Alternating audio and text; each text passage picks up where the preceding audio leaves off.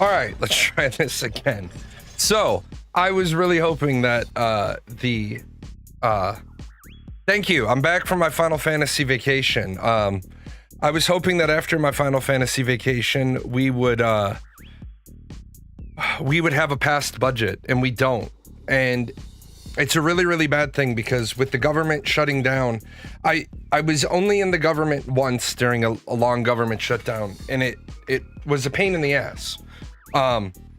Because might as well have hoped for world peace. Well, you know, honestly, over the weekend, we got Donald Trump's 20-point plan for Gaza, which is, you know, just as likely to not have any real effect. Unfortunately, everybody's trying to solve the Gaza problem, but you can't,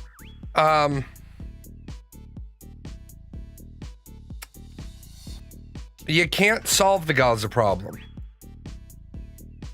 And the reason why you can't solve the Gaza problem is you're not going to have a group of people that don't have a country getting the shit kicked out of them suddenly want to come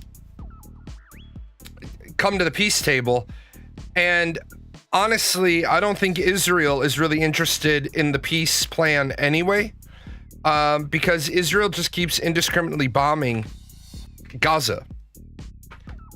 There is absolutely no reason to conduct a military operation the way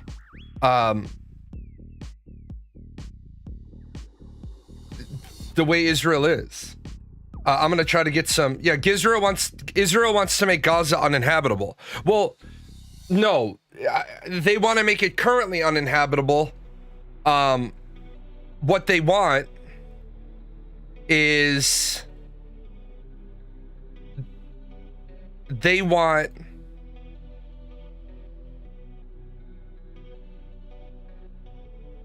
they want to make it so that they can drive everybody out. Yeah, they want to destroy all the infrastructure, send in the colonists, and then rebuild.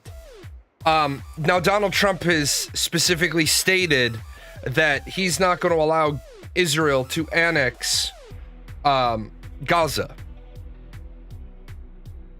Well, I don't think Israel gives a shit what Donald Trump says. I really don't believe Israel cares.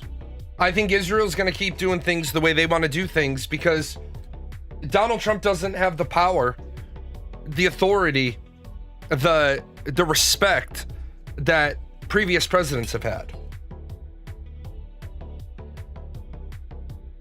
And right now, with Gaza, or I'm sorry, with the United States government shut down, I mean, at the end of the day, I'm not going to say I feel bad for Donald Trump because I don't feel bad for him.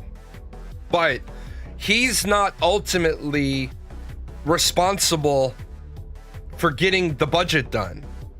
He's responsible for signing a budget that gets sent to him. Meanwhile, I don't think anybody realizes the Republican Party started to blame the Democrats, and honestly, people aren't buying it. Like, it would have been one thing if Donald Trump had come in, fixed the economy, if say Doge had come in and had found $1 trillion worth of cuts that they could have made, and everybody's taxes could have gone down 4%. You know, that would have set you up to then be like, hey, look, guys, I want a budget that actually works, that actually functions. But it's really hard to turn around and be Donald Trump and saying, I'm working hard for the American people, when you literally have signed a bill into law that hurts somewhere in the neighborhood of 20 million Americans in their health care. Like, how do you think that's a good plan?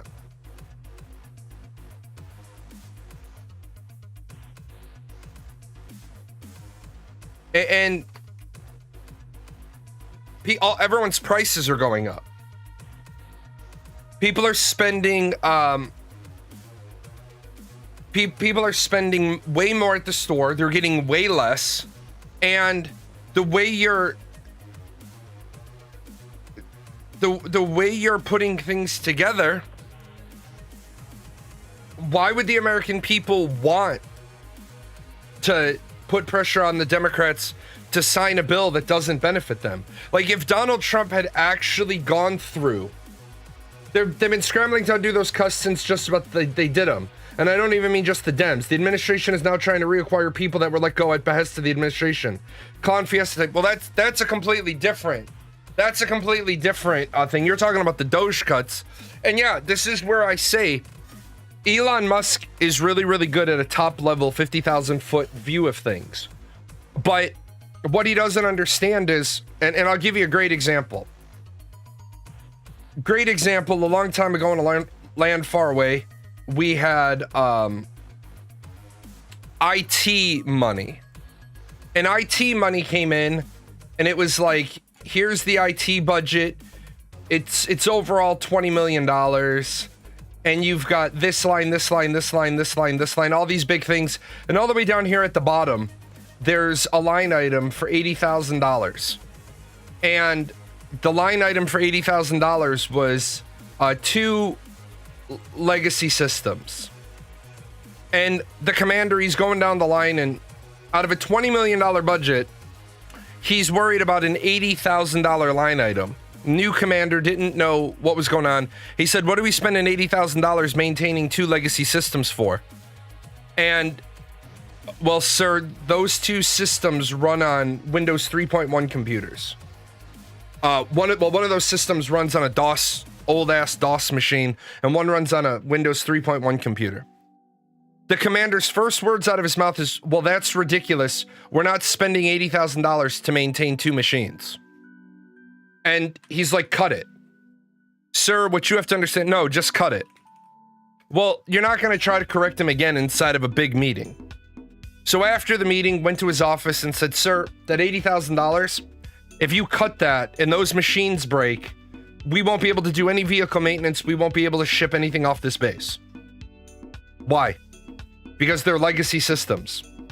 They're rolled into this new fandangled system, but the new fandangled system isn't online yet. So until it is, we have to maintain. He's like, well, why are we spending that much? Because do you have any idea how hard it is to maintain that shit? Like, it's not easy, man. You got to have a guy. Like, it's a contract for a company that has guys, that has people, that have parts, that have replacements. Like, one of the things was, he's like, well, why can't we just upgrade them to new computers? Because new computers don't have dot matrix ports. Well, why are we using dot matrix? Because that's what the fuck system it's on. It prints the shit out on dot matrix. I didn't create this problem. I inherited this problem just like you're inheriting this problem. But that's where a person like Elon Musk doesn't want to listen to the hows and the whys. It's where Mark Rubio doesn't want to hear the hows and the whys. As I've said, in America, we don't pay bribes. Bribes are against the law in America. In the Middle East, bribes aren't viewed as bribes. They're the, what if you, they're what are you going to do for me so I can do for you? It's a water fountain, buddy. It's okay. You can drink it. I've got a cat mollified by a fucking water fountain on the floor over here.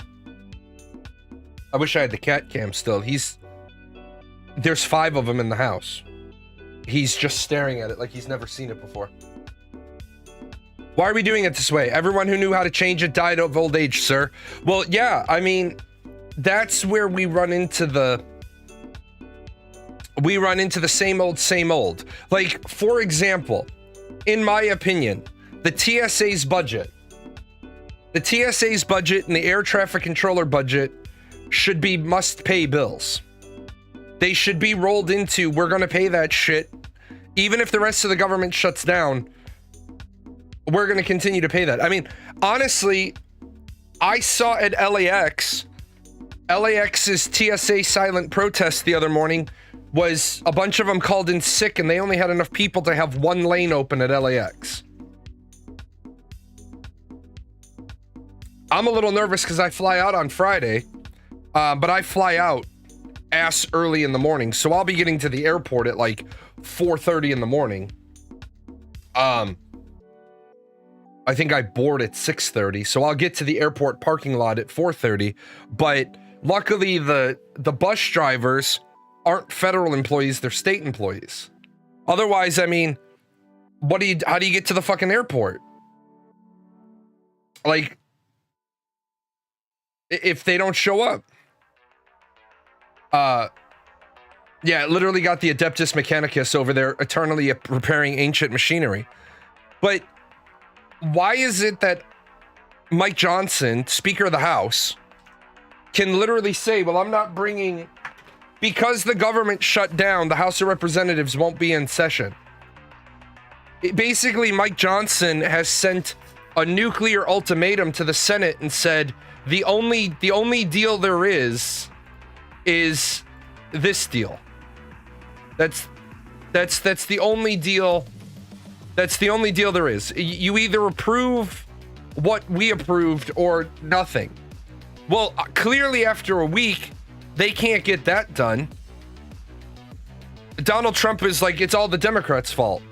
Okay, well, I guarantee you right now that if you put Medicare, if you put Obamacare and Medicaid cuts back in, the Democrats would vote it. That's their one issue. That's their one issue. But I mean, 15 million people will lose health coverage and become uninsured by 2034. Can I also be honest with the Democrats for a second? You're keeping the government shut down for shit that won't happen till 2034. How about we get the government up and running?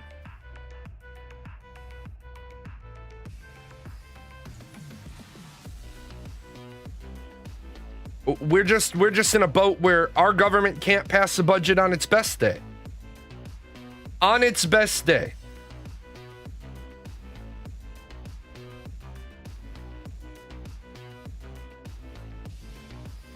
Congress has long struggled to pass spending bills on time.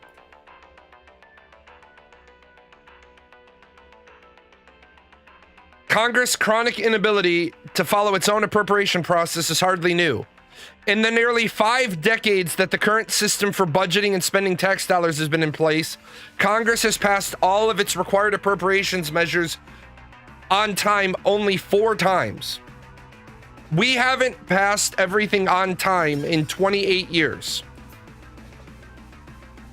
We wonder why we're in so much debt. It's because we're running around spending money we know we don't have and just upping our ability to take debt. I'll give you an example of how, because I did money my last like 18 months in the military. So when we're on a CRA versus a budget, if my budget is $100 million,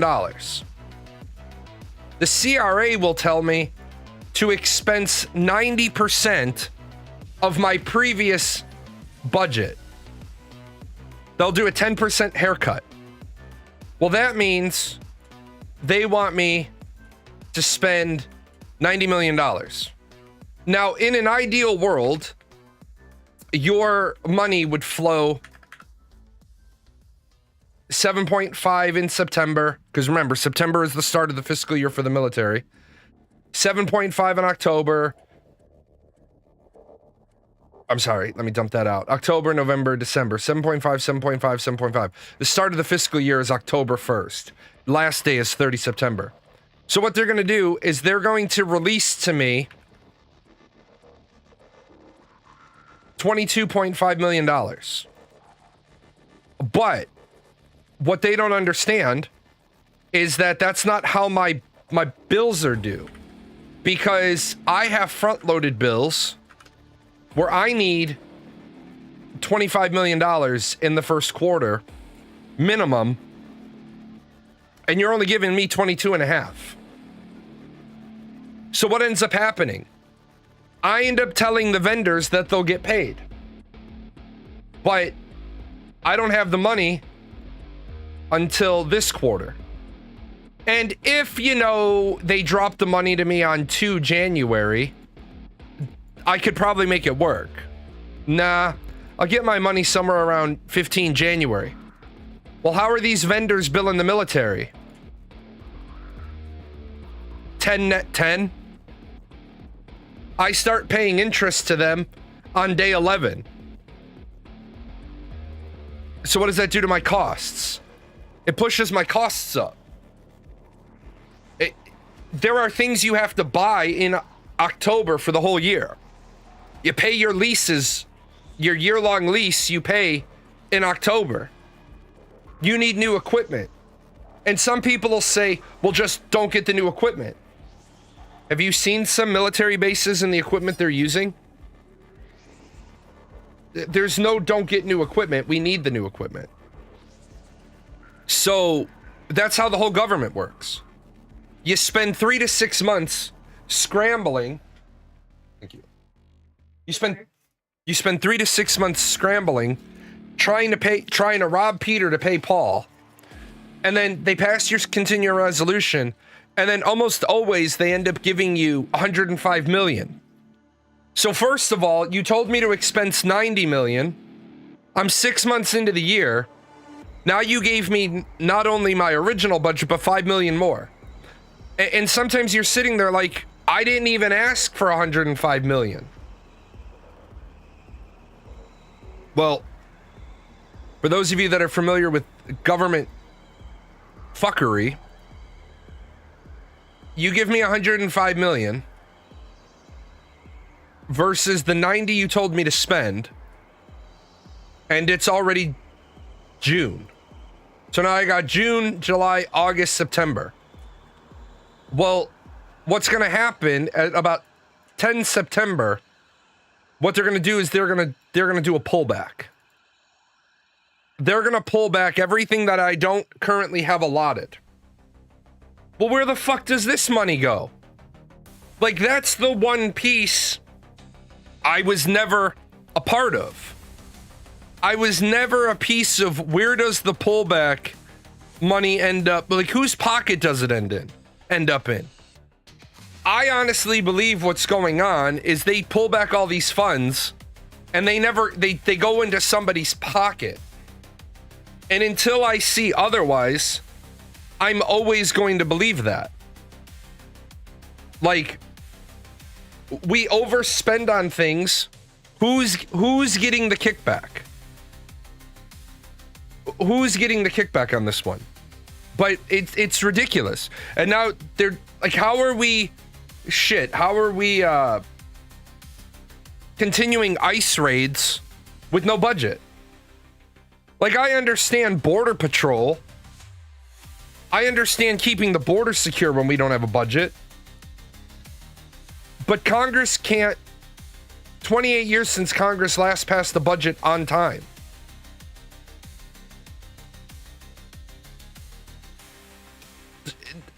"28 years ago was the last time Congress passed a full budget." That right there, I remember I said a couple of times earlier this year, the next election needs to be a single issue election, and the single issue needs to be a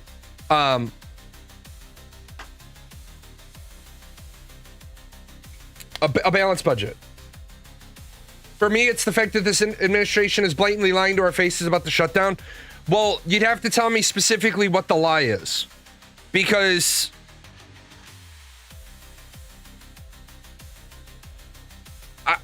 I need to know exactly which thing. How else do you think people's net worth is significantly higher than their salary?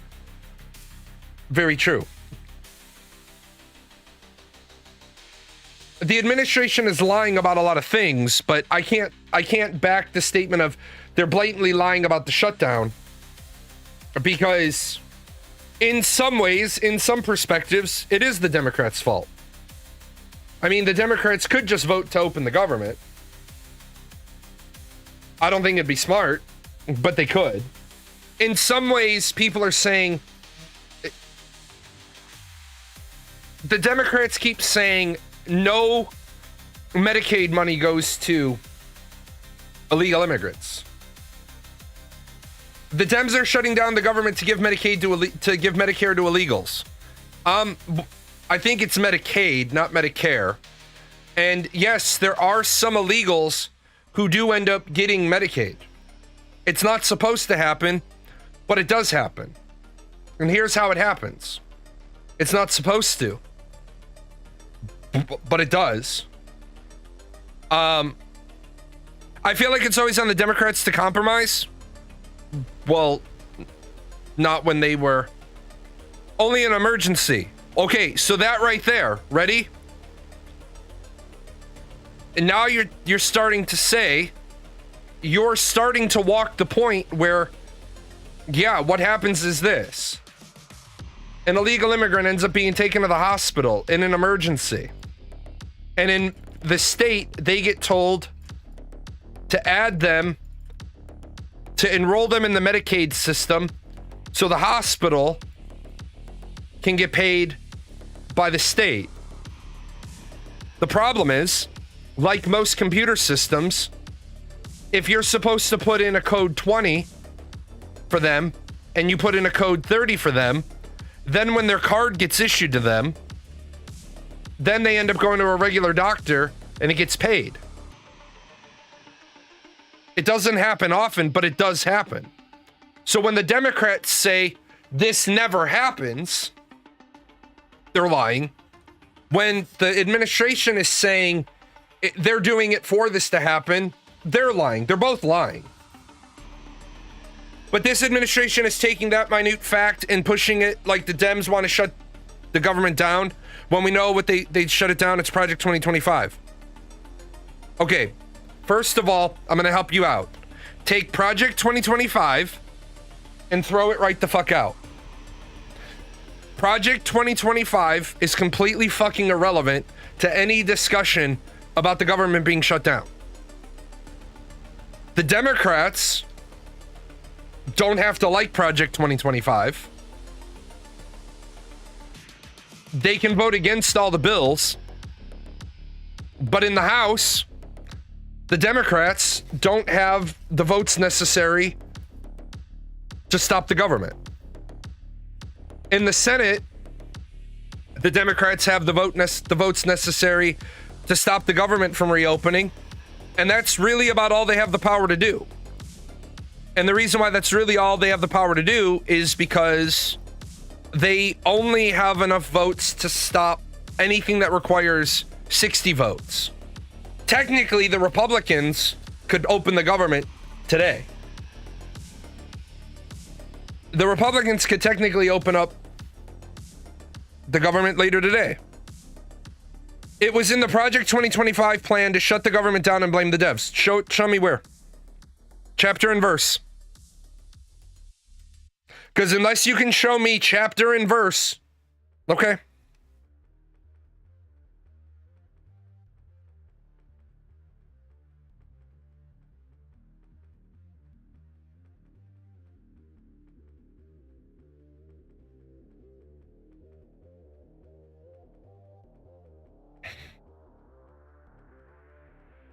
I mean, this is where I say to people, honestly though, if you're running around saying that, I shouldn't need to hold on.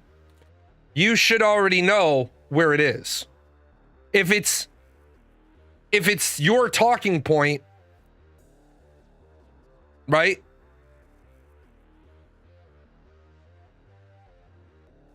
There is no literal instruction in Project 2025 to shut the government down and blame the Democrats. I hate to tell people that, but I will never, ever, ever condone or support people running around and repeating something that they can't prove themselves. Imagine for a moment 28 years ago, the last time it was on time. Imagine being in that room. Yeah, this is the last time our country will pass the budget on time. You would be well within your realm of normal to believe the country had fallen. You're right. My belief is this. We need a rewrite to the Constitution that literally says if the budget is not passed, Congress can perform no other duties until the budget is passed. Warren Buffett once said, if the budget wasn't passed and within 3% of the GDP, every sitting member of Congress would become ineligible for re-election. If you change the Constitution to say, if a budget is passed that runs on a deficit, every member of the Congress that votes yes to it may not be run for re-election. Every budget from that point forward would always be balanced. It is that simple. You just need to change the operator's manual. You guys can choose in a time of need to run at a deficit, but it'll be the last thing you do in government. I also want to remind people there was a reason why the founding fathers wanted the Senate appointed by the state legislature and not by the vote of the people, because they were very, very much ensuring states' rights versus citizen rights. What politician wouldn't want to overspend if they are allowed? Well, a lot of them don't. But it all depends, like I said, it's all the carrot, it's all the stick. This senator is going to vote no on the budget. So then an armed forces assignment committee comes to him and says, look, if you vote yes for that, your base will be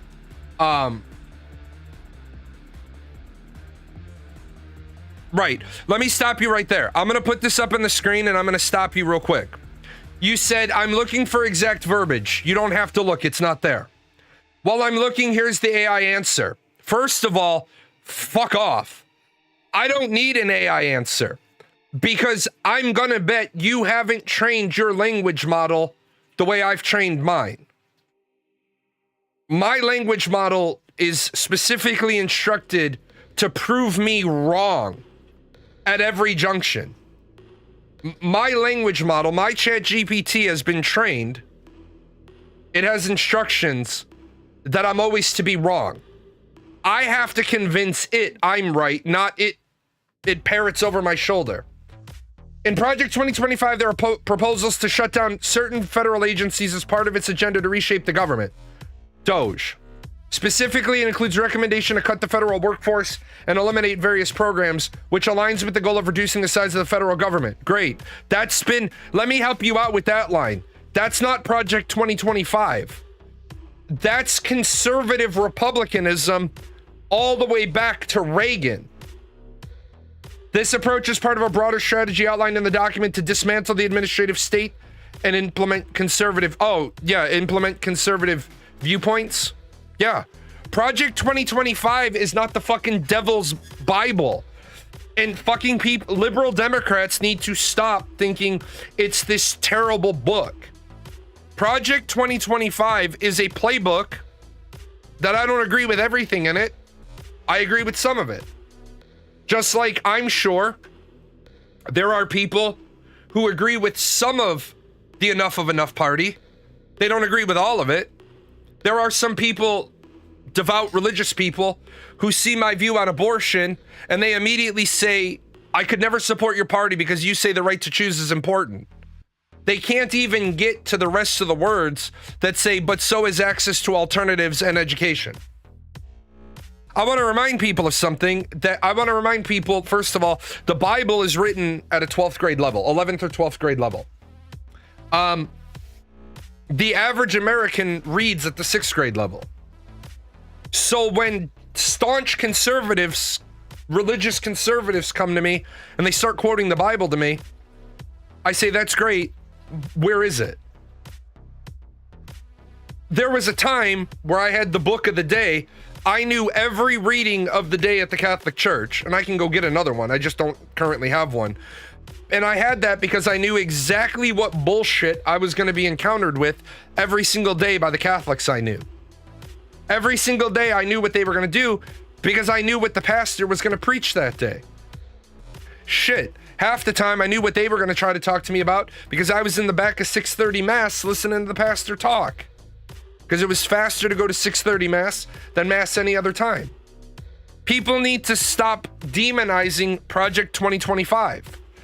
They need to stop talking about it at a 50-foot level, a 50,000-foot level. Tell me specifically what in Project 2025 offends you. Tell me specifically what you don't agree with. Most people can't. It's only making it illegal to be homeless. But that's not Project 2025. That's done at a state level. No, it can't be. Let me help you out with this. It cannot be.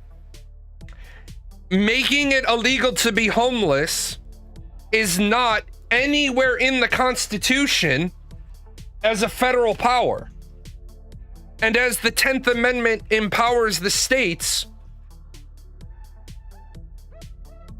no, stop. You didn't debate it with me, and you're wrong on the point you just made.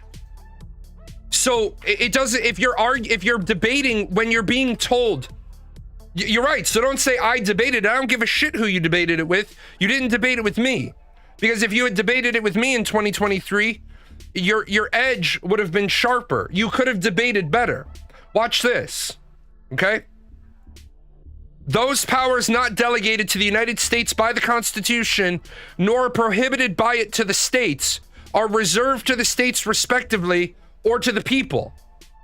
Project 2025 cannot make homelessness illegal. Nowhere in the Constitution does it give the federal government the power to do that. Nowhere in the Constitution does it deny the states the right to do that. And what page? The word homelessness doesn't appear except 13 times. Stop. Jedi, I'm not going to do this where you can't defend one point. First, you told me that shutting down the federal government was in Project 2025. I take it since you're back, you found that it's not. Second of all, the word homelessness appears in Project 2025 13 times. Let's go look at them. The Department of Housing and Urban Development administers a web of federal programs with mandates to support access to homeownership and affordable rental housing, relieve temporary housing instability for homeless persons, preserve a stable inventory of public housing units. So they want to reset. The effort should be made specifically to include a broad reversal of the Biden administration's persistent implementation of corrosive progress ideologies across the department's programs. So that doesn't say anything about making homelessness illegal. It just says that they need to reverse bad decisions. Housing for the Homeless, Office of Community Planning and Development. Headed by a state-confirmed AS or principal DAS, CPD administers various entitlements and non-entitlements across community development, disaster recovery, and housing for homeless. Okay? It's just a definition. It's not a plan. It's what that is. Policies so that department priorities mental health and substance abuse issues before jumping to permanent interventions in homelessness. I agree with this. I agree that it is better to address fixing mental health and substance abuse rather than worrying about homelessness, because if you help people not deal with their mental health, shit, man, a huge chunk of the homeless people, if you gave them the right biochemical leveling meds, they'd be able to get themselves out of homelessness. I want to get people off drugs before I give them a home to do drugs in. I don't think that sounds terrible. There's a reference, there's a reference, there's a reference, there's a reference, there's a reference, reference. The word homeless appears 3 times in anywhere of value. The information would be particularly helpful in determining how to combat homelessness in conjunction with health and human service programs. So, let me get this straight. You've studied Project 2025, and now you're 0 for 2 on telling me what's in it. You couldn't show me where it says they're going to shut down the government and blame the Democrats, because it's not in there. And you can't show me where it says they're going to make being homeless a crime, because it's not in there. See, I don't mind if you want to just say, I hate Donald Trump. Then just go with I hate Donald Trump, and I'll ask you why, and you'll just say, I just do. Okay, you just do. Then I don't need to debate with you. There is no verbiage in Project 2025 that says anything related to what you believe it says, which leads me to believe you've never read the 920-page document cover to cover.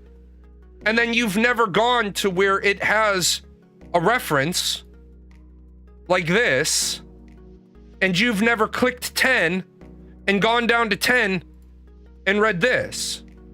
Not cover to cover, no. Well, okay, why would you read a document not cover to cover?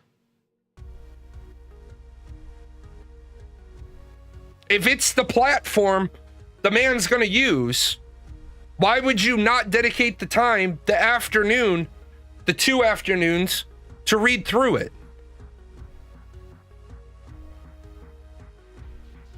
The things you think are in there aren't in there. Just because the Democrats want to build houses, put people in houses, and then try to fix their addiction problems, and the Republicans want to fix their addiction problems before they put them into houses, that's one way isn't better than the other. And, well, politically, one way isn't better than the other. Psychologically, one way is infinitely better than the other. That's why we put people who are addicted in sober living houses. Even if they own a home, they go live at the sober living house, and they get told, if you're renting, break your lease.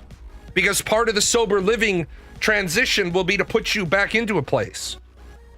Putting somebody in their own house when they have an addiction problem solves one of their largest problems, and that is, where can I go do drugs and not get caught?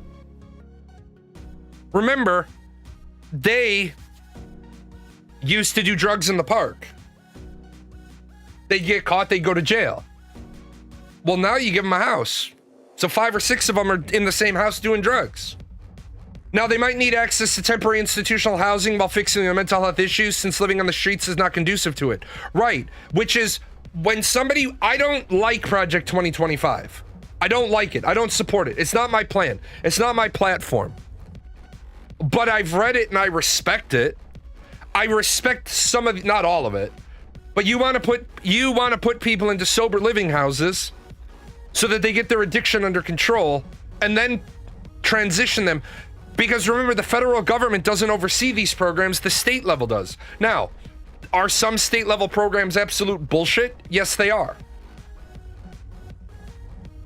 Are some state level programs really good? Yes, they are. But when people start saying, oh, this is in the document, under my strategy working with the states, we will ban urban camping whenever possible. Stop. You told me it was in Project 2025. So before you give me the next one, are you willing to admit it's not in Project 2025?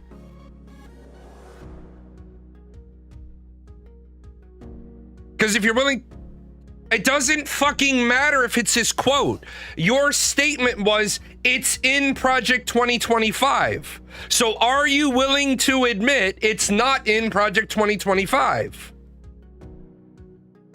No, it's not in Project 2025, dude. There is no it was. What the fuck are you talking about? It was. I have it. It's right fucking here. What the fuck do you mean it was? It wasn't. It never fucking was. Or are you telling me that you honestly believe the Trump campaign has access to my PC and can hot swap out a PDF whenever they want. Because you mentioned Project 2025, I brought up my copy of it. So Jedi, if you want to have a discussion, just admit you were wrong about Project 2025 and I can move on to the next one. Because you miss a really big word in the next one. Here's the really big word that you miss. Ready?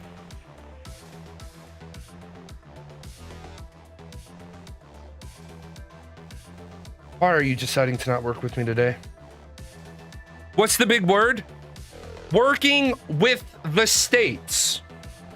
Because Donald Trump knows he cannot make urban camping illegal at the state level because nowhere in the Constitution does he have that authority. Now, you say Trump isn't following the Constitution. People keep saying he's deploying the National Guard. Yeah? And? Has any National Guard unit made one arrest? No. Donald Trump just got told he can't deploy. So 2 years ago, I was debating MAGA about Project 2025, trying to criminalize homelessness on a whim. And then comes out and Trump says that. Come on, stop. First of all, I've already said it once. 2 years ago, you weren't debating with me. Number two, what Trump says in 2025 versus what's in Project 2025 are two different things. So, you're running around. There's a reason why I tell people this. I used to be adamantly against proofs being taught at the high school level for geometry. And now I'm 100% back in favor of proofs. Because here's why. You've made a statement. And all of your proof is wrong. So then you use a different statement that isn't connected to this statement. And what you're saying is this statement proves this, except you can't use that statement because it was a comment made in 2025 when Project 2025 was published in 2023. I can't take you seriously because you're not willing to say, okay, I was wrong. It's not in Project 2025. It's based on something else. Now, Trump says, we will ban urban camping. Violators of these bans will be arrested, but they will be given the option to accept treatment and services if they're willing to be rehabilitated. Holy shit, what's wrong with that? They will be given the option to accept treatment and services. I think you don't want to read the rest of the comment. So we're going to arrest you. We're going to get you off the street. We're going to put you into rehabilitation treatment, or we're going to put you in a shelter and get you the fuck off the street. The option or. You will be arrested, but they will be given the option to accept. Look, man, I got bad news for you. Homelessness and vagrancy is already against the law in most states. I think you're making an argument that other people have told you to make. Vagrancy is against the law in most states. Vagrancy is defined as having nowhere to go. It's already illegal in most states to sleep in your car. Unless you're at a designated sleep in your car spot, like a rest stop on the highway. You're like, Donald Trump is doing this. What? He's doing what exactly? Getting rid of Skid Row and getting people the option to get services and treatment? So, are you against services and treatment then? Because I think you just don't like Trump, which is fine. You don't have to have a reason to not like him. You could just say, I don't like Donald Trump, and then go over there with the people that don't have a reason. But you're making up reasons. Violators of these bans will be arrested, but they will be given the option to accept treatment and services if they're willing to be rehabilitated. So what? Your belief, just so I'm clear then, you want them to live on the street with no access. Why'd Trump deny Project 2025 if it's great? Because it wasn't his. You do realize that, right? Donald Trump, that wasn't his campaign platform. You understand that there's a lot of people. He didn't deny knowing anything about it. He denied it being part of his campaign. I think that you are hearing what you want. This right here, they elected to put in. Project 2025 presented this to the... He didn't know anything about it at the time. Holy fuck, dude. He didn't know anything about it at the time. It wasn't his presidential transition project. He had his own presidential transition team, as every candidate does. Kamala Harris had a transition team. The point of the team is, who are we going to change? What are we going to do? What's our first 100 days? Both Harris and Trump had a first 100 days plan. And yet he hired over 70% of its authors and is checking every box. Okay, I'm gonna help you with something, right? I'm gonna help you with something. In fact, I don't even need to draw it. It's already right here, right? I don't know. First of all, if you get any of your news from TikTok and they're not 3-minute long TikToks like mine, you're getting your news from the wrong fucking people. I want you to look at this right here. That column says conservatives. That column says liberals. It doesn't matter which person is running. If they're calling themselves a conservative, they're going to be in line with the red column. So are you saying that the next conservative that runs got their information from my chart? Because those are the conservative values. The liberal values, their plan, their agenda. Because conservative is taking the plan right and liberal is taking the plan left. Do I consider Trump conservative? Yes, because he is. He's a radical conservative, but radical and moderate aren't against each other. Progressive and regressive, liberal, conservative, radical, moderate.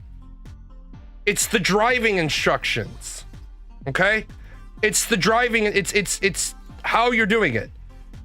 We've got progressive, we've got regressive, we've got conservative, we've got liberal, we've got radical. Well, on this side, we've got moderate, we've got radical, we've got moderate, we've got radical. Are we going forward or backward with the size of our government? Are we going in a liberal view or are we going in a conservative view? If we're going progressive and we're going conservative, but we're trying to go back to how it was in the Leave It to Beaver trip back to the 60s, then we are a regressive, conservative, radical. Remember, the word is conservative, not preservative. Conservative is looking to make changes. They're trying to make changes to how we were. Liberals are trying to create a utopia, so they're trying to be progressive and they're trying to be radically progressive. We should give healthcare to everybody. I want you to recognize we want to give healthcare to everybody. That is a radical, liberal, progressive stance. That's it. Conservatism is the opposite of making changes. No, the fuck it's not. And whoever the fuck taught you fucking political words, slap them. Conservative is not the opposite of making changes. Conservative should be renamed preservative. I did look up conservatism. I teach this shit, motherfucker. It is not against making changes. It is about making things the way they were. If you want to make things the way they were, you have to make fucking changes, because you have to change it back. You have to change it back. It's not against making changes. That's why they're not called the preservatives. They don't want to preserve what is. They think what is wrong, and they want to go backwards, which is why this chart is laid out this way. That is why radical is here and radical is here. Is Trump wanting to rely on fossil fuels conservative or progressive? It's really neither. That conservative or progressive is a social issue. The use of fossil fuels isn't conservative or progressive or liberal. Where do you get the idea that where we get our power from? You notice it's not on this chart of like the big 8 social issues. Why is relying on fossil fuels a good thing? Because we haven't solved the transmission fall off yet. All these people are buying electric vehicles on power grids that are fueled by fossil fuels. You've got charging stations that are running on diesel generators. You can't even bring fossil fuel into the discussion because it's not a social issue. Do we have the ability to fully transition to clean renewable energy today? Yes or no? The answer is no, we do not. We do not have the ability to run off solar and wind and EV. But what I do find interesting, Jedi, is you can't defend any position you've had. No, we can't. So defunding is helpful. Defunding what? Renewable energy? In some places, it is helpful. Yes, it absolutely is. But before we talk about your energy thing, so you told me that making homelessness was illegal. Yes, the Common Sense Party chart, that is mine. It's mine. That's my platform. You said homelessness was illegal. It wasn't. Because the word homelessness only appears 4 times in the body and the other 9 times is in references. And then you moved on to the next one, and you moved on to the next one, and you moved on to the next one. Why are you so unable to defend any point you have? Why is it your first response is to just jump to the next thing you don't like about Trump? Look, I love the idea of renewable energy. I absolutely do. I love the idea of renewable energy. I don't think a Walmart, a Target, a big box store should be allowed to be hooked up to the energy grid unless they have an arrangement to sell energy back. You've got a fucking building that has a nice flat roof in a nice sunny area. The company should be required to put solar panels on it. Every mini mall should be required. Is Trump defunding the police and trying to send National Guard to cities? He doesn't. Stop. You don't know what the fuck you're talking about. Which police has Donald Trump defunded? Because state police, no, he didn't. State police are not funded by the federal government. I'm sorry to burst your bubble. State police are not funded by the federal government, nor should they be. Show me in the federal budget we're paying for all 50 states and all the cities. Police departments get special programs from the federal government, not their main policing. So how is Donald Trump defunding any police department?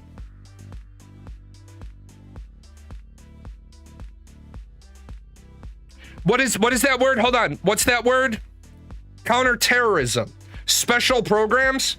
It's not the New York Police Department's job to do counterterrorism. It is Homeland Security's job to do counterterrorism. It's the FBI's job. That is a federal job, not a state level. So what happened was, instead of relying on New York, he sold it under counterterrorism. You know that's disingenuous. Dude, it's not. I'm going to stop with you for a second because you've jumped topics. You know damn well New York doesn't do counterterrorism. New York police, their badge stops at the border of New York State. A police officer's badge says state of. Now, there are some areas where they are authorized to go into other states. Most of the time, they can't. If an investigation leads the New York Police Department to an incident in New Jersey, they do one of two things. They loop in the FBI because it's a crime that crosses state lines, or they coordinate with New Jersey. If the criminals are in New Jersey, what's up? If the criminals are in New Jersey, guess which police department's going to execute the arrest? New Jersey. It doesn't matter if he sold it under counterterrorism. That's how the motherfuck it was funded by the federal government. So Jedi, with all due respect, you don't need to be talking about politics at this level. You need to take your unprecedented cuts to federal security funding will soon force police departments across New York, including the Hudson Valley region, to operate with only a fraction of their current resources. So really? Then why wasn't New York paying for their police departments out of their money? See, it's funny that you went federal security. You can't even stay on one thing. I don't know what the fuck you're quoting, because you're quoting bullshit to me, because you went from defunding police to unprecedented cuts to federal security funding. What exactly? The Hudson Valley region? Is that federal or is it state? You mean he's making them spend for... No, because you're not giving me any sources. Are these federal locations or are they state locations? If they're state locations, they should be paying for their own police departments. The federal... I don't want to pay more in taxes for New York to have police departments. I'm in Illinois. I don't give a fuck about New York's police departments. I want to pay for my cops. Let New York pay for their cops, because the whole fucking budget was never designed for this. And by the way, just so we're clear, both administrations have made these cuts because they're waste. When it's a Democrat, they cut Republican funding. When it's a Republican, they cut Democrat funding. You think they look to their own states? Fuck no, they don't. But you're talking about cutting police money. Why is New York State unable to pay for their own police departments? They shouldn't have been getting that money in the first place. But this is now the 6th or 7th thing you've jumped to. Why is it you can't pick a topic and defend it? Because you get your news from TikTok. And as soon as I walk past the amount of information you've gotten, no, you don't get it from Fact Check. A new fact sheet from Housing Appropriation Committee ranking member shows how President Trump's budget proposal will reduce law enforcement funding by billions of dollars, pulling officers off the street of communities they keep safe. Well, that's bullshit, because the federal government doesn't pay for state cops. By the way, President Trump doesn't have budget proposals. That's that bullshit that people turn into politics. Can you please quote for me from the Constitution where the president proposes a budget? Because I'm pretty sure the Constitution doesn't have the president proposing a budget. I'm pretty sure the last time I went through the Constitution, it's Congress that prepares the budget and sends it to the president for signature. Now, the president of the United States has law enforcement responsibilities at the federal level. FBI, Border Patrol, Customs and Immigration, not state level. I'm going to tell you what's happening. New York has been living off of federal grants and spending their money on other things, instead of spending their money on police departments. By the way, why are you bringing up shit from May?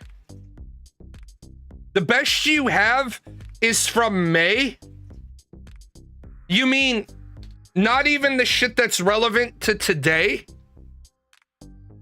You're talking about shit that Trump wanted in the big beautiful bill? No, you can't, because all you're doing is Google searching. You need to read it. You were wrong twice about Project 2025.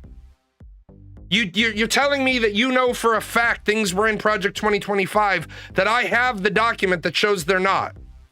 You need to stop having an opinion, and you need to sit down and pick one or two things and learn about them.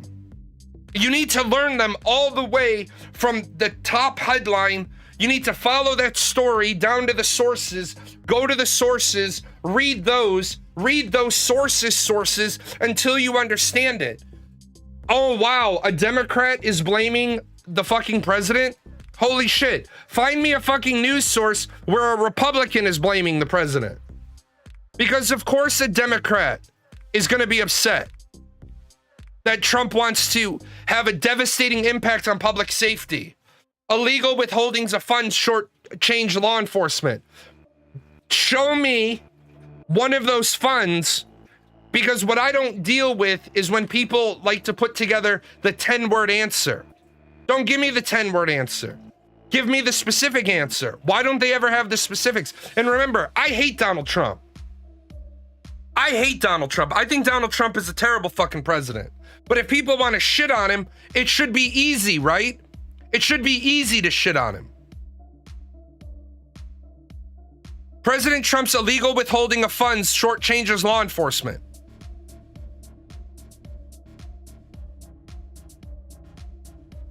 What illegal withholding of funds? What illegal withholding of funds?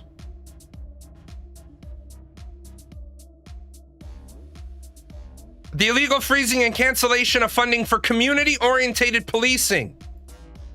You mean something that never should have been approved in the first place? By the way, have you noticed that when the president withholds funding and then people go to court, if the president wasn't allowed to withhold the funding, the courts tell him he has to release the funding? Already hurts the ability of local law enforcement agencies to hire and train law enforcement. No, it doesn't. This statement right here is bullshit. This statement right here is bullshit.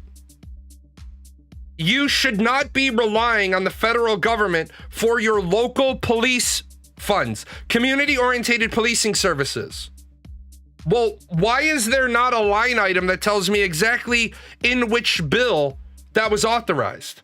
And then let's go the next step. Why the fuck would we ever authorize that at the federal level anyway? Why should 49 states have people paying taxes so New York can have community-oriented policing services?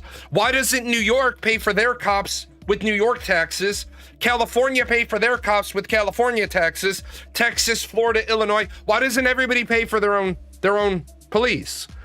Which is what the Constitution says they're supposed to do. FBI and the Department of Justice have lost scores of employees who protect the public to Elon Musk and President Trump's reckless purging of public servants. Now that, I'm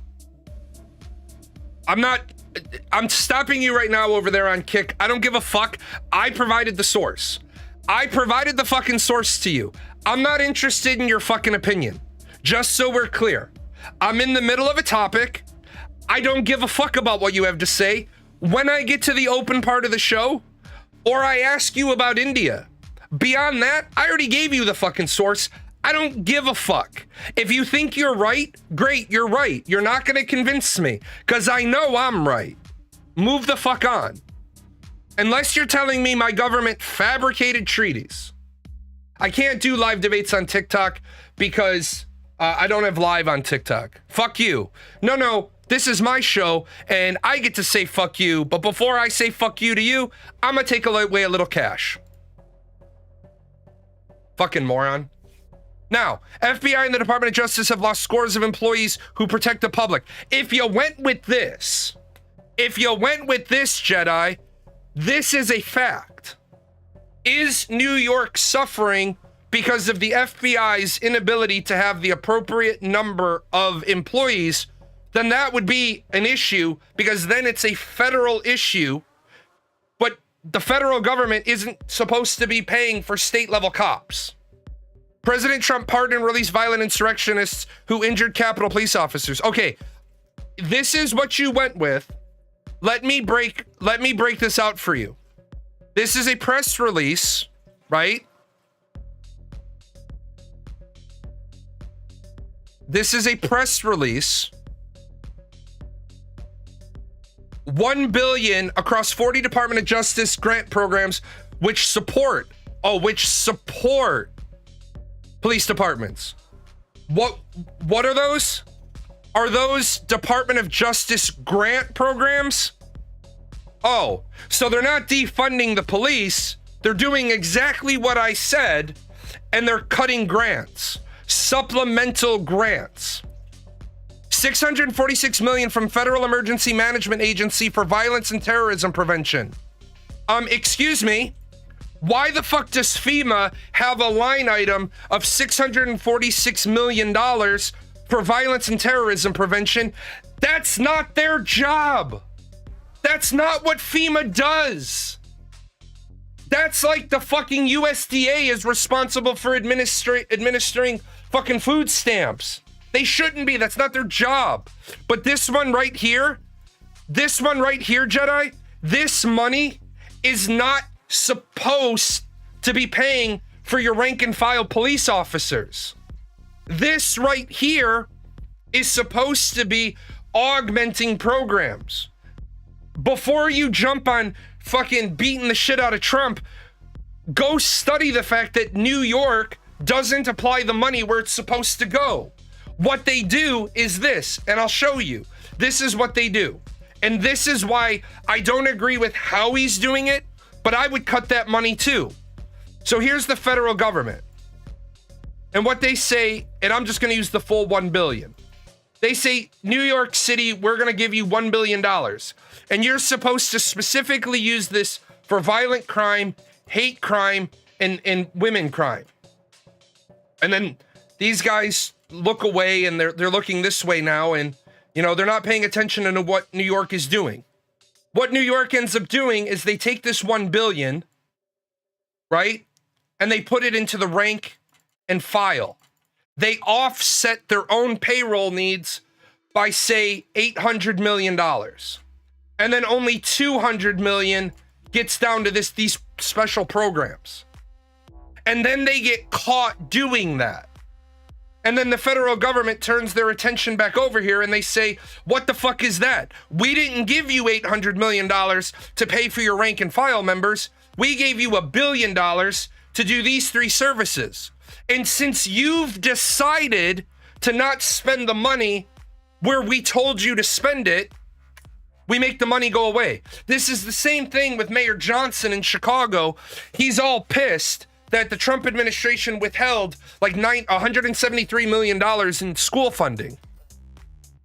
Am I okay with Trump sending the National Guard to states without governor approval? Honest question. Yes, I am, and here's why.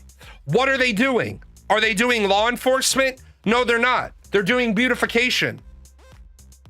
Everybody's all pissed about Donald Trump sending the National Guard into states. What they do in DC? Gardening, landscaping. Carthos will tell you if he pops in today. If you see Carthos, ask him what he saw the National Guard in his state doing. Raking leaves. The National Guard, under federal orders, may not engage in law enforcement. It violates posse comitatus. It doesn't matter if fucking Trump sends them there. They're not going to get involved in law enforcement. But he's lying and saying these states are war zones. Dude, come on. Fucking 58 people were shot over fucking Memorial Day weekend in Chicago, 4th of July weekend in Chicago with 8 fatalities. 58 people were shot and 8 died. 30-year all-time low in DC. Yeah, because you got fucking the National Guard standing around. Why the fuck do you think it's at an all-time low? You got a couple of hundred fucking people with fucking loaded M4s. No, it wasn't. No, it wasn't all-time low. It was a conviction thing. They were only No, it wasn't, Jedi. Shut the fuck up. People like you piss me off because you cherry pick your fucking stats. They were letting people go because they couldn't prosecute them. They were taking a statistic, and when there was a dismissal, they were wiping it from the books. A dismissal doesn't mean the crime wasn't committed. Only a fucking not guilty, only an acquittal means a crime didn't happen. And besides the fact, only an acquittal means I didn't commit the crime. The crime was still committed because you arrested me for it. So it means you have a file folder, there's a crime. Please don't run around, be the guy that's been wrong about every other fucking point you've made today and say, according to statistics. Yes, they're letting murderers go. Yes, they fucking absolutely are, because they can't make the cases. Because they don't have enough prosecutors. They have so many cases. And what lawyers do is lawyers push to get the trial date on the books. Do you know what a fair and speedy trial is? Do you know what the right to a fair and speedy trial is? It means the moment your lawyers... Can I hold Trump accountable for something? I hold him accountable for lots of things. Jedi, why don't you... As I've tried to segue 8 or 9 times in just talking to you, why don't you just say, I don't like Trump? And then why don't you say, I don't like Trump, and then say, Jay, why don't you like Trump? Because nobody on the show likes Trump. Good, you don't like Trump. I'm not going to ask you what your reasons are for why you don't like Donald Trump. I'm going to take a quick break, and then I'm going to tell, because I can't believe I just had to waste an hour of my life disproving like 13 things you've said. I'm going to take a quick break, and then I'm going to tell you all the reasons you shouldn't like Trump.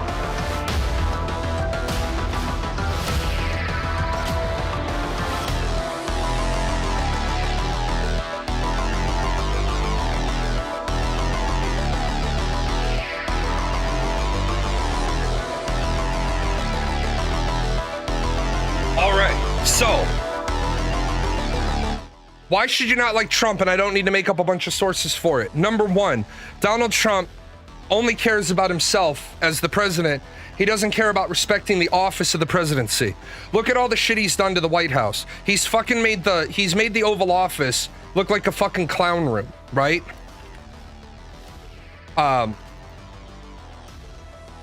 point of the Oval Office, the Oval Office was specifically designed in such a way to make visiting dignitaries be off-centered.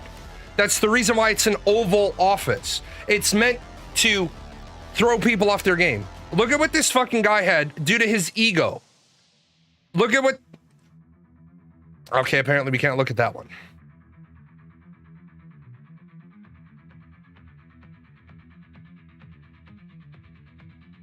Look at what this guy's done to the Oval Office first and foremost. Look at the fucking gold plating of the Oval Office. First of all, you don't need an egotistical fucking maniac as your president, right? Second of all, from this particular thing right here, Donald Trump is not a well-respected member of the international community. So Donald Trump is a bully, and he basically talks down to everybody. This man, the leader of the Ukraine, used to be a fucking comedian. And he said, I'm not going to wear a suit until there's peace in my country again. And then he got criticized by J.D. Vance and Mark Rubio and Donald Trump for showing up at the White House without a suit. Well, it's a pledge he made. I'm not going to wear a suit until my people are free. So you look at this fucking bullshit, right? You just look at this fucking room. That right there is enough for me to say the guy's a clown. Number two, Donald Trump is really great as a motivational speaker. He's really great at rousing the rabble. The problem is he's got people convinced that tariffs are a great thing. Donald Trump, first of all, if you saw his tariff equation, what his tariff equation was, if you read this article, and I'll drop this article into all the chats, if you read this fucking article, nope, not that article. Sorry. Why are you not?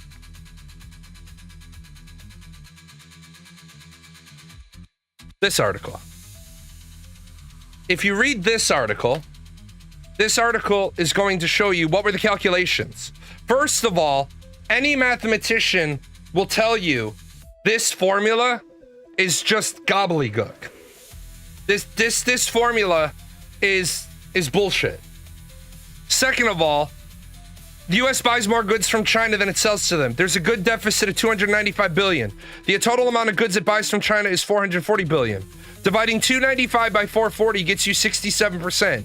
And if you divide that by 2 and round up, the tariff imposed on China is 34%. We literally have a guy who is such a bad economist that he thought putting a tariff rate that matched the trade deficit was going to solve our problems. Same thing with the EU. Here's the trade deficit, 39%. The fucking EU doesn't charge us a 39% tariff. But he doesn't know that. Second of all, tariffs are paid for by the importer.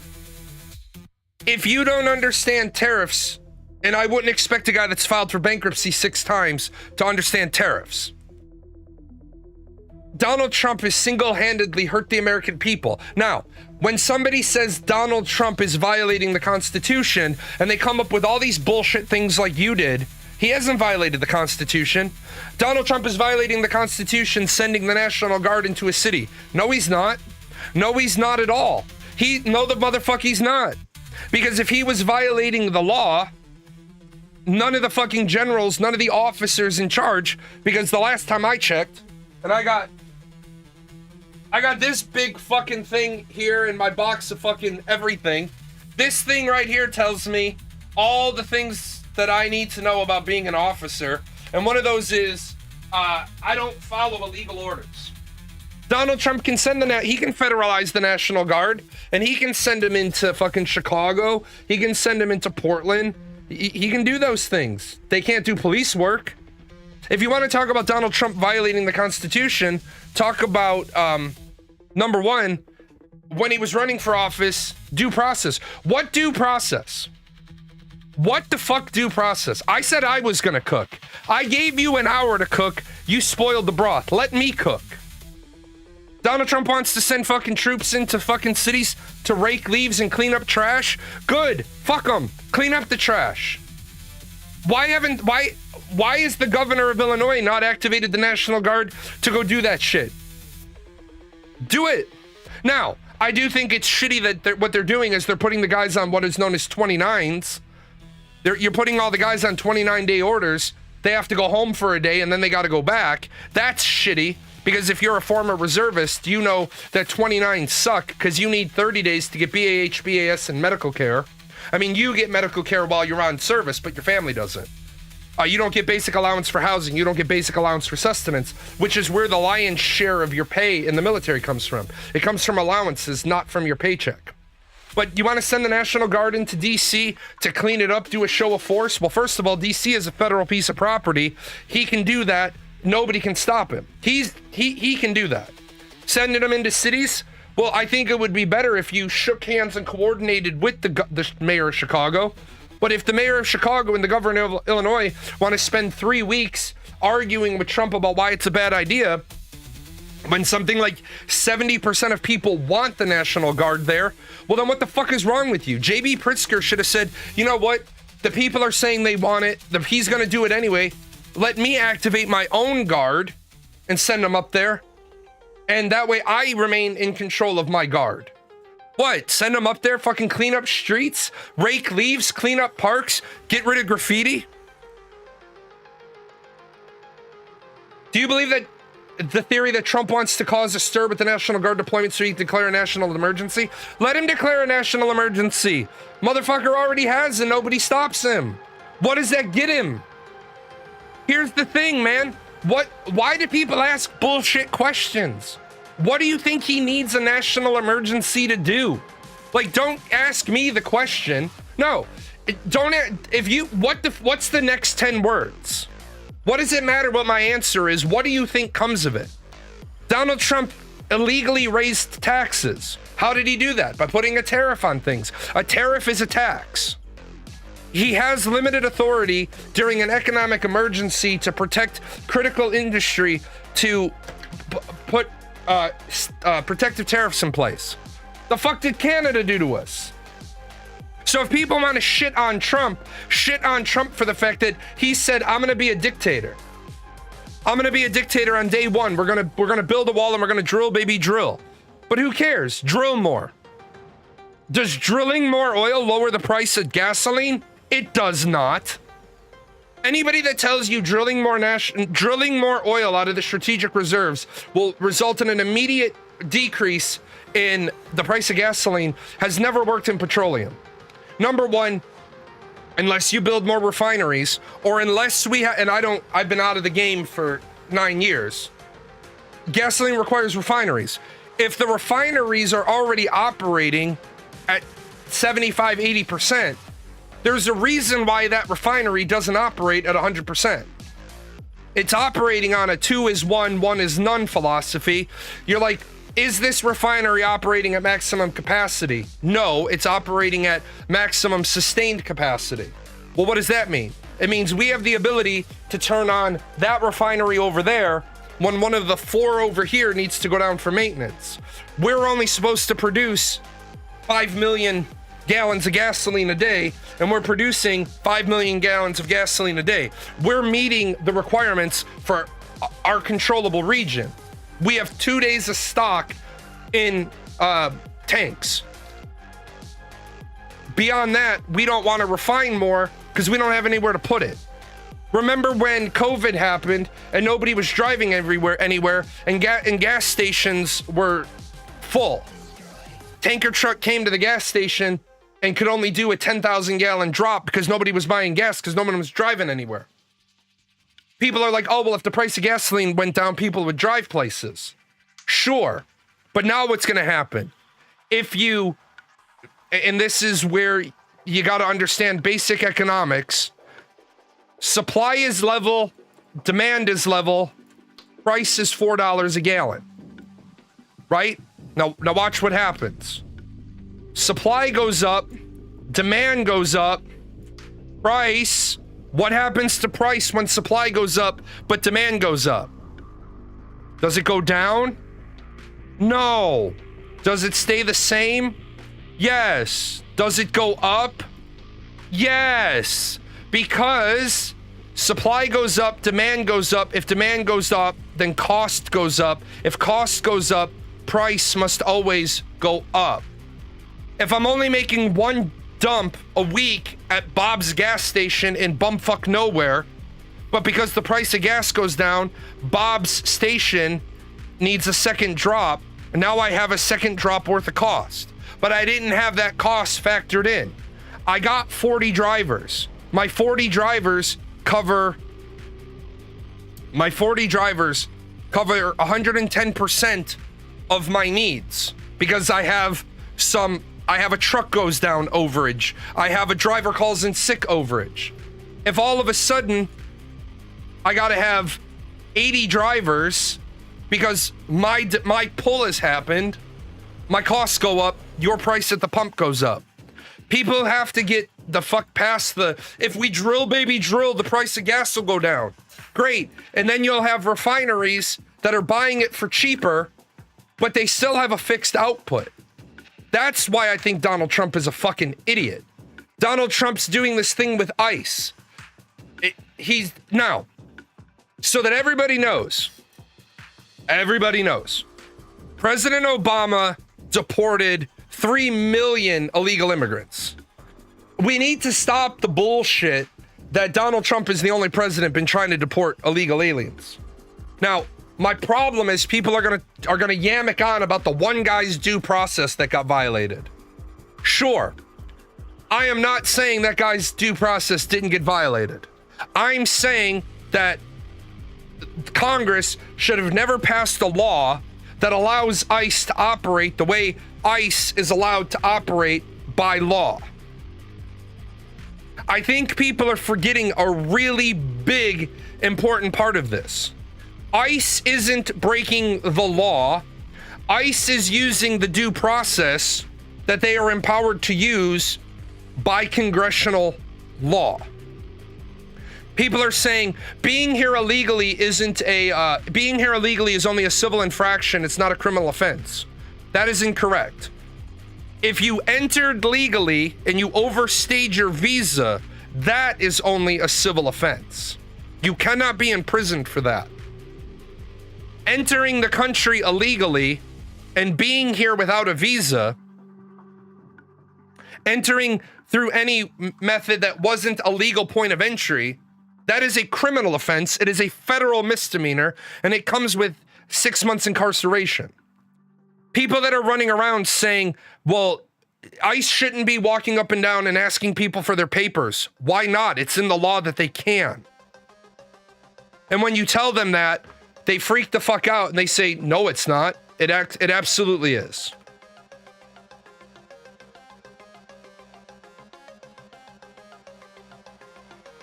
I think Donald Trump is a terrible, terrible, terrible fucking president, because the role of the president is supposed to be a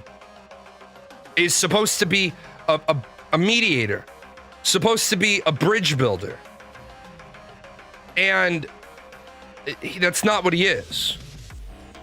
That's not what he's doing. I'm looking for the... I don't know why I don't have it. But what kills me is people are protesting shit. People are protesting shit, and they've never they've never actually studied it. They don't know what the fuck they're talking about, but they're gonna protest it.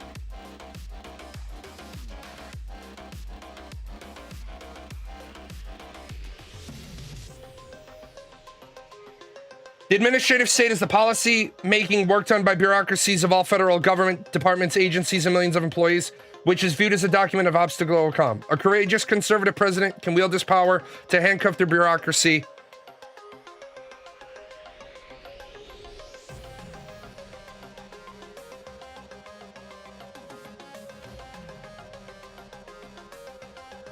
And what? That's the... And what? You took that way wrong, because you took that from the narrative section. This is the narrative section. Promise, restore the family as the centerpiece of American life. Right? Promise, dismantle the administrative state and return self-governance to the American people.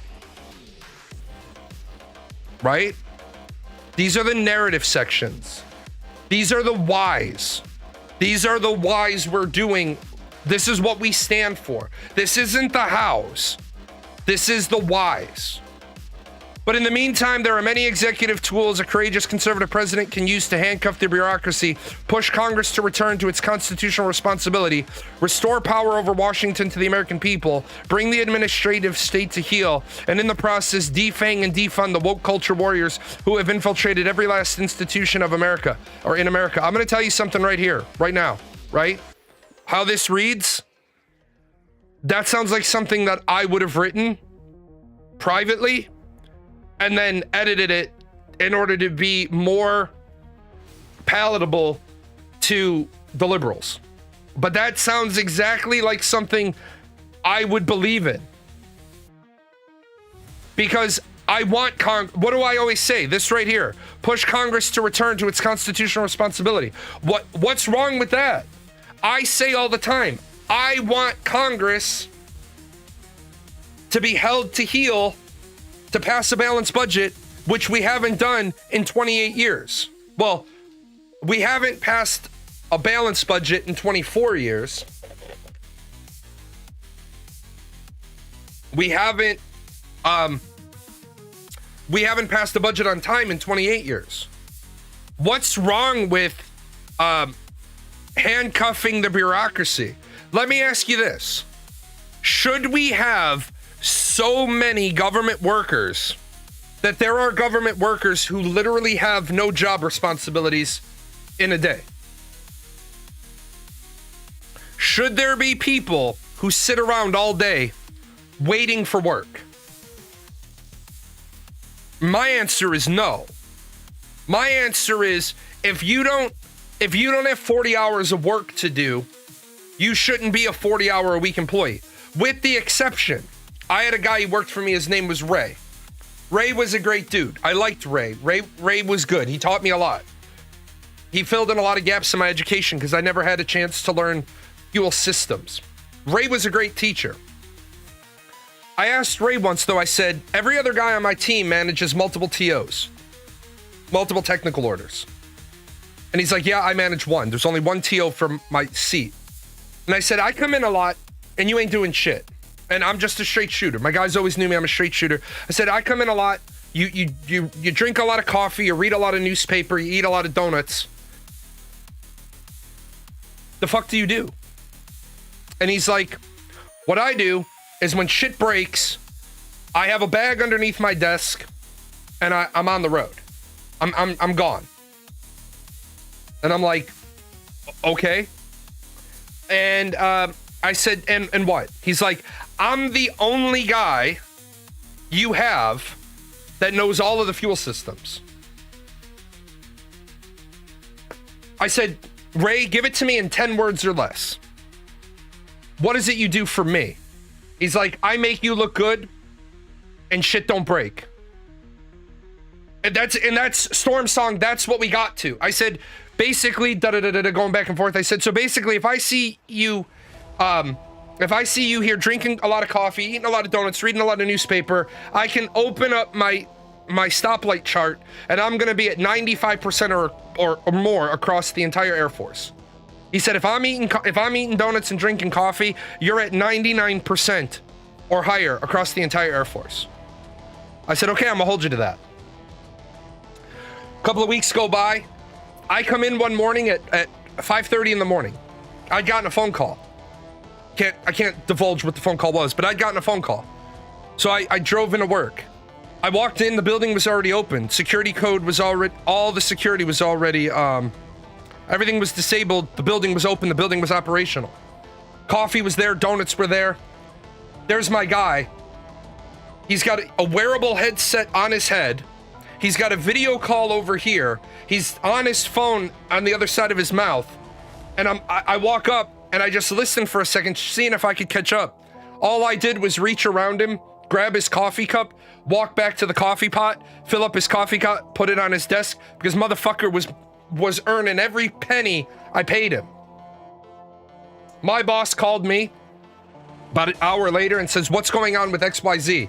I said, sir, I can't give you a status update on XYZ. Man hasn't taken a breath yet. Man hasn't sat down yet. He's still standing. I think he's still getting technical data sent to him. He's like, well, when are we gonna know? I said, as soon as I know, you'll know. About 2 hours later, I got everybody that wears fucking rank on fucking stars calling me, and I'm like, I don't have an update. The man hasn't stopped working. And I live by a philosophy. He can either do his job or he can tell me what he's doing, but he can only do one of them. About 2 more hours go by. I brought him lunch because the fuck else do I have to do? Man is eating a fucking sandwich, drinking coffee, and he's like, all right, boys, looks like we got it fixed. He's like, y'all owe me reports within 2 hours. He shuts everything down. His ass sits down and takes out the fucking newspaper. And I'm like, are you gonna clue me in? He's like, I'm on my breakfast, I'm on my lunch, I'm on my break, I'm on my break. And by the time all that's done, there'll be some reports. I called my bosses and I said, yeah, situation's all resolved. I'll send you an after action report this evening. The dude wrote the after action report, put his name on it, and just to save time, he fucking put concur, non-concur, my name and my signature block on the bottom of it, because that's how it's done. He sends it to me and I was like, I said, okay, this is the what that happened. I'm like, why did it happen? And he's like, well, and I swear, fucking Ray he's like, I'm gonna go home. I have some ribs in the fridge. I'm gonna cook them up, and then I'm getting on a plane tonight and I'm flying over there. Here's the what, and I'm gonna go turn over some rocks and find out the how. Now I think we need him. What, do we need 500 of him in the Government? No. Why is it whenever you have a problem with the government, it's always call an office and they never call you back? I'll give you a great one. Somehow, my health insurance is fine. My wife's is fine. My older daughter's is fine. My younger daughter somehow has other health insurance. All of her insurance claims are bouncing because TRICARE says she has this other health insurance. I have been trying to get it dealt with, and I'm starting to lose my sense of humor with people. And one of the things I said the other day to somebody was, it seems like you can't get this job fixed or this problem fixed. And they said, yeah, I'm not able to really get this resolved. I said, well, it looks like that you have like a GS-15 in your title block. And they said, I do. I said, well, forgive me if I'm misunderstanding things, but when I last checked, a GS-15 was like God. So if you start calling people and you say, yeah, this is so-and-so, the GS-15 out of the Inspector General's office, people should be standing up and talking to you. So why can't you get it fixed? Well, things are a little bit different than they were when you were in the military. Yeah, no shit. We wouldn't have allowed this fuck up. Why is everything like people are mad Donald Trump wants to get rid of a bunch of government workers? Fine. What I want to know is people were mad that Donald Trump wants to cut $10 million to transgender cartoons in another country. Okay. We're gonna have to map out some rules here. What is it you're mad about? Are you mad about that Donald Trump cut $10 million for transgender cartoons in another country? Is it because he cut $10 million in transgender cartoons? Was it because he cut it going to the other country? What exactly were we mad about? I think Donald Trump is a fucking idiot. I think he could have been the best president ever because he could have been Big Baller G a second time around. He could have just been cool. He could have been laid back as shit. He could have literally spent 4 more years chilling. Instead, who has Donald Trump not picked a fight with? Right now, if you think about it, who gets hurt with the government being shut down? The Democrats or the Republicans? The Republicans. Because Donald Trump ran around talking about, we're in charge, we're the Republican Party, we have all the power. Well, if you have all the power, why can't you open up the government? The Democrats know, historically speaking, the non-incumbent party usually picks up seats in the House and the Senate on the midterm election. They're also in a good situation because the incumbent president is a second-term president. What I don't appreciate, Speaker Johnson says he won't bring the House back until senators turn the lights on. The negotiation process in getting a budget passed is supposed to be the House and the Senate. But Mike Johnson has basically said, we sent you a budget. We're not even, the House isn't even in session right now. They can't make any changes to the House's bill because the House can't vote on it.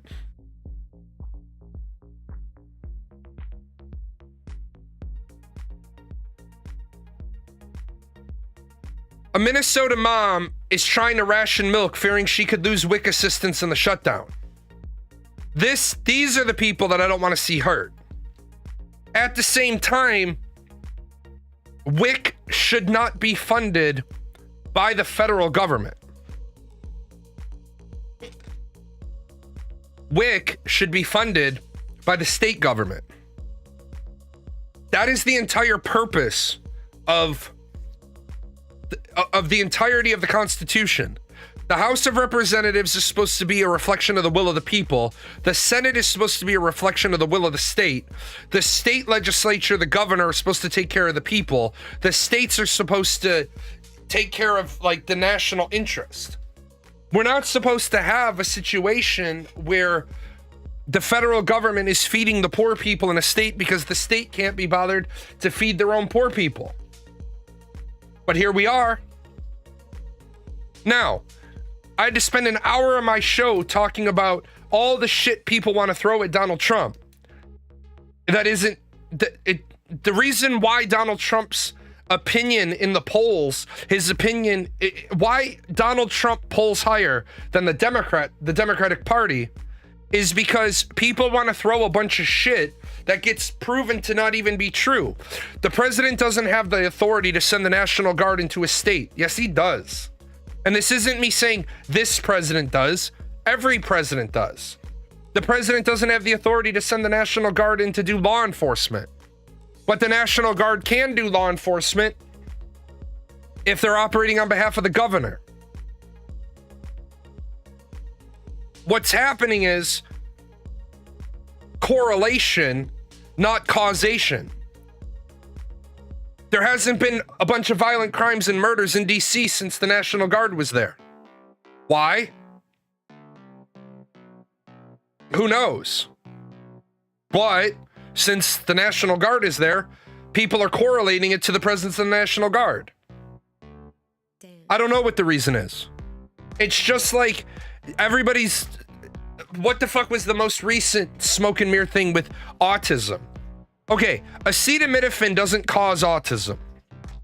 And we know this because of simple logic, right? Here's the simple logic. Mom plus acetaminophen equals autism. Mom plus 0 acetaminophen equals no autism. Guess what? Acetaminophen looks like it causes it. Mom plus acetaminophen equals no autism. Oh shit. That means it doesn't cause it. Increase? Maybe. How would you know? You wouldn't. Because if the only medicine women who are pregnant are allowed to take is acetaminophen, some women choose not to take any acetaminophen and still have an autistic baby. Well, that means autism isn't caused by acetaminophen. Increase the risk? Sure, absolutely. But we got everybody in this country, and I'm sorry if you fall into it, and I'm not trying to be disrespectful.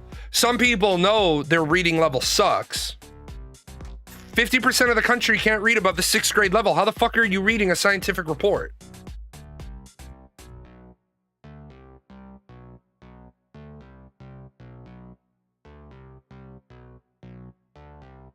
Like, I'm not trying to be a jerk about it, but if you talk to 3 people, one of them, statistically speaking, reads at the 6th grade level. Are they going to admit it? No. By the way, just because you went to college doesn't mean you're smart. You went to college, it means you're educated. Doesn't mean you're smart. Doesn't mean you're naturally brilliant. Statistically speaking, the odds are higher that you're brilliant, more likely to be brilliant rather than less likely. But there's an awful lot of kids that don't go to college because of things that have nothing to do with grades. People are like, oh, well, if they were that smart, they would have gotten offered a scholarship. Scholarships are great. You still have to have money to live. You still have to have the rest of the money. Did I see this? Oh yeah. This right here, I'm going to show this one. This is actually really good. This is a huge problem with our healthcare industry right now. This is a huge problem.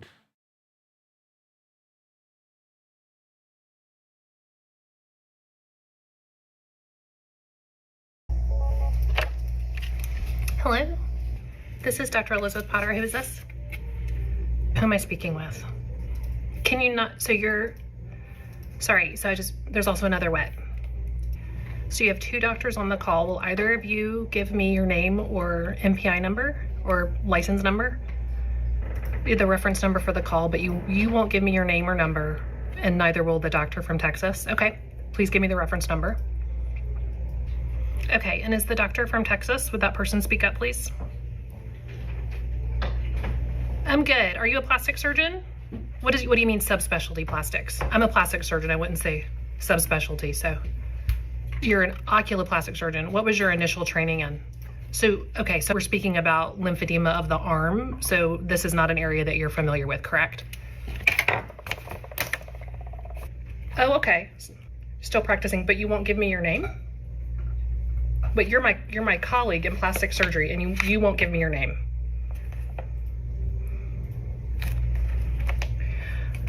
Yeah, I don't understand how it's connected. I understand that the CEO was murdered, right? But I'm your peer, and I want to have a conversation with a peer about a patient who has breast cancer and lymphedema, and I would like to know your name. How do I know who you are? How do I know that you're board certified and that you're a microsurgeon?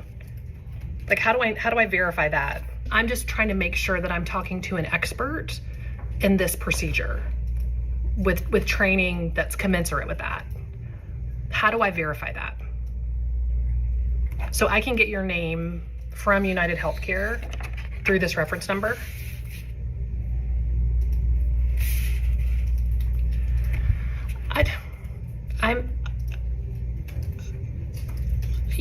I'm so sorry that this is to protect you as a doctor. I'm really trying just to do the right thing as a patient. And I also personally have been subject to, threatening communication as well. I just want this to be the right thing. Okay, so I'm just gonna have to trust you. You were asking me as a representative of United to trust you that you're a plastic surgeon and fellowship trained in microsurgery. So, okay, I'll trust you there. So do you perform lymphovenous bypass? Have you performed it yourself for patients with lymphedema? Have you performed it yourself? So have you been the primary surgeon in evaluating and performing lymphovenous bypass for a patient? Even one? You have not. Okay. Do you treat patients? So that right there, it took 2 minutes and 42 seconds to get to, you don't perform the surgery that you're denying. With breast cancer currently and do microsurgery like deep flaps or lymph node transfers or lymphovenous bypass. You have a cosmetic practice currently. Okay. Do you do microsurgical? Okay. Do you do microsurgical breast reconstruction currently? So you're not doing microsurgical breast reconstruction currently or treating patients with lymphedema currently. Okay. So the patient that we're talking about is a physician, and she is going to have an axillary dissection and radiation. And her risk of lymphedema is, I'm assuming you know. Do you know? Do you know what the No, it's important. The specifics are important. Do you know the specific risk? Like the documented risk for her? Like the percentage risk of lymphedema? No. She absolutely will need radiation. If she's having an axillary dissection, she's gonna have radiation.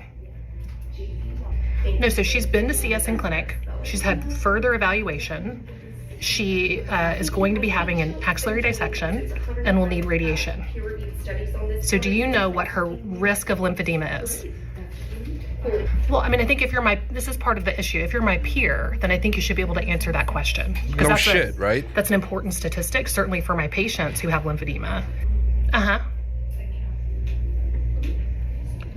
So her risk of getting lymphedema is 40%. And we have the ability to reduce that to 10% using a lymphovenous bypass.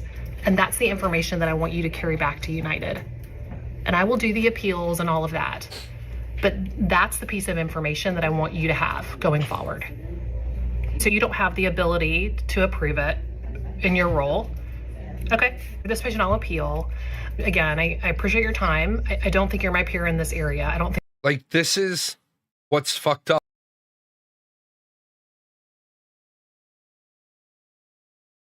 This is what's fucked up. This is why people are so frustrated with their insurance companies right now. Like I told you, I told you with me, I got a bone in my foot broken while I was, no, that's a real video.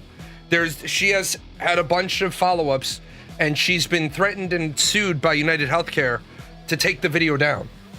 I think if I last recall, she can't take United Healthcare anymore. They refuse to allow her to So she lost all of her patients with United Healthcare. As stupid as this is, even the best insurances, even federally provided insurances are getting stupid about it. I walked around for October, November, December, January, February, March, April, May, June, July.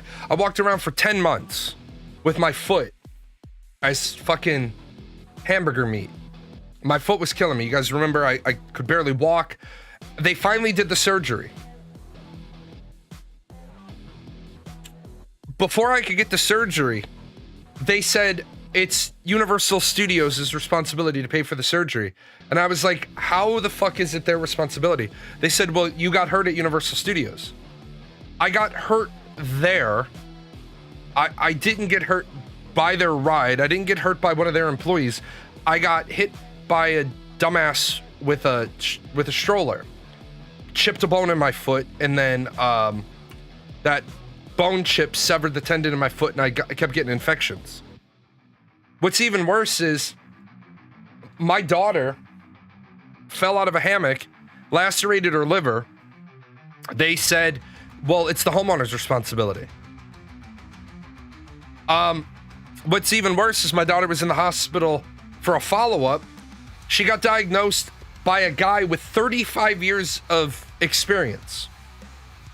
And a resident in the ER overrode the diagnosis. That resident didn't know which end was up, because before my daughter even walked out of the ER, while they were trying to discharge her, she called me and told me what the resident had done to her record. The medical director was on the phone with me walking down to the ER.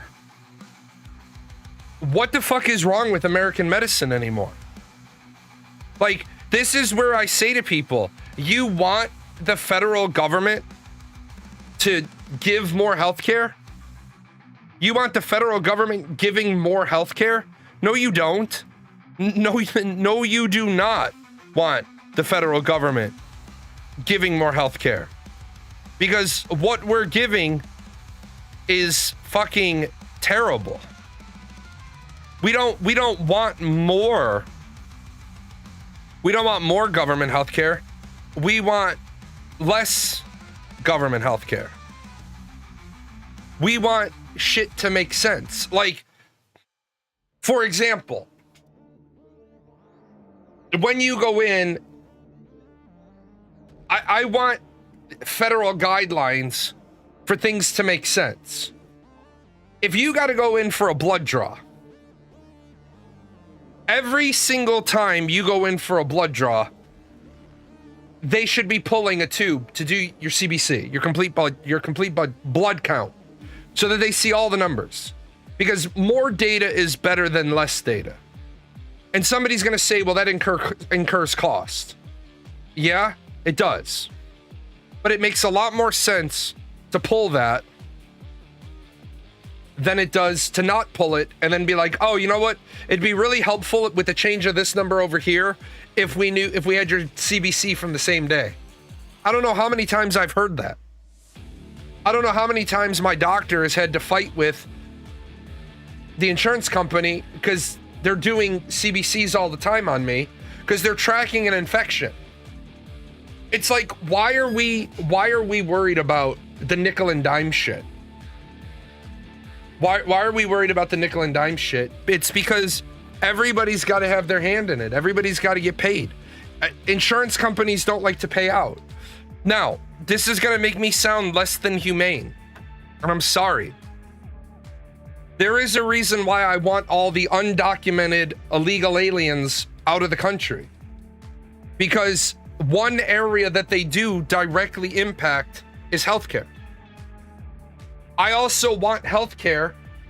I want healthcare to be run in such a way that we teach kids early on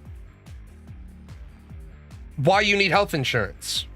Now, a lot of people are going to say, well, there's nothing you can do if you're one of the people that can't afford health insurance. The number of people who can't afford health insurance is sub 20 million. You either make not enough money and you get health insurance, or you make enough money to afford health insurance. There are people I know that have the option for health insurance that don't take it because their response is, oh well, I make enough money that if I have a major medical thing, I'll be able to pay for it. Shit. My daughter's delivery and her stay in the NICU and her stay at the special needs nursery was well over $1 million. I've always had health insurance. I understand the value of health insurance. But then when you have health insurance and you have a doctor that's not even your related peer, denying a procedure, then what the fuck's the point? Like, I'm not saying that it was okay for Luigi to cap the United Healthcare CEO, but I'm saying I understand. I'm saying I get it. Like, I get it. You basically, you're not a nice person. You're not a steward of taking care of the people. I get it. Is it the state's obligation if you hurt yourself on a public road then? Yeah, like, absolutely.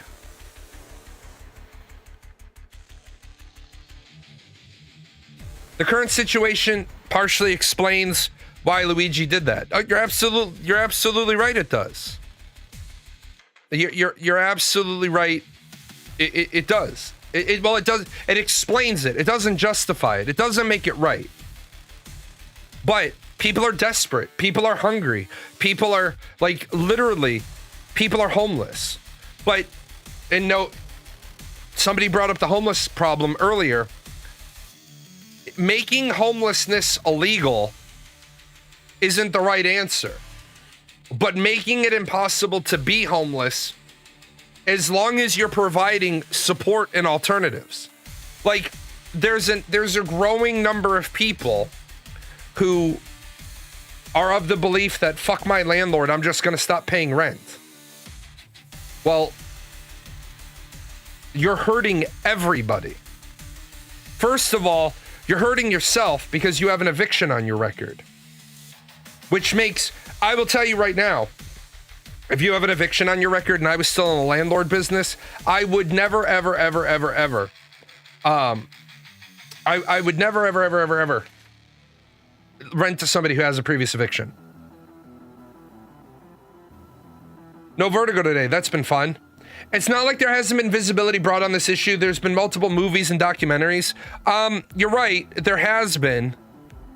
But part of the problem with some of the movies is that the movies, like the Denzel Washington, John Q movie, talks about it, but it sensationalizes it. Those people get mad, then they get upset at the system and somehow think it's not their fault. You're right.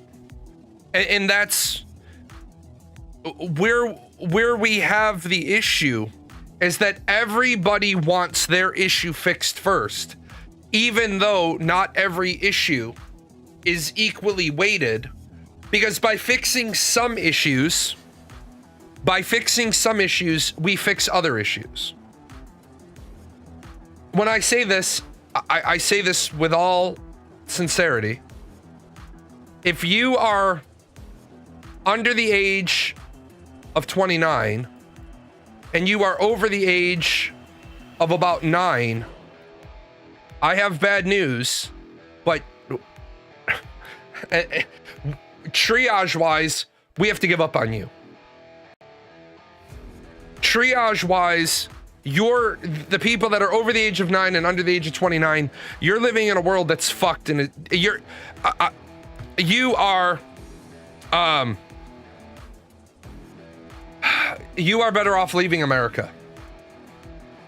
Obviously, these people, when they turn 18.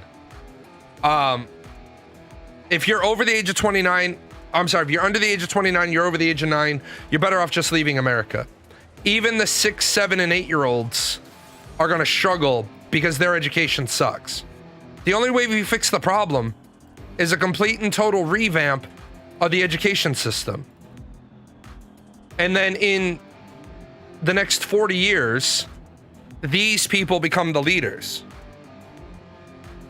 Right? No, it has nothing to do with your bodies are able to heal it faster. It's society can't. There is no change we could make to society to help the people who are over 18 and under 30. The people that are over 18 and under 30, you have the absolute worst fucking, the absolute worst period ever, fucking time of life. I've been trying to get my daughter, triage, I'm just trying to triage society. I've been trying to get my daughter into an apartment. These people are so not interested in renting an apartment. We've been calling and leaving messages. It's a mile up the road. I have the money. It's like, I have enough money to pay first, last, and security deposit right now. Just to make it go fast, I'll be like, look, just to make this go really, really quickly, put me on the lease and put them as authorized tenants. And then in a year from now, if they want to stay, we'll flip it over. Because it'll just be faster. Because what's my income? My income is yes.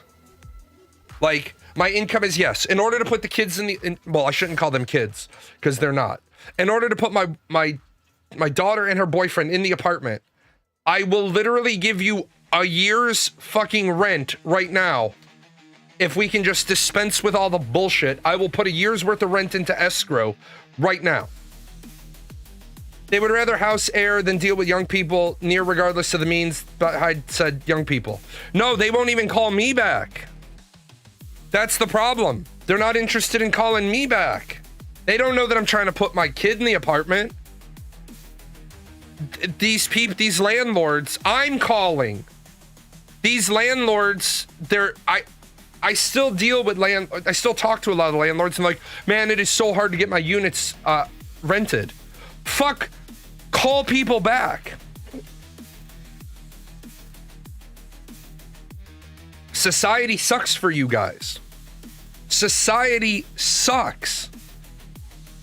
Like, I am the first to say the current 20-year-olds have it worse than anything I've ever seen. Like, nobody treats you serious. Jobs don't mean shit anymore, right?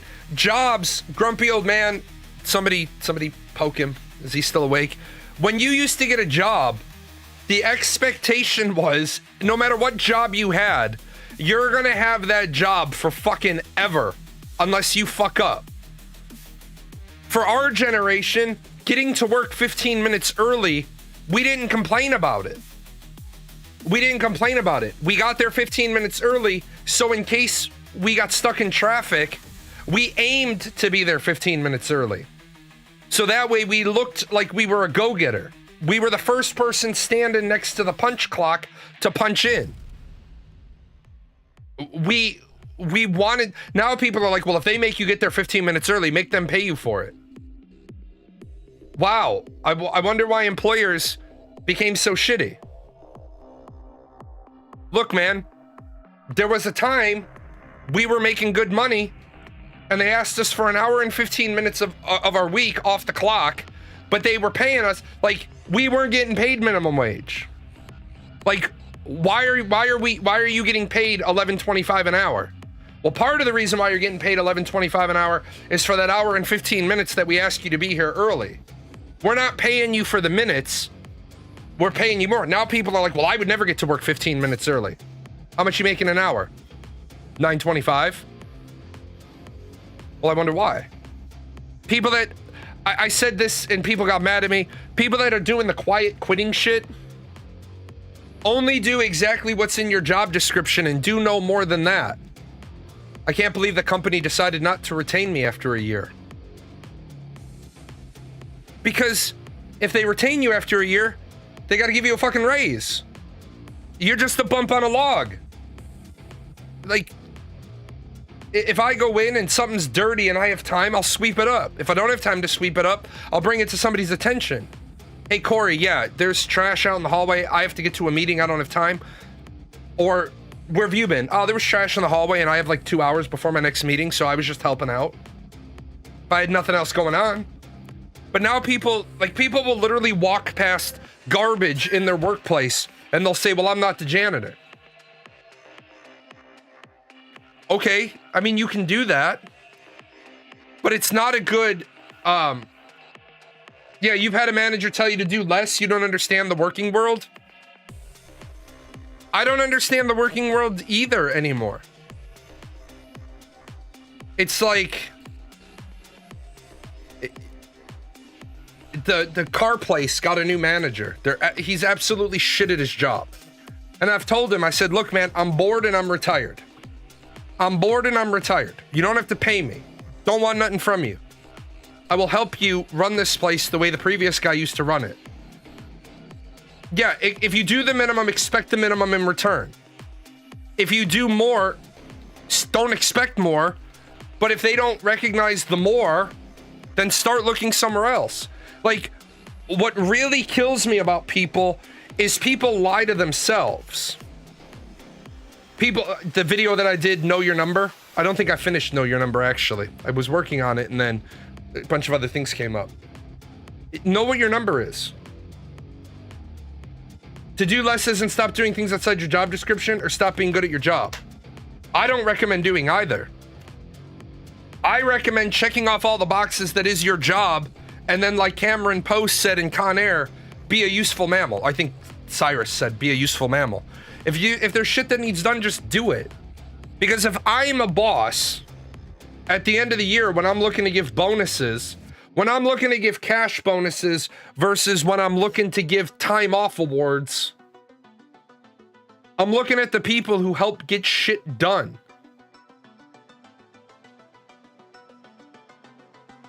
Versus people that do bare minimum Bobby. Bare minimum Bobby gets bare minimum fucking promotion. Hey man, gotta let you know, you did bare minimum work this year. You're getting a 3% raise. Well, Jay got a 7% raise. Do as much as you're allowed to do. Document it. Then use it to get a promotion or a raise. Else it goes on the resume. There you go. There's the fucking money statement right there. Do as much as you're allowed to do. Document it. Then use it to get a promotion or a raise. Or else you go to the competitor. And that's why Grumpy Old Man and I come from an era where, ladies and gentlemen, we're pleased to announce that Jalan is going to be the new assistant manager and Grumpy Old Man is going to be the new second shift supervisor. For those of you that haven't worked with Grumpy, he's been on third shift. He's going to be coming on second shift. And Grumpy Old Man is like, the fuck I am. How hard do I have to work to go back on third shift? Because that pays $1 extra an hour. And then like, oh man, we forgot to tell you that $1 an hour is included in your raise. So we bumped you like 4% and we gave you the $1 an hour. Oh shit, the $1 an hour and I'm not on overnights. Grumpy Old Man starts looking around. How the fuck do I get on first shift now? As I've said, I've used it in job interviews and I've gotten the jobs. When they say, where do you see yourself in 5 years? I see myself in 5 years sitting in your boss's seat because I'm going to help you get promoted to your boss's job and then promoted after that. I'm hitching me onto your sales. Let's do this. Yeah, not only will you attract attention within your current organization, but other organizations within your company will be trying to get you to move over. I've had jobs that have been dog shit, but I'll tell you this much. The reason why the military was easy for me is because when I got to basic training, it was getting yelled at. Okay. Shining boots. Okay. If you just want to do the bare minimum, you're going to get fucked with. My TI was cool as shit. I knew my TI after basic training. He said, the reason I never fucked with you is 1, you were already 23. 2, you were always busy. I was never sitting. If my shit's done, I'm helping the guy next to me, helping the guy. What needs cleaning? I had a very President Bartlett mentality in basic training. What's next? This is done. What's next? The laundry crew needs help. On my way. The bathroom needs to be cleaned. On my way. Guys were squeamish about cleaning the fucking bathroom. Guys, you have fucking rubber gloves on. You have a brush with a handle. You're not in there fucking scrubbing that shit with your bare hand. I wouldn't have done that. That wouldn't have happened. It's fucking toilet, guys. What? I said some, to-do lists fear me. I said to the guys once on a weekend, I was like, did you guys not clean your own toilets at home? One kid was like, well, I never had to. My mom did. Said, your mom cleaned your toilet? Shit. By about age 13, you should have been cleaning that. That was your mom, man. Should have been cleaning that fucking toilet. As you do more, you also learn more about the entire process and business outside your responsibilities. Knowledge is power. Knowledge is power. I'm going to put this up on the screen. I'm going to jump up real quick, and then we're going to talk about Donald Trump's 20-point Gaza peace plan. So here's the first full points. I'll be right back.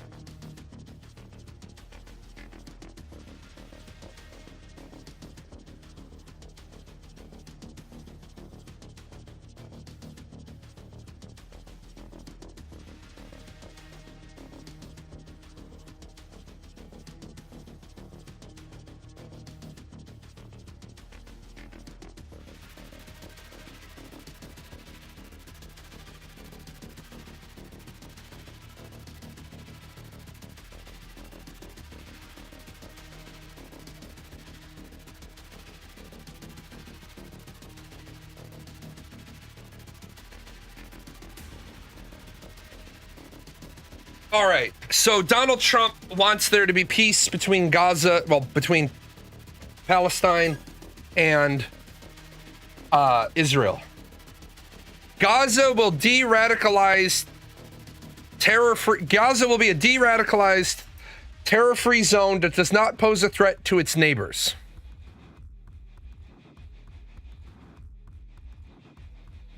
Well, let's just start with the impossible one right off the top.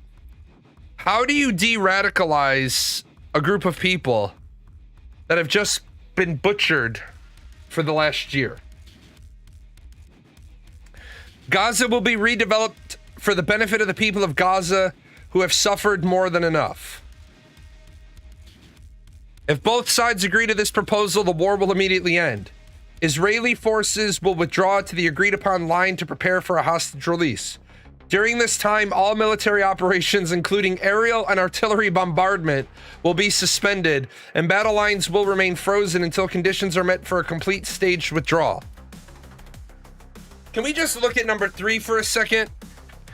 I think they crossed over the Ukrainian strategy with the Israel. What? What battle lines? What military does Gaza have? Within 72 hours of Israel publicly accepting this agreement, all hostages, alive and deceased, will be returned. Well, all hostages? Does that include all the prisoners? Because I don't think Israel is going to agree to give back prisoners.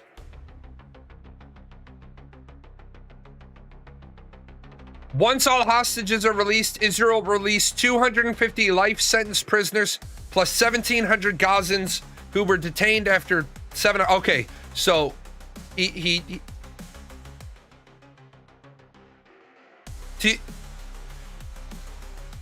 he even check with Israel before he wrote this?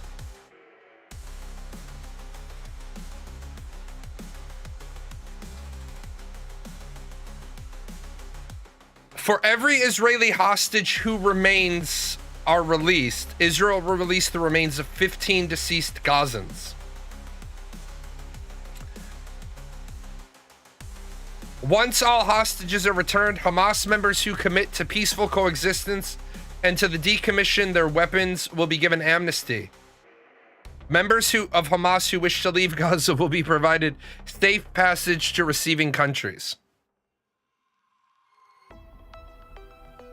Upon acceptance of this agreement, full aid will immediately be sent into Gaza. At a minimum, aid quantities will be consistent with that was included in the 19 January 2025 agreement regarding humanitarian aid, including rehabilitations of infrastructure, rehabilitation of hospitals and bakeries, and entry of necessary equipment to remove rubble and open roads. Entry of distribution and aid into Gaza will proceed without interference from the two parties through the United Nations and its agencies and the Red Crescent, in addition to other international institutions not associated in any manner with either party. Opening the Rafah crossing in both directions will be subject to the same mechanism implemented under the 19 January agreement. Did he bother to check with Egypt?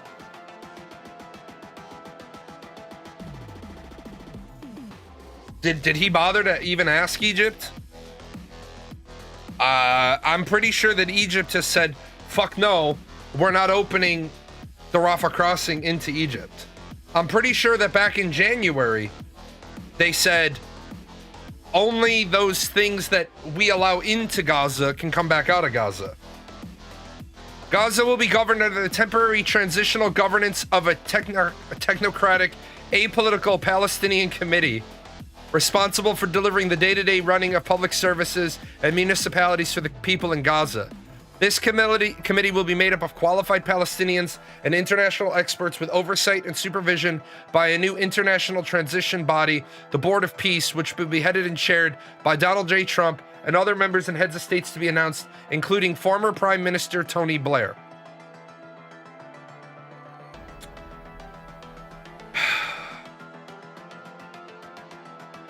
I guess Tony Blair is the only fucking political leader around the world he could think of. This body will set the framework and handle the funding for the redevelopment of Gaza until such time as the Palestinian Authority has completed its reform as outlined in various proposals, including President Trump's... Oh shit, he had to get his name in that twice. Peace plan in 2020 and the Saudi-French proposal, and securely and effectively take back control of Gaza. A Trump economic development plan to rebuild and energize...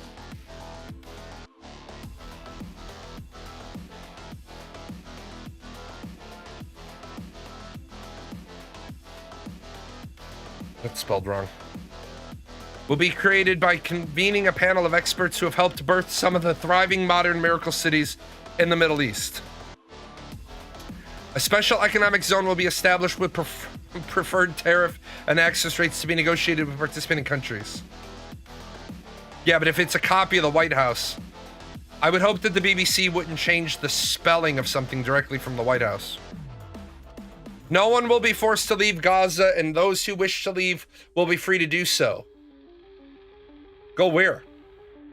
Hamas and other factions agree to not have any role in the governance of Gaza. All military terror and offensive infrastructure, including tunnels and weapon production facilities, will be destroyed and not rebuilt.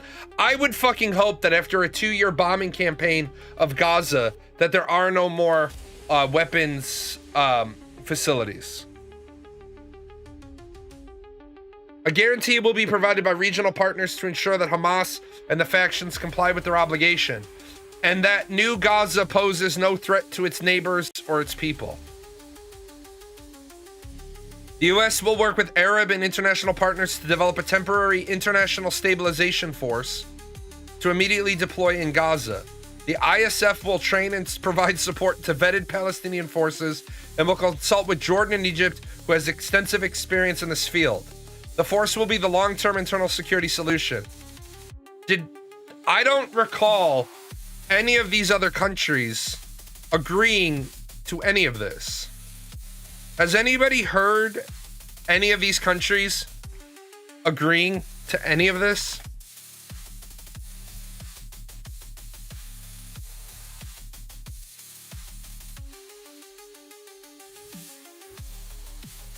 Israel will not occupy or annex Gaza. As the ISF establishes control, the IDF will withdraw based on standards, milestones, and timeframes linked to demilitarization that we've agreed upon between the IDF, the ISF, the guaranteers, and the United States. with the objective of a secure Gaza that no longer possesses a threat to Israel, Egypt, or its citizens. Practically, the IDF will progressively hand over to Gaza territories it occupies to the ISF according to an agreement that will make the transition authority until they withdraw it. How does Hamas have any power left? Because they're the lawfully elected government of Gaza. This, a lot of people don't understand. This is a radically different situation than it was in like Afghanistan.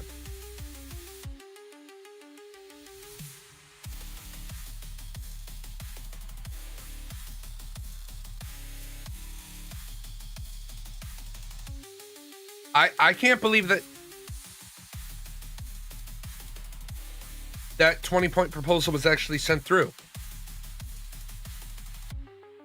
No, they don't want Hamas to stay in power. There hasn't been elections in Gaza since 2007.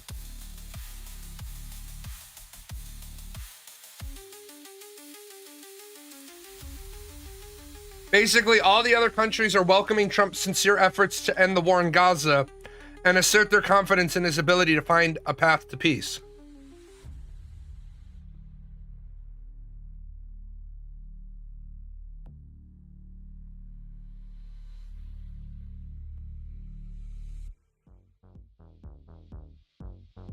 Yeah. No one has said we're on board with all of this. It's like I said, in the Middle East, it's very common to say yes to questions that don't commit you to anything. Do you think in the future we could have a discussion about building a shared fence? Well, yes, we can agree to have a conversation. Because that you asked the question of, in sometime in the future, can we have a conversation? Yes, we can have a conversation. My saying yes isn't yes to the fence. My yes is to the conversation. I'll be right back. 1 second.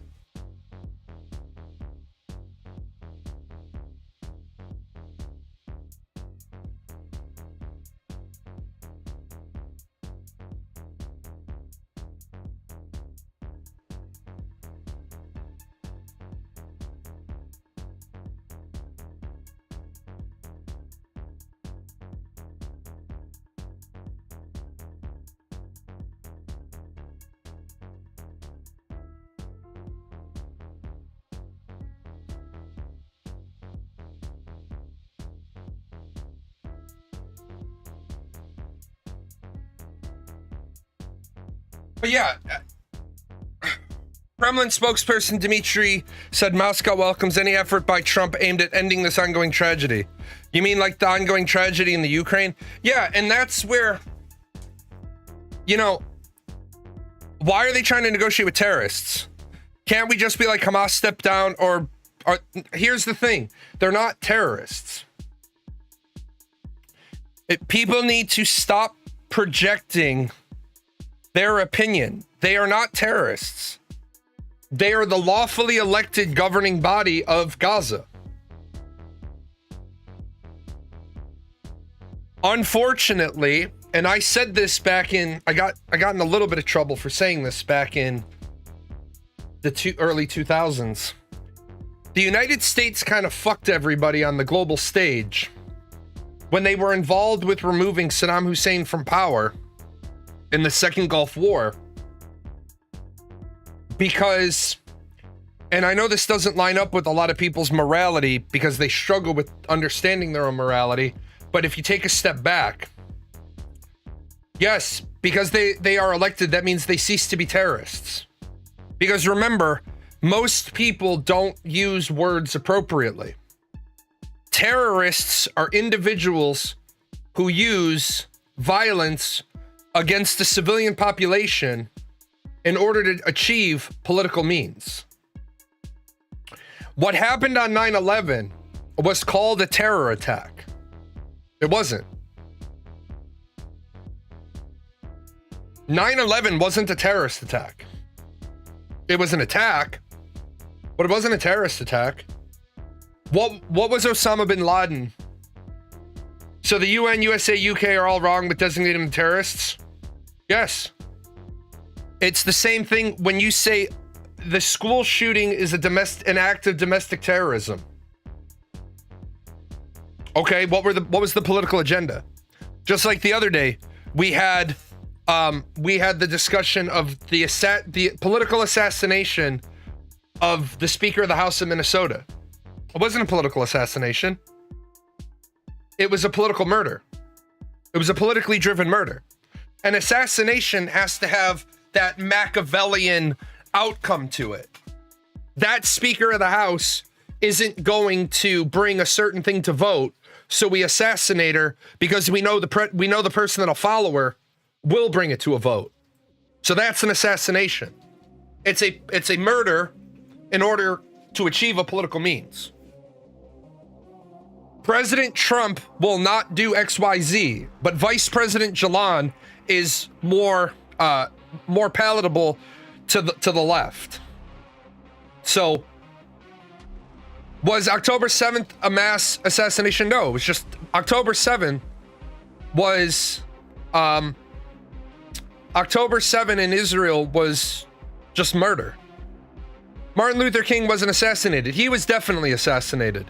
We could break down Martin Luther King Jr., but there was definite political motivations in changing the civil rights movement. He was the leader of the civil rights movement, and his death caused tons of momentum to be lost. Hamas, the elected government, is different than Hamas, the terror group. No, they're the same. Again, just because it becomes commonplace for people to misuse a word doesn't mean we just give up on what words should mean. The Irish Republican Army, the IRA, they were a pack of fucking terrorists. Why? Every action they took was for free Ireland. An Ireland without England in the northern 6 counties. The tribal warlords in Afghanistan are not terrorists. They're tribal warlords. They were tribal warlords before Russia went. They were tribal warlords before America went. And guess what? They're still fucking tribal warlords today. Well, Afghanistan is ruled by Al-Qaeda. They don't give a shit. Just because they're a tribal warlord on a piece of ground that some guy in Kabul says, I'm the leader of Al-Qaeda and I'm now... The tribal warlord is like, I don't give a shit.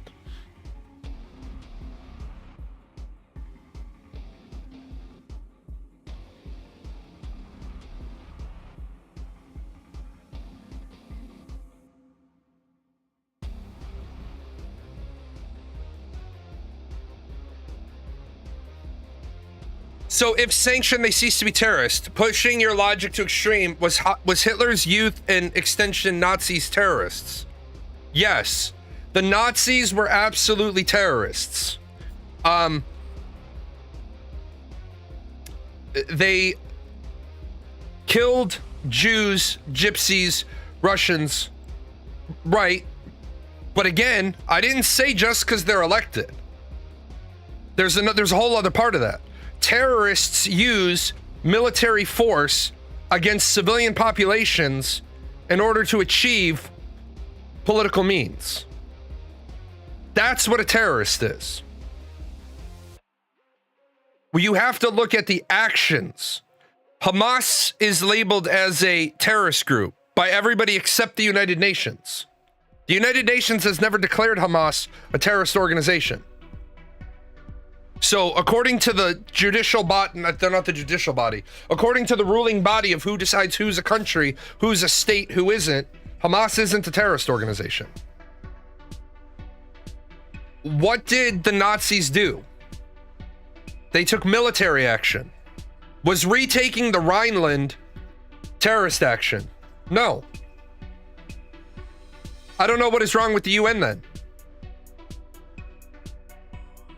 I don't know what's wrong with you thinking something's wrong with the UN.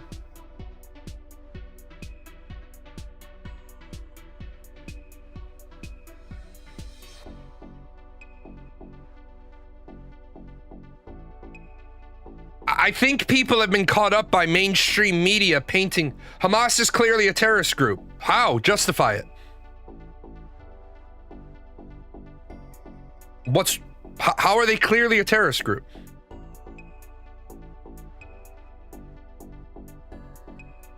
And be real careful here, because if you make this argument, yeah, whatever argument you make defining Hamas as a terrorist group, I get to use your definition. It becomes the brush with the paint on it. So be real careful when you designate a group of people as terrorists, because you might not like who else gets painted by that brush.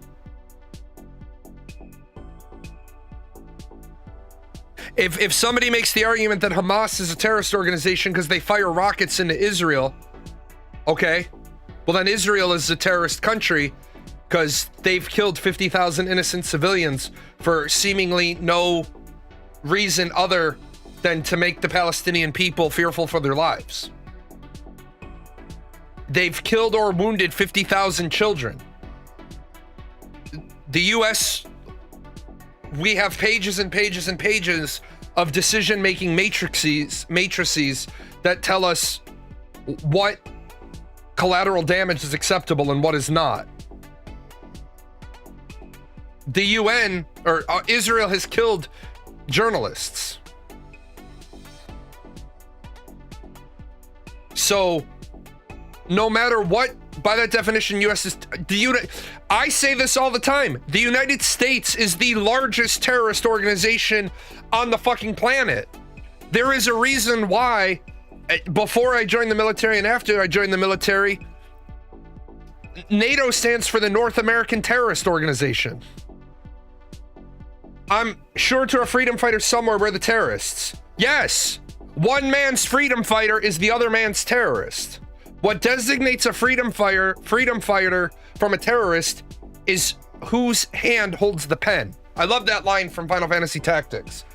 Whose hand is holding the pen when history is written? Again, the American Rebellion wasn't a revolution. It was a rebellion. To England, it was a rebellion. To Americans, they were revolting.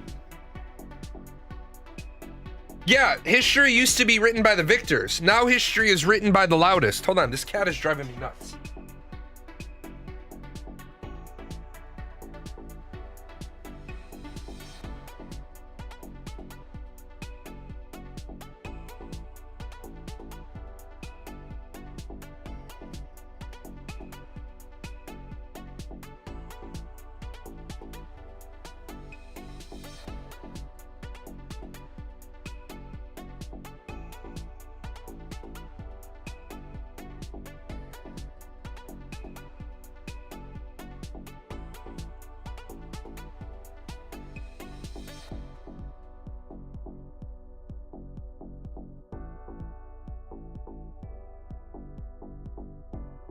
So, its whole goal is to eradicate and make Israel extinct, civilians and all. They've said it many times. Okay, and?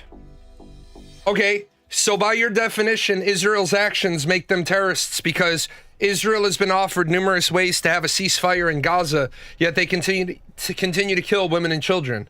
Therefore, by your definition, Israel's whole goal is to eradicate and make Gaza extinct, civilians and all. And their prime minister has said it many times. So there you go. Bullshit. No, the fuck they haven't. No, the motherfuck they have not. Not only are you wrong, you're as wrong as you can be. If you take one more step into wrong, you'll actually start getting closer to being right. They've literally said, we're not going to stop. They've literally said, we're occupying Gaza. Like, they've literally said, we don't give a fuck what the world says. We're taking back this land. So what are you talking about? Like, what are you saying? Israel said they don't want that. Israel has literally said the exact opposite. No, they haven't. In fact, you're so back fucking logged on the fucking times. Israel has said the time for Hamas to surrender has come and gone. They're past that. They've literally rejected every peace proposal. So what are you talking about?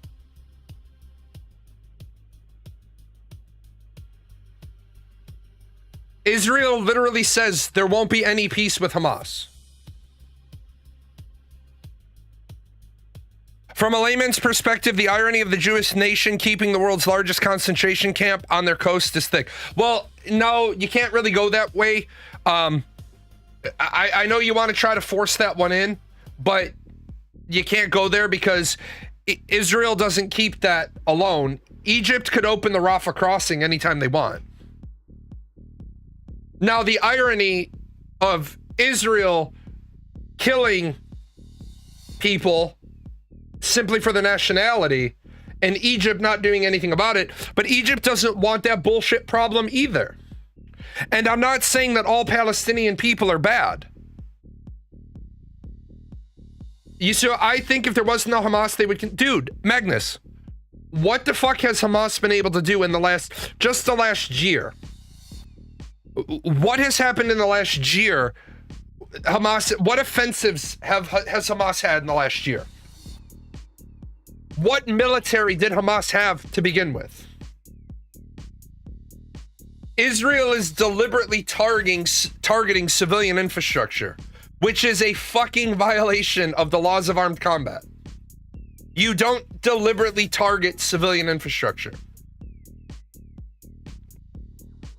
Yeah, Israel wants to relocate the Palestinians to the Sinai Peninsula.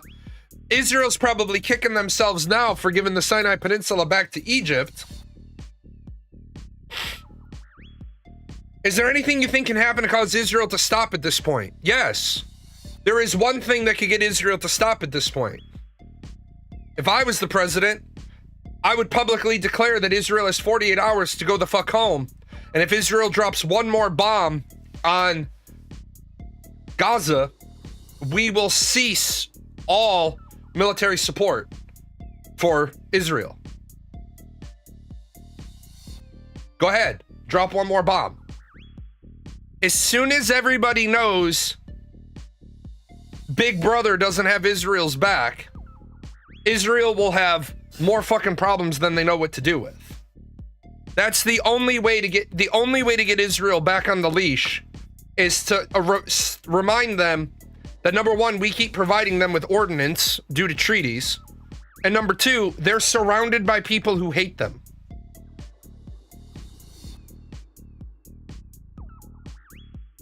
But I would have never bombed Iran either.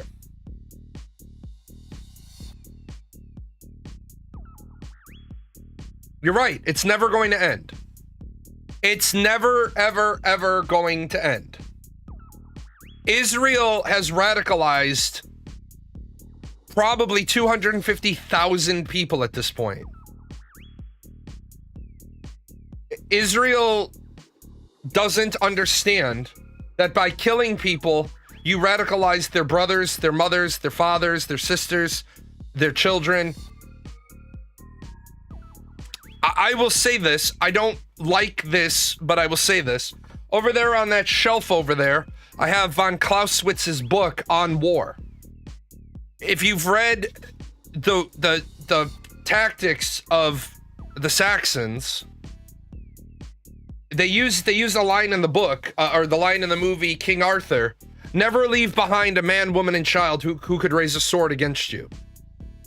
It's why we don't have a lot of history of some places the Saxons went, because they fucking killed everybody. Yeah, when you cut off one head, two more rise to take its place, which is why you have to strike the body. What do you do? And I'm not saying I want this to happen, but in the US saw this happen. The US goes into a town, makes 6 arrests. The next day, that town is now hostile to us. Why? Because you arrested 6 people out of the town. So how do you deal with that? Kill everybody. Line them all up, shoot them all. Bury them. I think people have forgotten what war is supposed to be. I'm not saying I want to live in a world like that.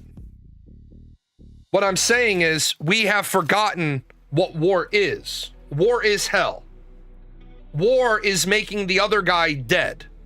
War is making all of the other guys dead. And until we get back to that mentality, people wonder why there's so many terrorist attacks. Well, there's terrorist attacks. If someone shot a rocket at my house, I would assume the government would protect me and not let them keep launching rockets. Yeah, but Magnus, remember, I'm not saying it's right that Hamas fires rockets into Israel, but 99% of the time, those rockets get intercepted. When you don't give people their sovereignty, when Israel is to blame for what's going on, they didn't give the Gaza Strip their sovereignty. The United Nations is to blame for what's going on. Because they allowed Israel to get sovereignty without Palestine getting sovereignty. Because they shoot at my house, but they didn't shoot at your house. They didn't know you. They weren't shooting at your house specifically. You're making it about you. That video, I break down Palestine, the history of Israel. It's a lot of shit people don't know. War is removing the problem, including the roots that can grow into new problems. Right, Arya Stark. How does she make sure that House Frey will never rise to be a problem for House Stark again? She kills every Frey.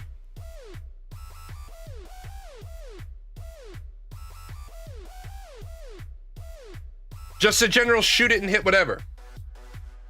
So if the IDF sanctioned Gaza a sovereign state, what changes? Well, first of all, if Gaza was able to control their own airspace and their own ports, now, granted, I get it. Israel was cautious about them bringing in arms, but they'd also be able to bring in the things they need to develop the Gaza Strip. When you're not allowed to import anything without permission, you're not a sovereign nation. Israel, if you noticed, Israel is very close to pissing off everybody, because one of the things about a sovereign nation, and I'll tell you right now, as our president is weak. Biden was weak, Trump is weak, Obama was kind of weak, W didn't fuck around.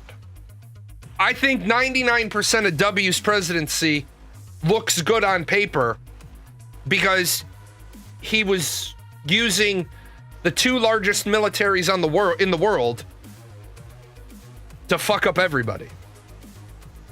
Part of where I disagree with things that the Obama administration does, you attack a U.S. embassy. If I'm the president, I'm going to fuck you up. You attack a U.S. embassy, I'm going to fuck you up because that is sovereign U.S. soil. If you attack a U.S. embassy, I am going to defend that embassy the same way I would defend the White House. The only way it ends, they are both wrong. It's terrible, but why pretend there can be peace? There has been peace so many times and they still kill each other. Dude, Magnus, you're fucking racist and you need to stop. You particularly need to not have an opinion on Israel, Gaza anymore. I'm sorry. You're a fucking racist. It's terrible, but why pretend there can be peace? I got bad news for you there, buddy. There was peace there for 1,000 plus years. There was peace there for 1,000 plus years.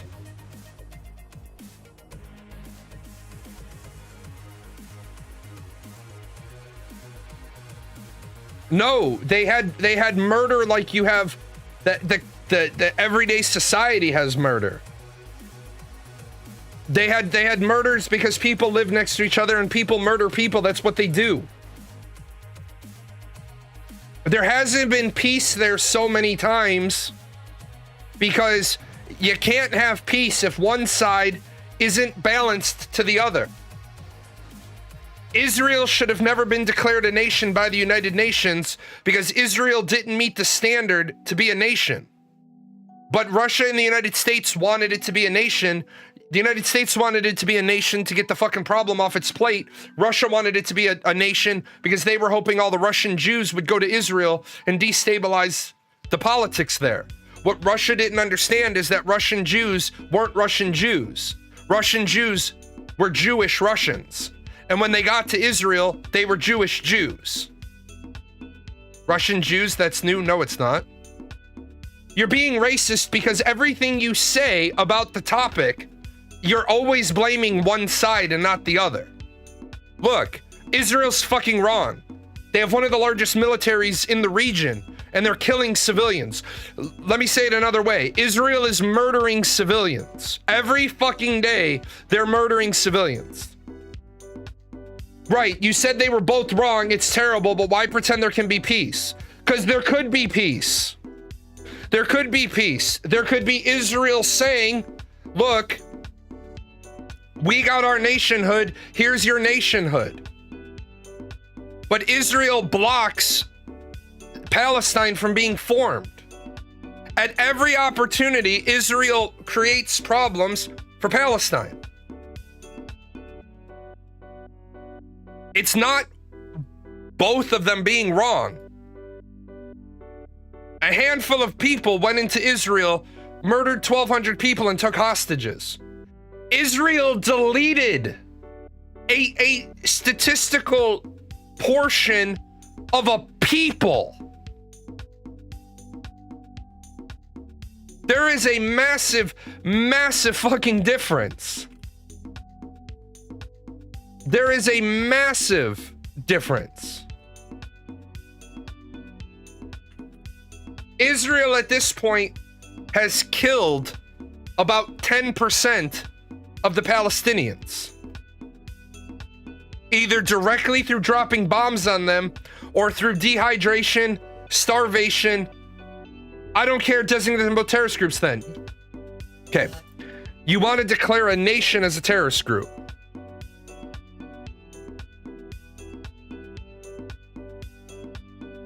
First of all, amateur tech, Jews in Asia aren't what we're talking about.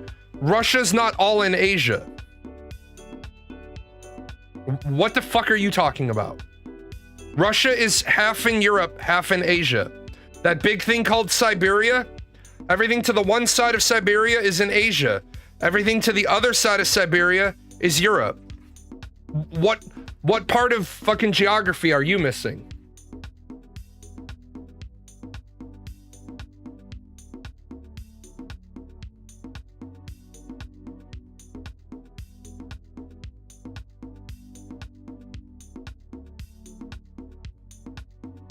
Like, you know, here's Russia, right? Big ass country. Right about here, Southeast Asia. When we go that way, it's going to be Asia, right? This side of Russia touches Europe. This side of Russia, here's Korea, right? That side of Russia. Did you not know Russia touches Europe? Because there's Russia touching Europe. Or do we just forget that?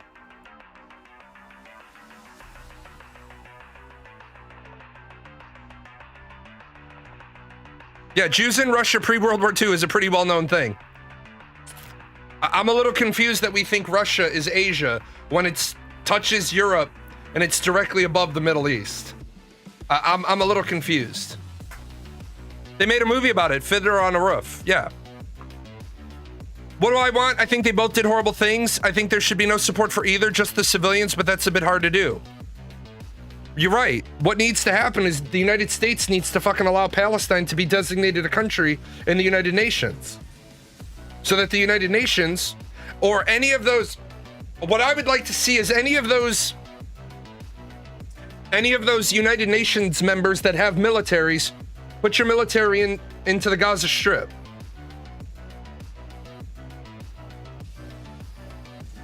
I knew it touches Europe. I don't think Europe is a continent.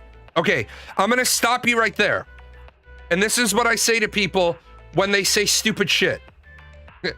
I don't give a fuck what you think about Europe being a continent, because every other social science person in the world is gonna look at you and say you're fucking wrong and you just failed a basic geography test. Europe is a continent. It's literally by definition. It's literally the continent of Europe. I know it might be hard. Some people think that a continent has to be a certain thing. Yes, Europe runs up to a certain point and then it touches Asia. Nobody disputes this. Like, nobody is confused by this.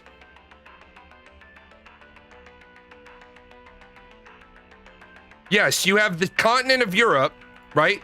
Here, I'm gonna show you a... Ready? And I say this map is wrong, but this is the current world atlas. There you go. There's Europe and Asia. Now, why is this map wrong?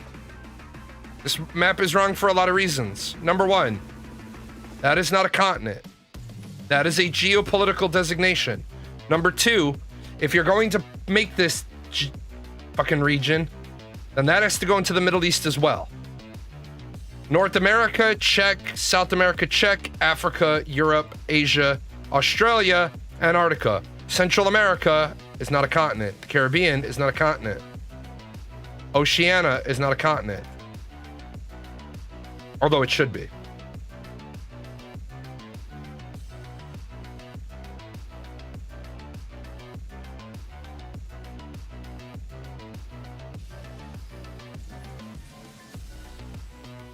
Yeah, the Ural Mountains being the divider. Yeah, that's... I don't disagree with that map either.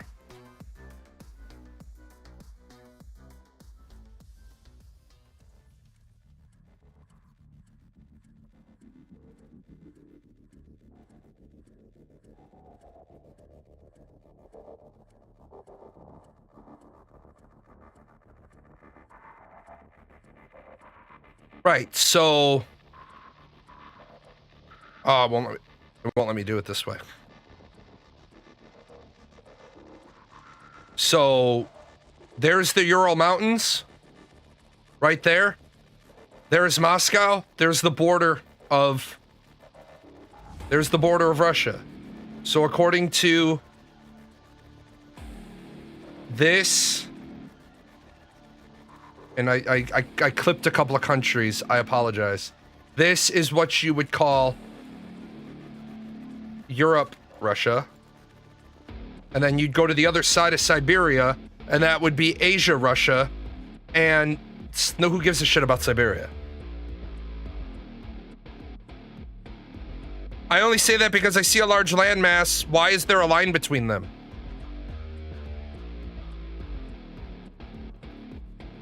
Then why the fuck do we have North America and South America? Why is North America a continent and South America is a continent? Before we put the Panama Canal in there, you could have walked between them. But there's distinctly... Like, it doesn't matter what the fuck your opinion is. I guess what I'm getting to is if it shouldn't be... nobody gives a fuck about your opinion. Everybody gives a fuck about social scientists' opinion. If you're like the people who say, well, the way I define, and I no longer even play that game anymore with people. When people say, well, the way I define, I stop. I say, unless you're fucking Webster or you're Oxford, I don't give a fuck how you define it. I give a fuck how the dictionary defines it. What does the people being in the UN or not even matter? The whole thing is flawed. They're clearly a people in a place. Why should it matter if they are a nation or not? Great answer. Why doesn't the UN go in and put troops there then?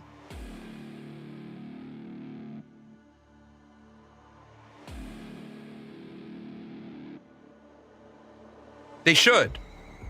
You're right. They should. But the United States says no, and they are on the P5. Because being declared a nation by others gives weight to your claim of being a nation. I got bad news for you. Palestine's a nation. Palestine is as much a nation as Vatican City, the Holy See, and Kosovo. Kosovo doesn't even have UN observer status. The Holy See and Palestine have UN observer status. Does anybody argue that the Holy See is a nation? No.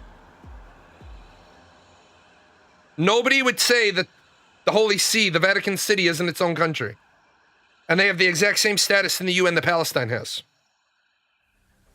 It's common sense that they are, but common sense doesn't matter. You're right. Common sense doesn't matter.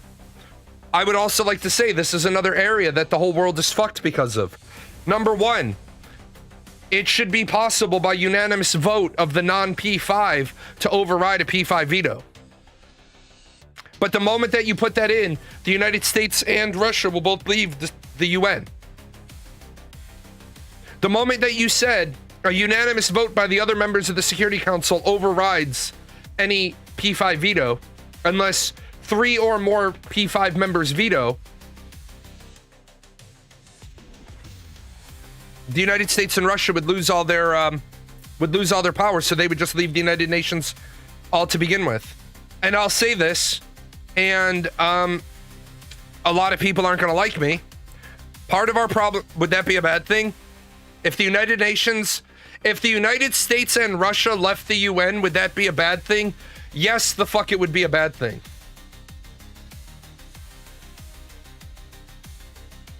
We are using the word nation wrong here. No, we're not. They're a nation. There have been people there since... Okay, let me stop you. I'm going to stop you real quick. You're using the word incorrectly. They're not a nation. They never were. Let me help you out, okay? Palestine has never, ever been a legally recognized country ever.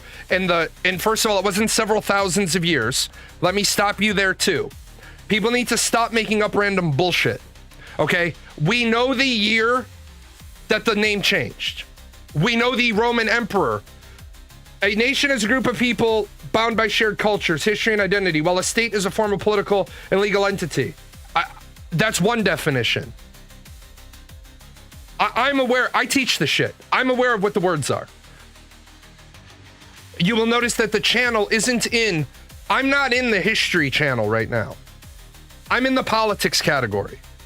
I'm not teaching a historical class on cultural anthropology and history. I'm in the politics channel. So because of that, we're using the political terms. With that said, Palestine is a country recognized by, I believe, 143 UN members. I say more than 130, but I believe it's 143 UN members recognize Palestine. I don't know, they need to fix the UN then, because there are people that need to protecting that aren't. You're right. Now, here's the thing. We can't say they were there for thousands of years, because they fucking weren't. And if we want to boil it down, I can boil it down once again. No, the fuck the Palestinian people. How do you define a group of people bound by shared cultures, history, and identity? Nation and state. Country. I'm not talking about cultural anthropology. I'm not talking about sociology. I'm talking about 143 countries recognize Palestine as a country, but the UN doesn't recognize them as a state. So therefore, legally, they are only a UN observer. They are not a nation, a state. And by the way, we've got a really big problem with the words because we have, but all those come up in politics. Right, and inside politics, it has terms. There is no political term for a group of people bound by a shared culture, history, and identity. There's no political term for that. No, we don't need to be able to define the difference. We don't. Not in politics. In politics, you are either a nation as recognized by the what? The United Nations, or you're not. Kosovo is not. Is Kosovo a country? Yes. Why? Because the United States says so. Are they even a UN observer state? No, they are not. They don't even try to be because they know Russia will block them.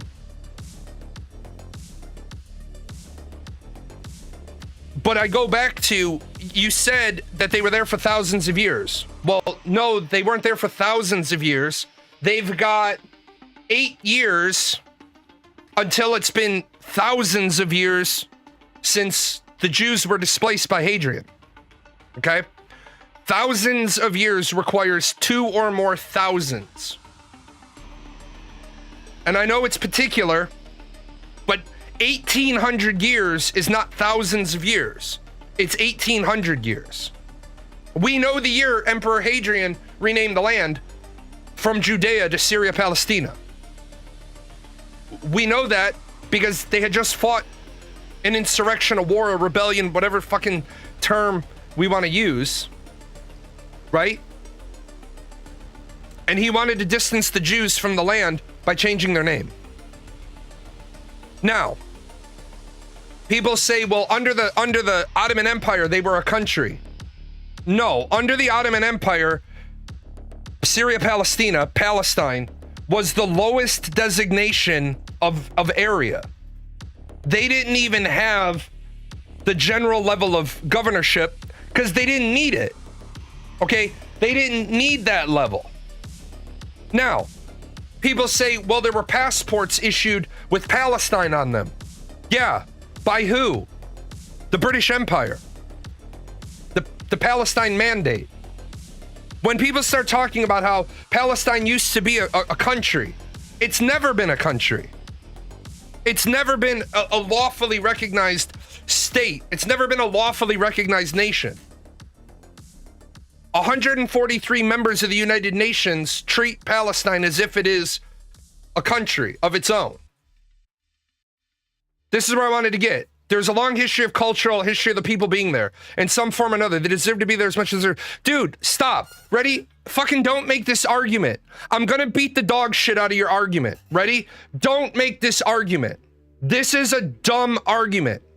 I literally just fucking told you it was their land up until 134 or 136 BCE.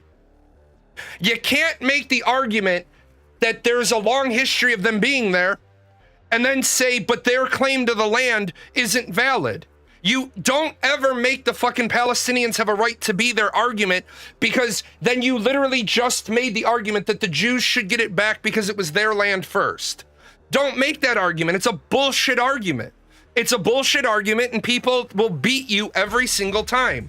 We know the history of that land all the way back to the fucking beginning. And then you get to the Canaanites, and the Jews didn't displace the Canaanites. They got there, and the Canaanites just got absorbed into Jewish culture. They didn't put them to the sword. They didn't exterminate them. The people that were living there, their culture just got absorbed into what is Israel. Don't make that argument. It's a bullshit argument anyway, because guess what? The argument could easily be made.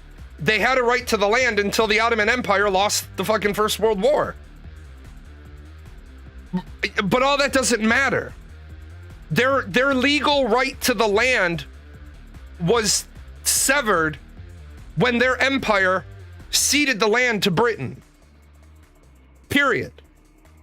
See, you can't make the fucking right to the land argument, because then all Americans should get the fuck out and the Native Americans should get all this land back. But then when you send all the fucking Americans back, where the fuck are you gonna send them? Like, I know where my people come from all the way back fucking like 2,000 years ago. So then what happens to all the people as we push, like, everybody has a right to the land that was their land historically? Like, unfortunately, it's something you have to accept. When your empire loses a war and they lose the land, your legal right to the land is severed. Not yours anymore. Nobody likes it, but that's war. That's 1900s war. That's war all the way back to, I mean, if they live there and identify as Palestinians, how can you say they're wrong? Watch this, because they're wrong. Because there's never been a fucking Palestine recognized by anybody at any level at a legal authority. That's how I can say they are wrong. Instead of being able to look forward and make good arguments about what the future should hold, we gotta stop because people want to bring up this historical argument that's fucking wrong. Period. Period. Dot. You're wrong. The Ottoman Empire said, you know what? In order to have peace with Britain, we'll give up this land. So a big difference in stolen and conquered, you say. There is a huge difference between stolen and conquered. Again, if the people living in that area didn't want to be ceded, they should have kept the war going. Now, would life be a whole, like you said, why doesn't the UN just step in and protect Palestine? Because they can't. It's a flaw in the structure. The United Nations is a fucking flawed system.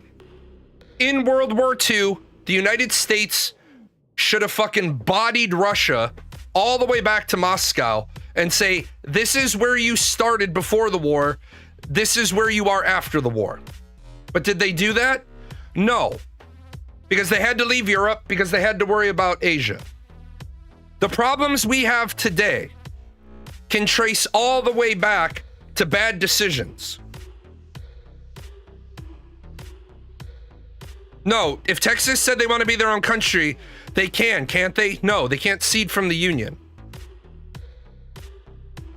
Shouldn't the people's word in the area more than the government? I thought we talked the history of thousands of years of peace in the region 30 minutes ago. No, they had peace, but they still had violence. They didn't have war. They still had murders. They still had theft. They still had rape. They didn't have Shangri-La. They didn't have Utopia. Nobody was fucking with the Ottoman Empire. And then guess what? The British Empire decided, even though the war is completely unrelated to the Holy Land, let's go liberate the Holy Land. And tell me I'm wrong. Tell me Britain didn't beeline for fucking Jerusalem. Fifth Crusade, baby! What the fuck did Jerusalem have anything to do with World War I? Was it a military strategic important place? No. Why did Britain go there? Fifth Crusade. Here's the thing. As long as we make disingenuous arguments, we turn our attention from the problem. Keep our attention on the problem. Israel should have never been made a country because one of the 4 defining factors for being a country is that you have uncontested borders. When Israel was admitted to the United Nations, it had contested borders. Through all of the idea of what was going to happen with that area, if they were going to let Israel in, why didn't all the other area get admitted as Palestine? Be like, hey, we're letting Israel in, and since their borders aren't contested, apparently, these are your borders. And here's the problem for the Palestinian people. Nobody likes them. They have no allies. Nobody likes them. Because, unfortunately, through their history, wherever Palestinian people have ventured, violence has erupted, caused and sparked by them. And I get it. You're a displaced people. You're angry. But now, do you really see any country defending Palestine?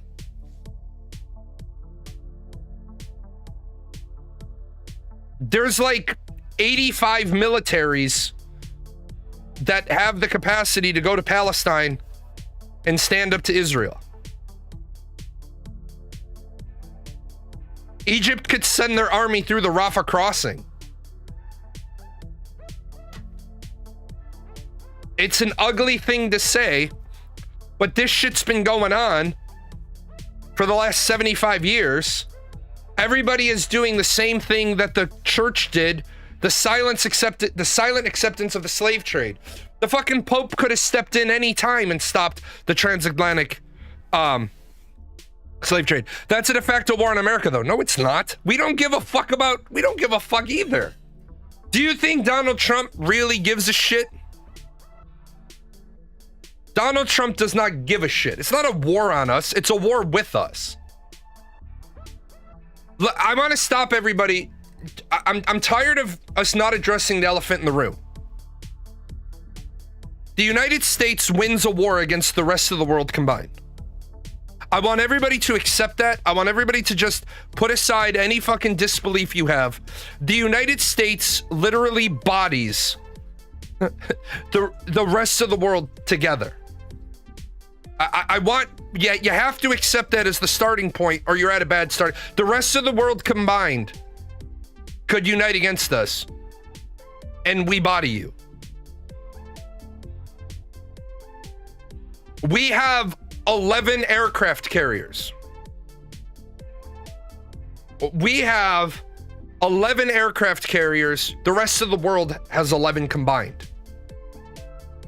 How convincingly? If we keep nuclear weapons off of the table, no, it would be really pretty for us. I want people to recognize this fact. We have 11 aircraft carriers that we would commit no more than 5 to offensive operations. The only Navy that the only Navy that could literally last for more than a week against us is the British Navy. Considering most other countries have some form of U.S. hand-me-downs, undeniable. The Navy's Air Force is the second largest Air Force and it's not very close to the third. Right. That's the piece that people don't understand. And we don't even publicly disclose the Air Force's full capacity. The number of planes you see when you publicly search for Air Force records, those public numbers, that's our combat ready fleet. That's not all the other shit we have. The United States needs a better leader because the United States needs a leader who can literally bring Israel and Palestine to the table and say, Palestine, if you don't stop, we're not going to back you up anymore. Hamas, if you don't stop, we're literally going to just tell Israel to crank it up a notch. No.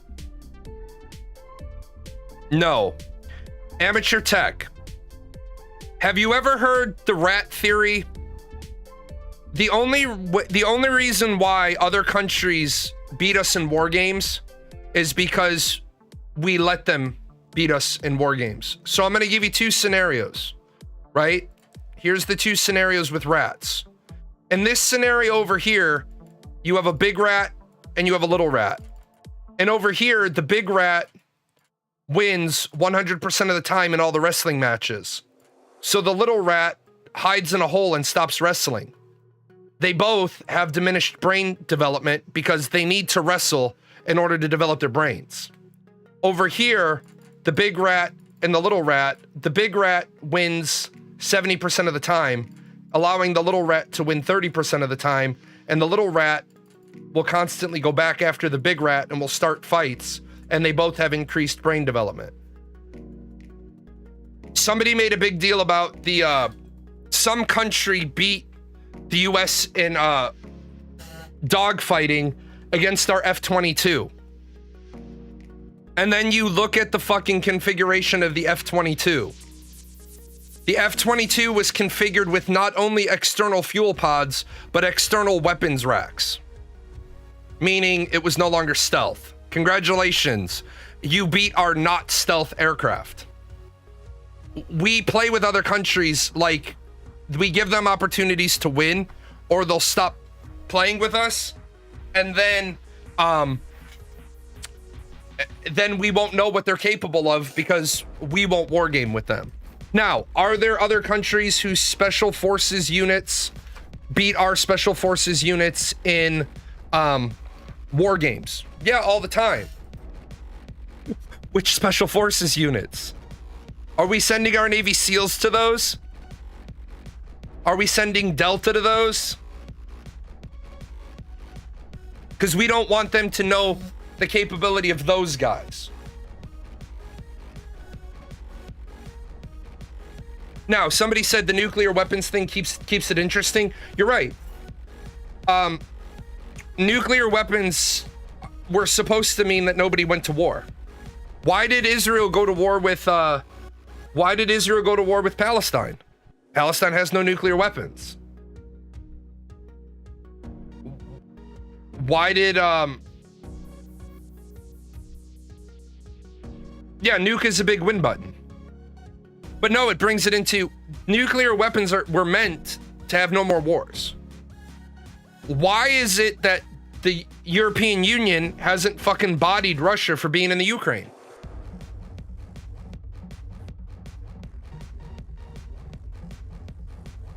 The only reason why the European Union hasn't fucking stacked Russia up is because Putin has literally said, if any of you get involved in what is essentially, in our opinion, a Russian matter, we'll nuke you.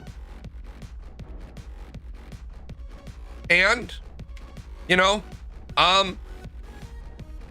nuclear weapons in that regard are working. They're just not working as intended. I want Palestine to be a country. I want Palestine to be a country. I want Palestine to be recognized by the United Nations because I want all the fucking war there to stop.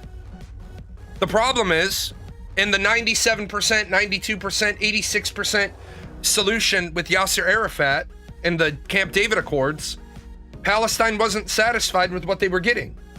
The problem is, this isn't a negotiation where Israel and Palestine both have to agree to get what they want. Israel already has what they want. They've been a country since what, 49? They don't give a shit. They're like, keep squabbling with us. That's why the leverage to fix the problem went away when Israel was admitted to the UN.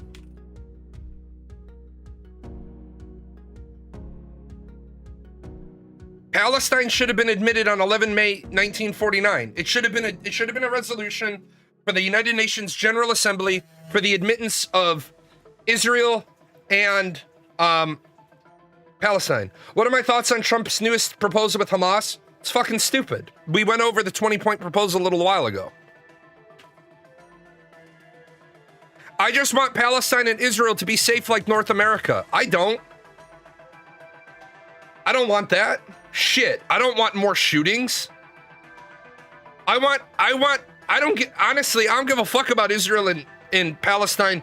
If I had to choose between fixing Palestine and fixing America, I would fix America. Kids getting shot at church. Catholic kids sitting in a church praying, getting shot. Charlie Kirk getting shot. The same day Charlie Kirk got shot, there was a school shooting that nobody talked about because Charlie Kirk got shot. Nukes mean no more wars. I didn't say nukes mean no more wars. Nukes are supposed to mean no more wars. If you're gonna try to make spicy statements, make sure you actually are putting a statement out contrary to what I said. Because nukes do mean no more wars. Because why isn't the European Union bodying Russia? Because Russia has nuclear weapons and they've said we'll use them. Did either of the Koreas have nuclear weapons? No. Did Vietnam? No. Did Saddam Hussein? No. Did Osama bin Laden or Al Qaeda or any of the tribal warlords? No. Do you think we would have gone into Afghanistan the way we did if Afghanistan had nuclear weapons? No. Look at the way we talk to countries that have nuclear weapons. Okay, let me back that statement up a second. Look at the way we talk to countries with a president who's not a fucking lunatic. Right. Nukes have stopped wars when one of the countries involved has nukes. Neither of the Koreas had nukes. Vietnam didn't have nukes. Saddam Hussein didn't have nukes. Kuwait didn't have nukes. And Kabul didn't have nukes. Afghanistan didn't have nukes. Osama bin Laden didn't have nukes. So your point is, nukes haven't stopped any of those wars because none of those locations had nukes. If Afghanistan had nuclear weapons, we wouldn't have invaded Afghanistan to get Osama bin Laden. It's just that simple. And people say, and I'll be the first to say this, anybody firing a nuclear weapon at America has to fire an awful lot of nuclear weapons at us. Like thousands of nuclear weapons. The problem is, if Pakistan has 20 nuclear missiles, if Afghanistan has 20 nuclear missiles, they don't have to fire them at the United States. They can fire them at our allies and say to our allies, well, we're nuking you because your ally is invading us. Now, if you nuke and you launch it, you're probably going to be at war with the rest of the world. Yeah, but that's what the mutually assured destruction doctrine is. If you nuke me, I fire the nukes I have, so you can't nuke me because I fire my nukes and other people will fire their nukes. That's why MAD only works if everybody has nuclear weapons. But I don't want Iran to have nuclear weapons because Iran will use that shit. And if Iran fires a nuclear weapon at Israel and Israel fires all their nuclear weapons back at Iran, we have a lot of glass. Only thing that's scary about Russia is the dead man switch. It's a fucking myth. It doesn't exist.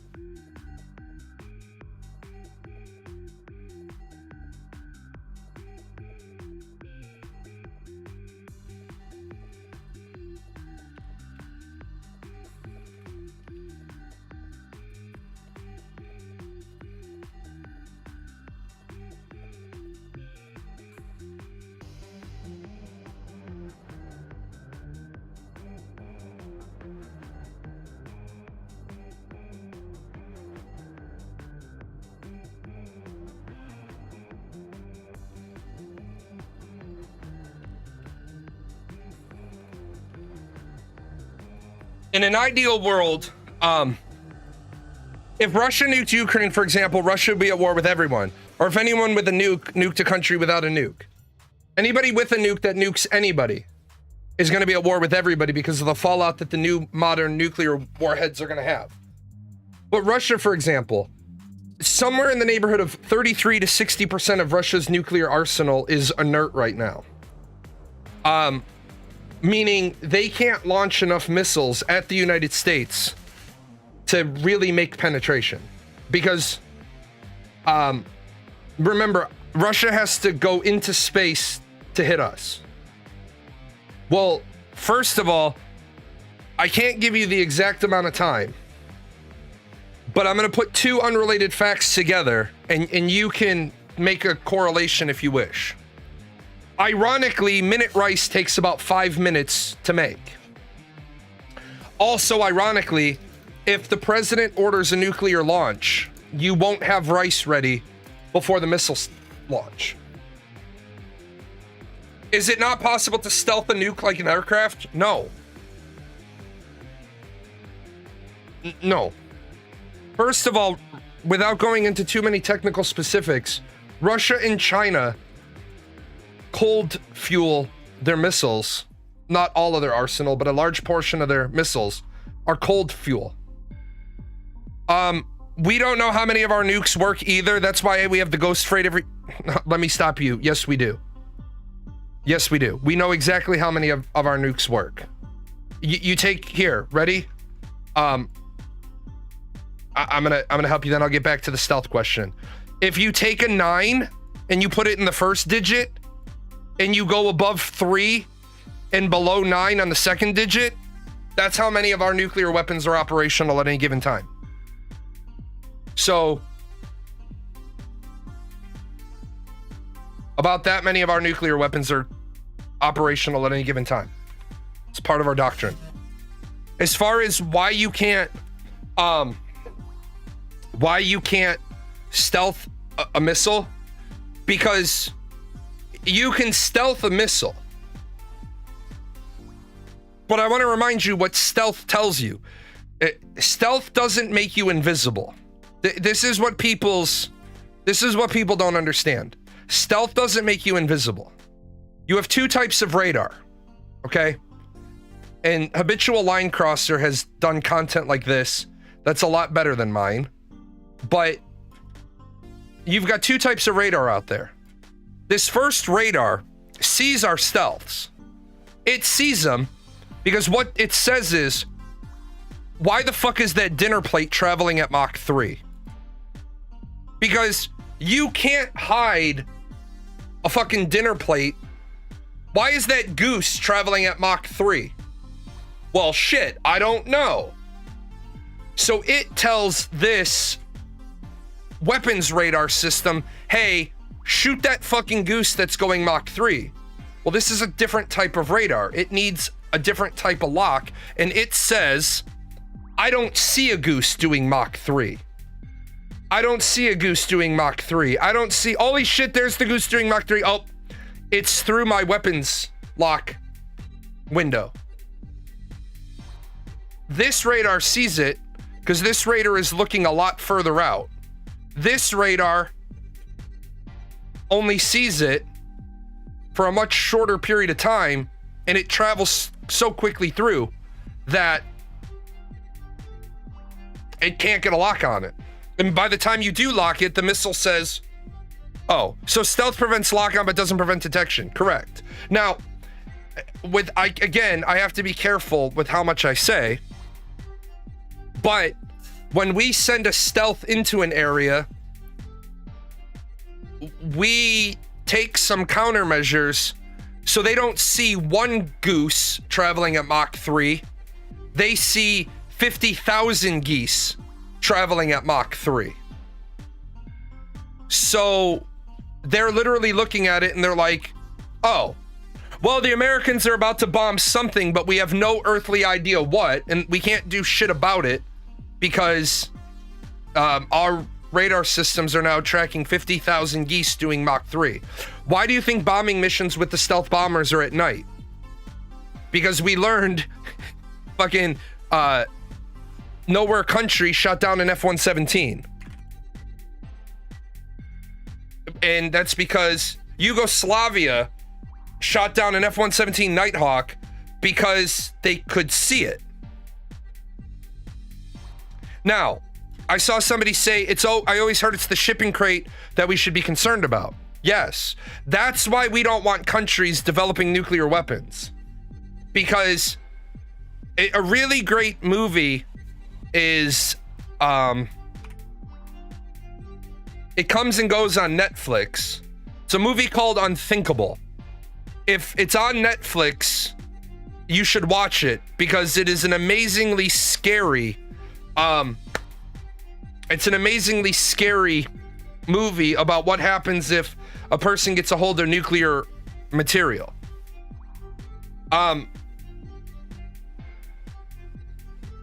We only inspect single digits amount of cargo coming into America. And the reason why is we trust a lot of countries that ship us stuff, just like they trust us. We do have the ability to detect nuclear weapons that are moving. But again, if you know how to make a nuclear weapon invisible,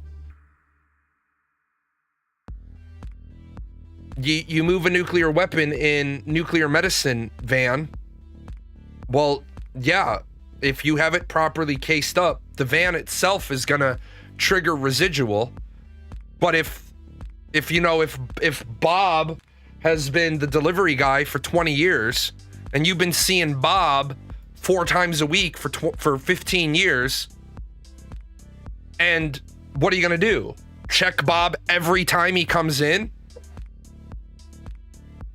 I mean, sometimes complacency is the enemy of vigilance. Yeah, it's probably a good idea, except the problem becomes your costs go up. If I've got 20 deliveries today and I'm going to check every delivery every day, now I need 20 times the number of people, or I have to schedule my shit out across a 10-hour delivery day. Remember, there is a solution to everything if you have an infinite amount of money. Like, one of the things, just proving that you could get in anywhere you need to get in. Proving you can get in anywhere you need to get into. In the military, they do red shirt penetrations all the time. I had people all the time walk up to me and they'd be like, what's the cipher code for the, you don't need to know it. Do you not see my rank? I do see your rank. Can I see your identification, please? I don't know you. And that's what you're supposed to do. I don't know you. Well, I'm Major so-and-so. Well, I'm Captain so-and-so, and I'm the detachment commander. I don't know you. You shouldn't be in this building. I need your ID. And they hand you an ID, and then you're just like, hey, I need a couple of people out here. Couple of NCOs walk out. Hey, do me a favor. Make sure Major so-and-so doesn't get lost or go anywhere. Pick up the phone. This is Captain Jalan. I'm over at this secured facility. I have a Major so-and-so. We don't have a Major so-and-so. Get here the fuck right now. They walk in and they scoop up the guy, and it was a penetration exercise. Their whole job is to find loopholes in security procedures. I need the cipher lock. No, you don't, because if you're supposed to have it, when we changed it, someone will give it to you. I also know I'm the highest ranking person in this building. I'm not supposed to have a major in here. Is it the military responsible for checking? It's it's our job to check it. We do that in the military. I've red shirted and I've shown people how easy it is to get a young airman to give you the code to the door. Cipher lock, it's a 5-digit combination. You got to press in the right order. Just put a safety vest on with EET on it. Put your hat on, walk up to a door, wait till you see an airman walking around the corner, kick the fucking door, beat on the door, and what the fuck did you guys change the number to? Well, airmen are afraid of exercise evaluation team. They'll either walk up and open the door for you, or they'll just say it to you. We change it to 235. The one thing you're never supposed to do. If you don't know the code to a door, but people are trained to not disobey superior officers. So you get this problem all the time. Shit, there's a movie with Robert Redford called Sneakers. If you want to sneak into somewhere, be holding balloons and carrying a cake, and send somebody else up to distract the people. And as you walk past, all you have to know is some name of something, and be like, yeah, I'm here for the law firm on 5, like whatever that is, McNeil or something. I got a delivery.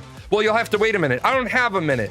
And then the person that's up there distracting be like, hey, I got a delivery. Most of the time they're like, yeah, you're good, go ahead.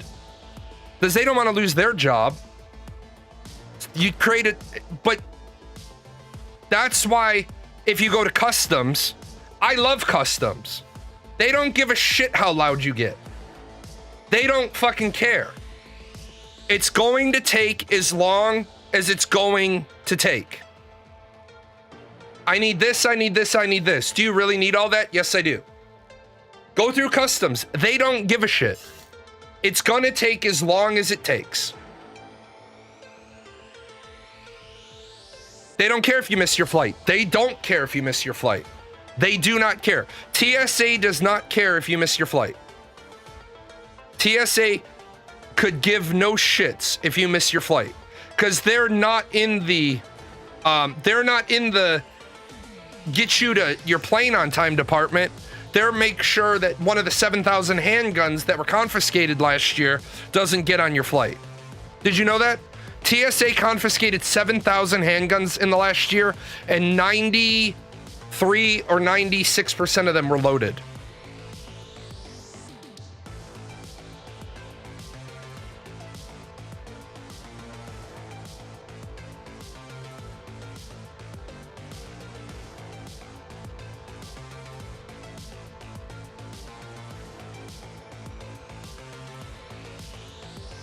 Airlines don't care either, since they like to schedule you to close. No, airlines. No. Airlines hate when you miss your flight, and it's their fault.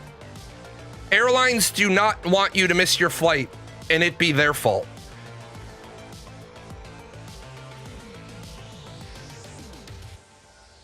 Well, you don't go through security.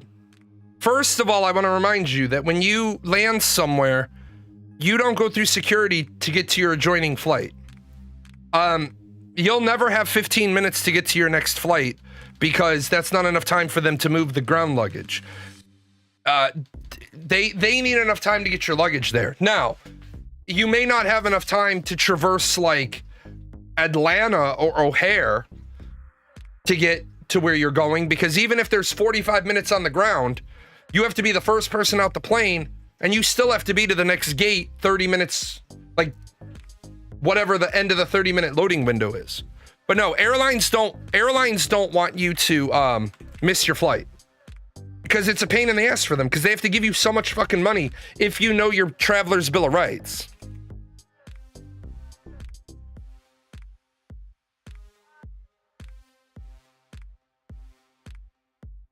Airlines don't want you to miss your flight if it's their fault.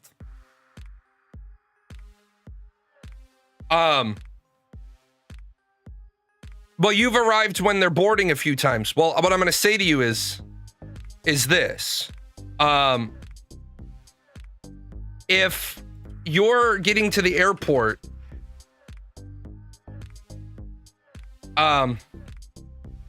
if you're getting to the airport and you're not getting there 90 minutes before loading time, that's on you. And right now with the shutdown, I would say get there 2 hours before loading time. And remember, your flight time is not the time you're working off of. And I'm so tired of people that complain about the airlines and the airport, and they have no fucking common sense. So what time's my flight out Friday?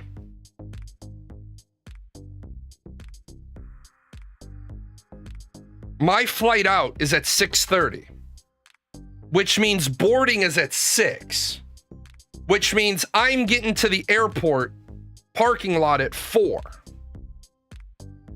so that I have 30 minutes to get to the airport from the parking lot, and then I have 90 minutes to get through security. Now, I don't need that much time, but should the shutdown impact Friday morning, I would rather be in the airport for 90 minutes sitting around than in the TSA line running to my gate. And of course, if it was any other day and I'm not running late, my gate will be right outside of the security check. But it'll be the day that I'm running late that I'm at gate fucking like K3 fucking running my ass.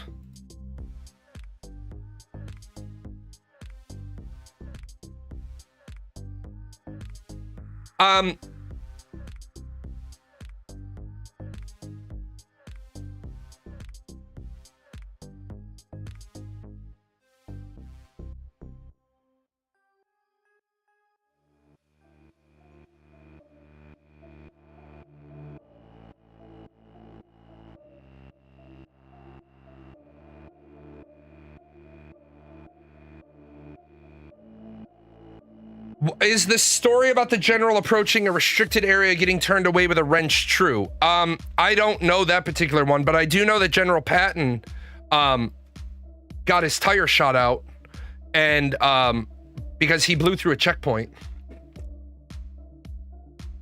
and the MP shot out the tires of the vehicle. It's a really, really, really big thing where people don't respect security in the military or anywhere in general. And it's why we have so many problems. It's why we have so many issues. People don't follow procedures. It's like people get mad when things don't go their way, but they're the idiots that broke it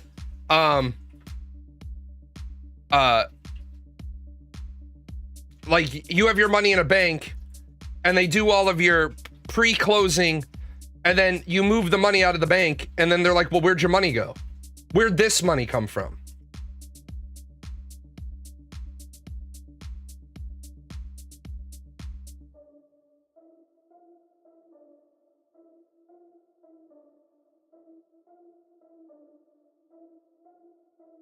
Do we have the resources to up security nationwide? I mean, we do have the ability. Yeah, you make your own luck. We do have the ability to up security nationwide. But the question becomes, how much security do you want? And how much are you willing to pay for it? I mean, you can have as much security as you can pay for. Like, for example, I started talking about this earlier in the show, but at the current state of the country, a lot. Okay, well, the problem is with the current state of the country, if you increase security, you're moving past fascism into dystopian.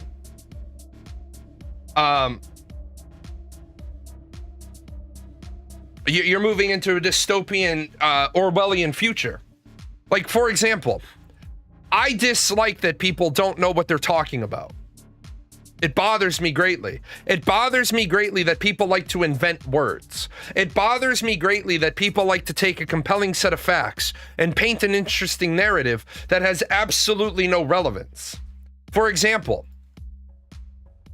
people that have never been an immigrant, who haven't studied immigration law, don't know what 8 U.S. Code 1304 is, subsection E. Every alien 18 years of age or older shall at all times carry with him and have in his personal possession any certificate of alien registration or alien registration receipt card issued him pursuant to subsection D.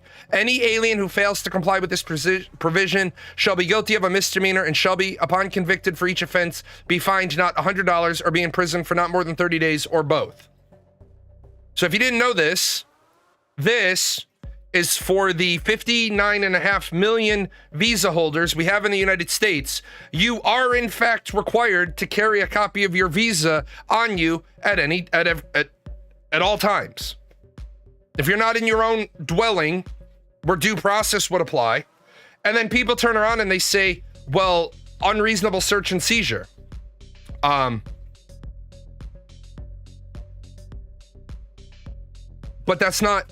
that doesn't violate your Fourth Amendment right?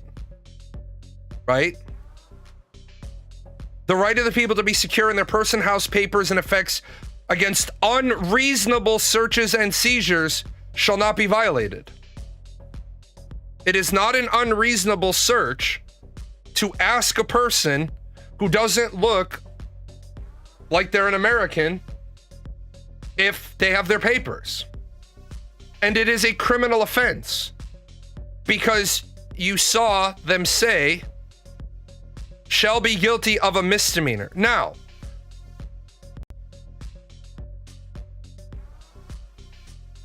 the police are so neutered that they can't stop violence. What do you mean? Give me a situation where the police can't stop the violence. What? Give me a situation where the police couldn't stop the violence. So people are protesting that ICE is asking people for documentation when the law says those people have to turn over the documentation. What's an American look like? How do we do that without being problematic? Well, first of all, we don't give a fuck if it's problematic. We don't give a fuck if it's problematic. We give a fuck if it's situational. Look, you're in states that border Mexico.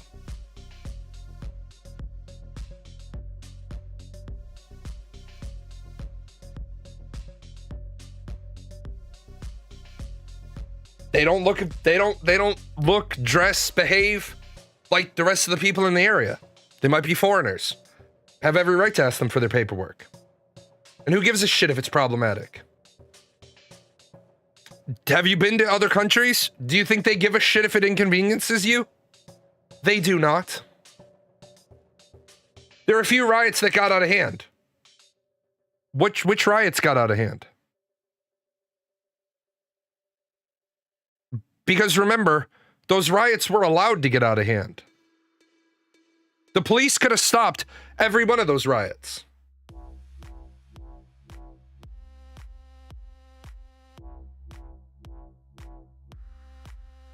The police can stop every one of the riots. They weren't allowed to, though. Correct. So it's not a problem with the police. It's a problem with the politicians. Again, we have a problem with the system. If you don't fix the problem with the system, why do criminals act the way they do? Yeah, politicians on both sides of the cancer.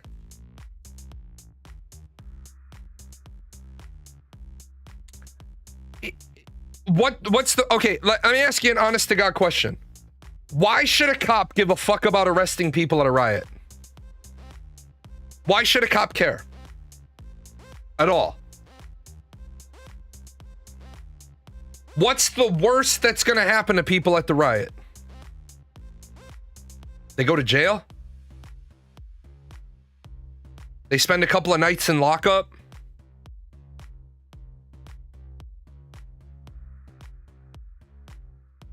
If you want people to be afraid of jail, jail has to be fucking inconvenient.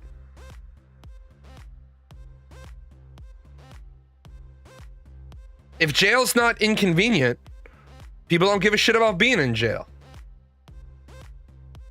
As I told you, I want to change jail. For the worst of our worst, I want to change jail. I don't want to take away their right to be able to go outside. But what I want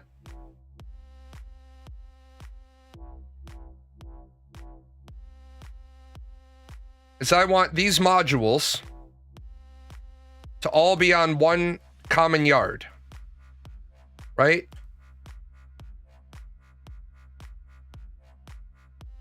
There's no cell there. I want all these cells to be on one common yard. And I want there in the corners of the cells to be shower fixtures. I saw this in Russian prisons and I thought this was brilliant. I want there to be shower fixtures and toilet fixtures in the actual cell. And so you get to go outside at 9, 10, 11, 12, 1, 2, 3, 4, 5, 6, 7, 8, 9. That's it. You're in your cell.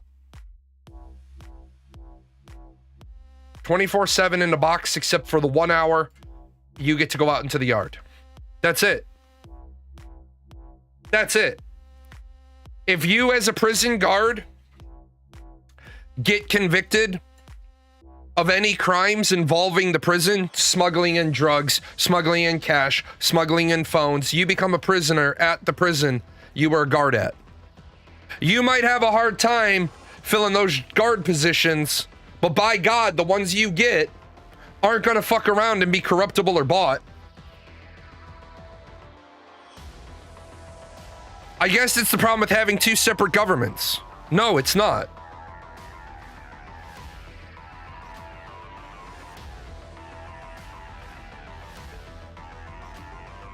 Put big guys fucking everyone gets in jail. No thanks. I don't want to make jail. At that point, I might as well just fucking take you out back and shoot you.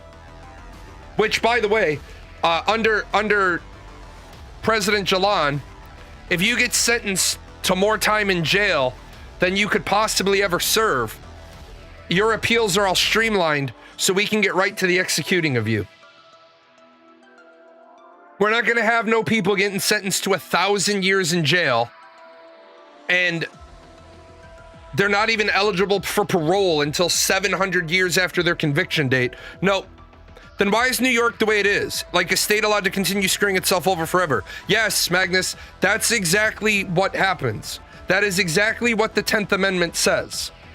This is why I told you earlier, you need to study a lot more, because the federal Constitution says anything that's not reserved by the federal government and denied to the state government is the state's government, is the state government. It is not the federal government's job to give money to New York to fix their problems.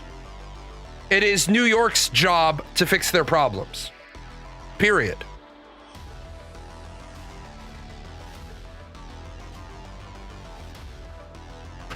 Nick Shirley did an El Salvadorian prison visit, and those are the prisons we need in the U.S. For some people, they are the prisons we need in the U.S. I like the Russian prisons where they're just basically in their cell 24 hours a day. Because they don't need rec time, and they don't need TV time, and they don't need gym time.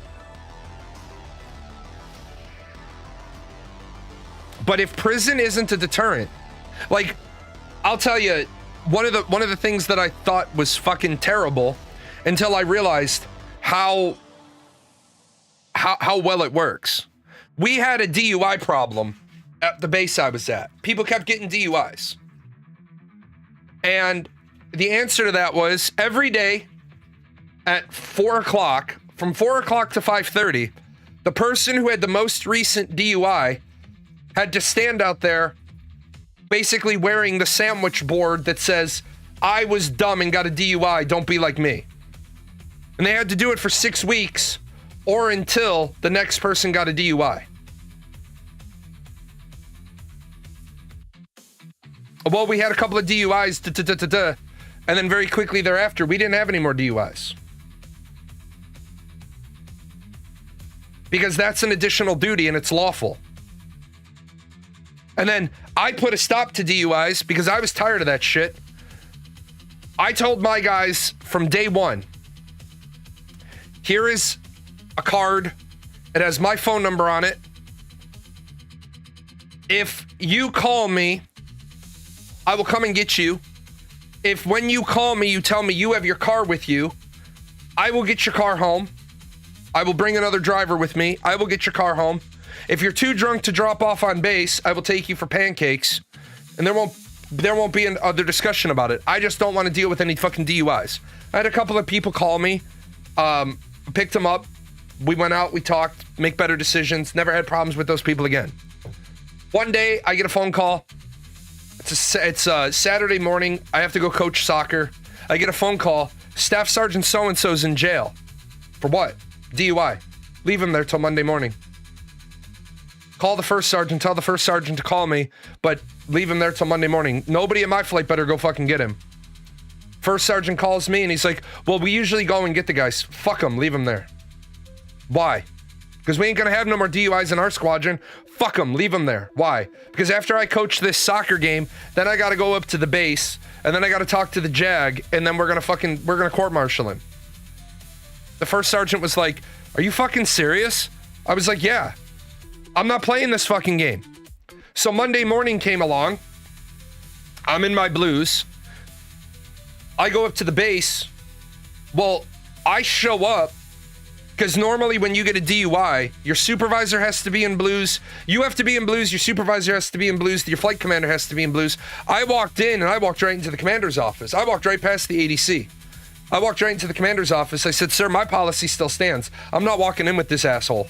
I'm standing behind you because he needs to know he had every opportunity in the world to not get a DUI. Fuck it, we're charging him. The commander's like, you want to go forward with the courts martial? Abso-fucking-lutely I do. Absolutely, I don't give a fuck. So they bring him in. The JAG was like, we're going through with the courts martial? Yes, we are. We're going through with the courts martial. They come in. He reports in. The ADC was there, and the commander was like, Staff Sergeant so-and-so, you are being charged under Uniform Code of Military Justice of driving under the influence of alcohol. At this time, I am letting you know I am not offering you an Article 15. It is upon recommendation, I am preferring charges. And then he elbowed me, and I whip out the card. You, Staff Sergeant so-and-so, have the right to remain silent. Anything to make sure he doesn't spontaneously utter anything.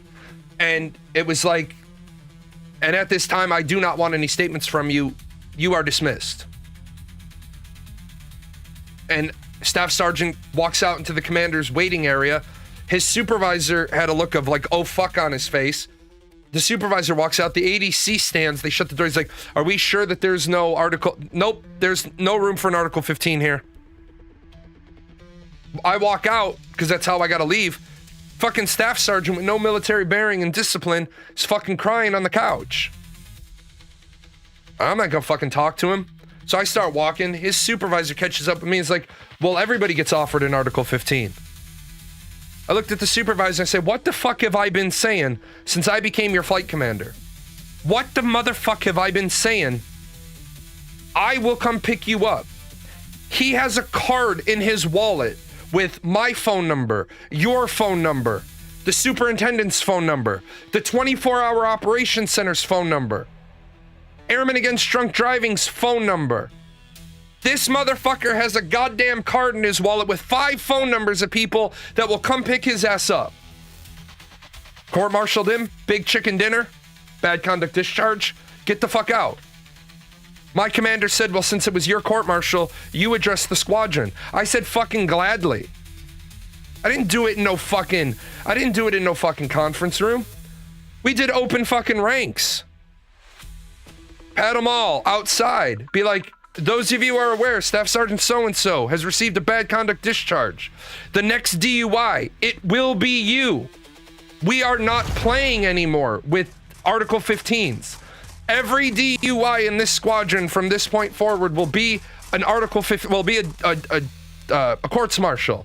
And then between you, your lawyer, and God can try to figure out if you can stay in the military. 0 DUIs for the last 2 years I was at that base. 0.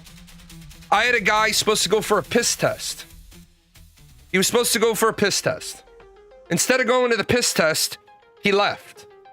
Well, that's an automatic fail on your piss test. Failure to report for your piss test will be construed as a failure, and right, they're still going to find you, and then they're going to stick a needle in your arm, and they're going to draw blood, and then they're going to catheter you. They're going to get their urine. Like, I don't think people understand that in the military. You signed a piece of paper, and all the sheets of paper you signed, when it comes to a drug test, they're going to get their urine. Now, me, I get called for a piss test. People would know. I had one of those, 64-ounce bottles of Powerade in the bottom of my drawer just in case I got called for a piss test. On my way over, I was just chugging that thing. The guy always knew me. The guy always called me Turbo. I'd walk in and he'd be like, "You ready to go, Turbo?" And I'd show him the empty. You gotta show him the empty bottle. They gotta see what you were drinking. So I'd throw that out, and he'd be like, "Let's go." There'd be people that are there like 4 hours drinking water, trying to go. They can't pee in front of an audience. And then the one day I watched a guy. He was there all day. The guy must have drank a gallon of water. He was just too scared to pee. They're like, "Well, let's go." He's like, "What, come back tomorrow?" They're like, "No, you got to go to the hospital, man." They're like, "Why?" They're going to fucking put a catheter in you. They're going to get their urine. Well, he got to the hospital, and the thought of getting that, he was able to pee. The guy that ran, he got fucking 60 days extra duty. 60 days confinement and additional duty. He had to walk around the base all day in an orange jumpsuit and like scrub floors. I made sure to know where his work section was for the day, and I found a reason to send all of my airmen to wherever the fuck he was mopping floors that day. He's mopping floors at the air terminal. Hey, run this to Sergeant so-and-so. Run this to Sergeant, because I wanted all my airmen to see him mopping a fucking floor in a prison jumpsuit. We've made prison not a deterrent. So until you have some deterrence, who fucking cares? Like, honestly, if there's no deterrent, prison. I told you, guy got 52 weeks. I don't know where the fuck it is. Guy got 52 weeks in the domestic violence intervention program. Well, he wanted to do that instead of 52 weeks in jail. And then his cousin who worked at the jail told him how overpopulated they were. So he went and he figured out that if he went to court after like 6 weeks of doing the class, he would have 6 weeks credit for jail, or he was going to negotiate for that. And what he said was, "Your Honor, I've started to do the class, but I can't do this. Can I just go to jail? But will you give me credit for the weeks of class I went to? Well, because the judge gave him credit for the weeks of class he went to, when he went into jail, he didn't have 52 weeks to do. He had 44 weeks to do. But because the jail was overpopulated, first in, first out. Because remember, at the jail, in my state, I can't talk about all the states, but in my state, you can only be sentenced to 364 days in jail. 365 or more, you have to go to prison. Well, he knew he only had at max 44 weeks to do, but because they were so overpopulated, dude ended up doing like 7 weeks in jail and then getting let out. Well, what's the point of fucking sentencing then? What's the fucking point of a class A misdemeanor carrying with it a fucking 364-day sentence if when they need to bring the next guy in, the first guy goes out? How do you make that happen if people are so stupid, like they've made in their mind a good thing like New York on theft? It's not that they've made New York on theft a good thing. Let me explain how that works, because you might not know. So let me explain. You make jail a bad experience and people don't want to go. Okay, so here's your prosecutor's office, right?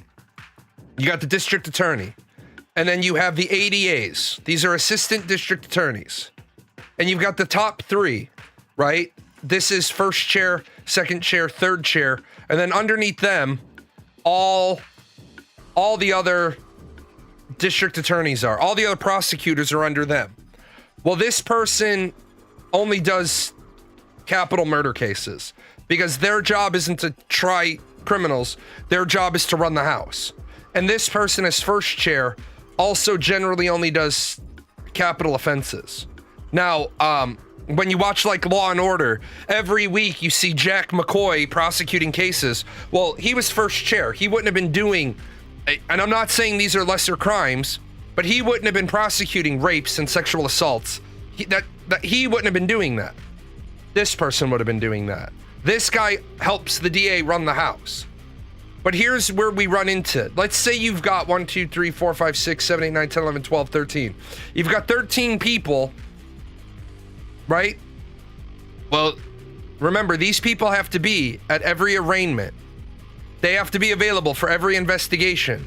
These guys need to be there for every traffic ticket, right? Every petty theft. Every misdemeanor or above, a prosecutor has to touch that. Well, you have 13 prosecutors. You have 10 judges. Okay? How many trials do you think they can have going at a time?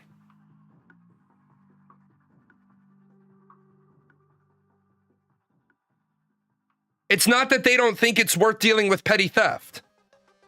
I can only have about 7 trials going at a time because one of these judges is going to be on arraignments. One of these is going to be my traffic court. One of me is going to be my petty crime, leaving the other 7 judges. They can't deal with that many. So here's what happens. And I'm your defense lawyer. And today, I've got 9 folders in front of me. And you've been picked up on a bullshit petty crime.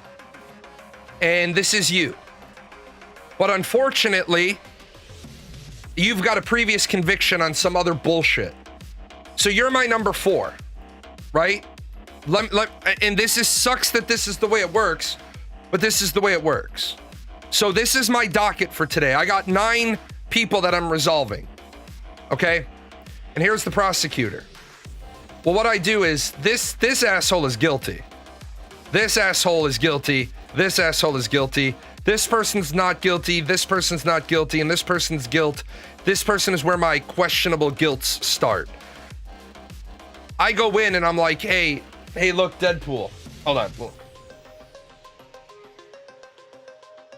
I walk in and I'm like, oh shit, you guys can't see the judge. You can't see the prosecutor. So I say, hey, look, I got this guy. His name's Mickey Mouse. He's really good. It was a stupid thing. He's not even guilty. You got the wrong person. You got the wrong fucking person on this bullshit. Can we make this one go away? Exchange for that, I'll get this guy to take a plea. So I get two off your docket right today for the price of one.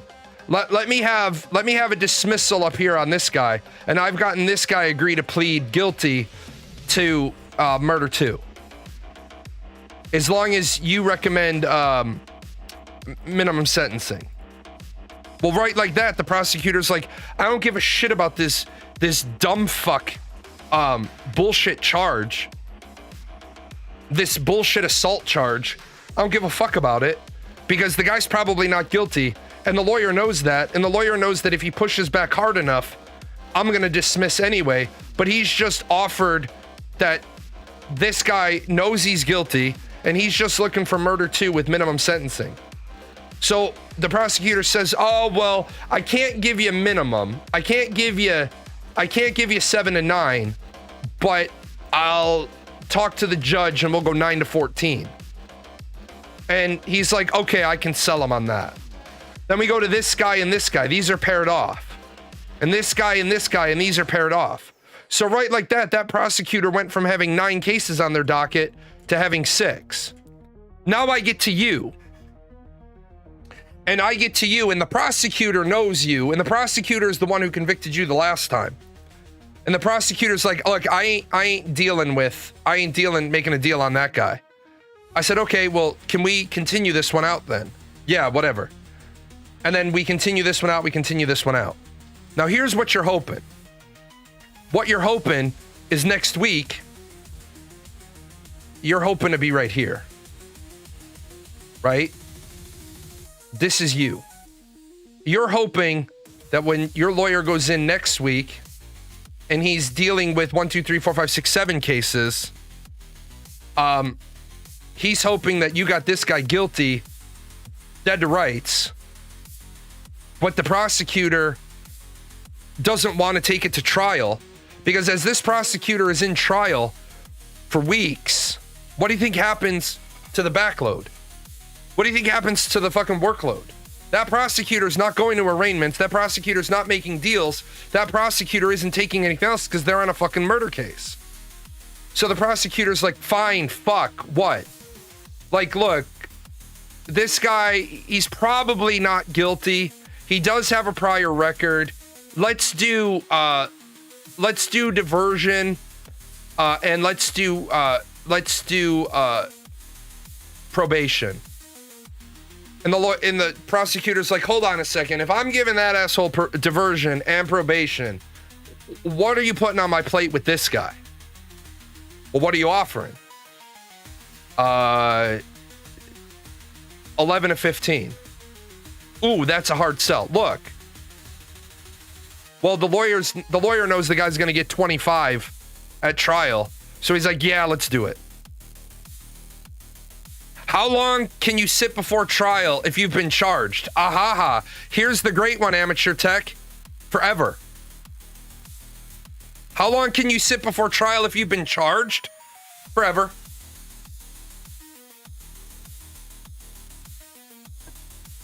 Depending on your crime, it's sometimes worth it for you to sit out on bail.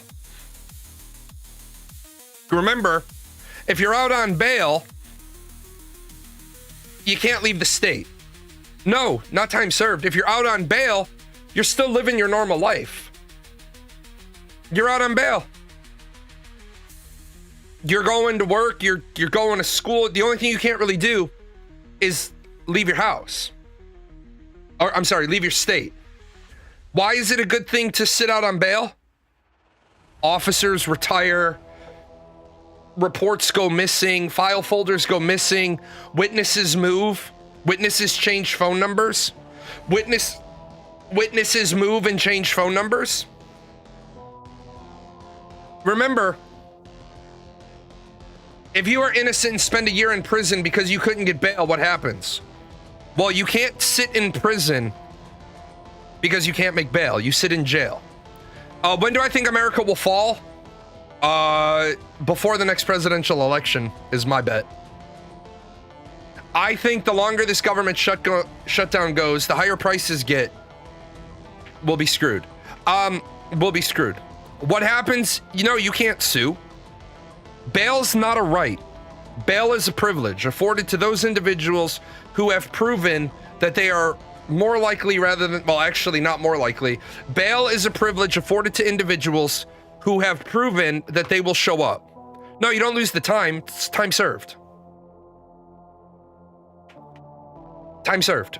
If you spend a year in pretrial confinement and then but if you're innocent, then that's it.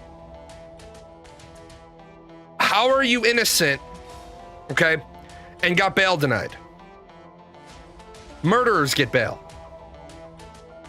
So what did you do that you couldn't get bail? What does your record look like that you couldn't get bail?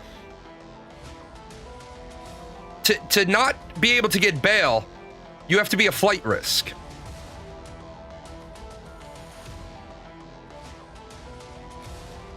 I want to remind you of something. 90% of cases in this country are settled with a plea bargain. I'm sorry, that's not even correct. 97% of cases in this country are settled with a plea bargain. Of the remaining 3%, there's like a 99% conviction rate. As I just showed you, they don't sit your ass in jail. They don't sit your ass in jail if they're not supremely confident they're going to win. In order to keep somebody with bail denied, generally you can get bail denied. Like, yeah, we're requesting bail be denied. Why? Because we found the individual standing over the body, holding the murder weapon, drenched in blood. And we have a security camera footage of them stabbing him. Yeah, bail denied. How do I define fall? I think we're less than 3 years from a massive just system fucking crash out. I think that Donald Trump is going to push too hard. And I think you are going to end up having Donald Trump try to send a National Guard from one state into another state. And you're going to have,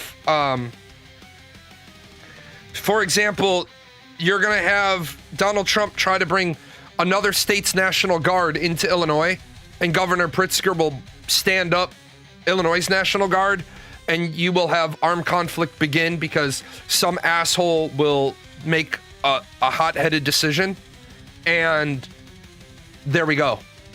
I think people are going to start to be hungry, start to be cold, start to be homeless, start to not be able to afford anything. So how can New York fix their problem with theft if the system can't handle it? What theft? Shoplifting? But no, we're in a situation where people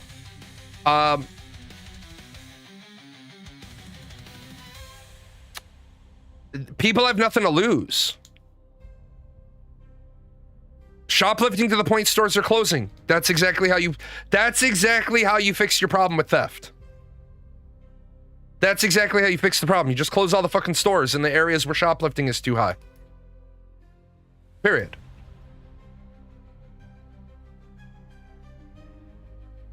I told you, we're not... That's brutal. It is brutal. I'll be right back. Okay.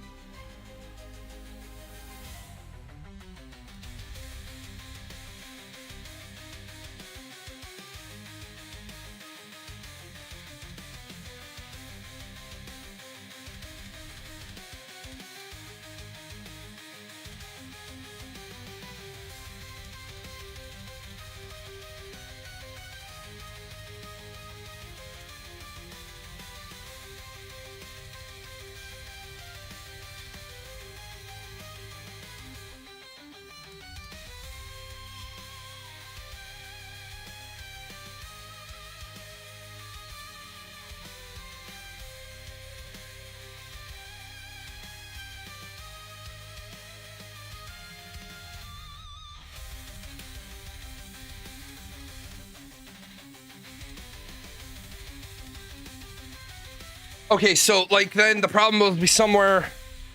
No, here's how you solve the problem. Let me just respond to this.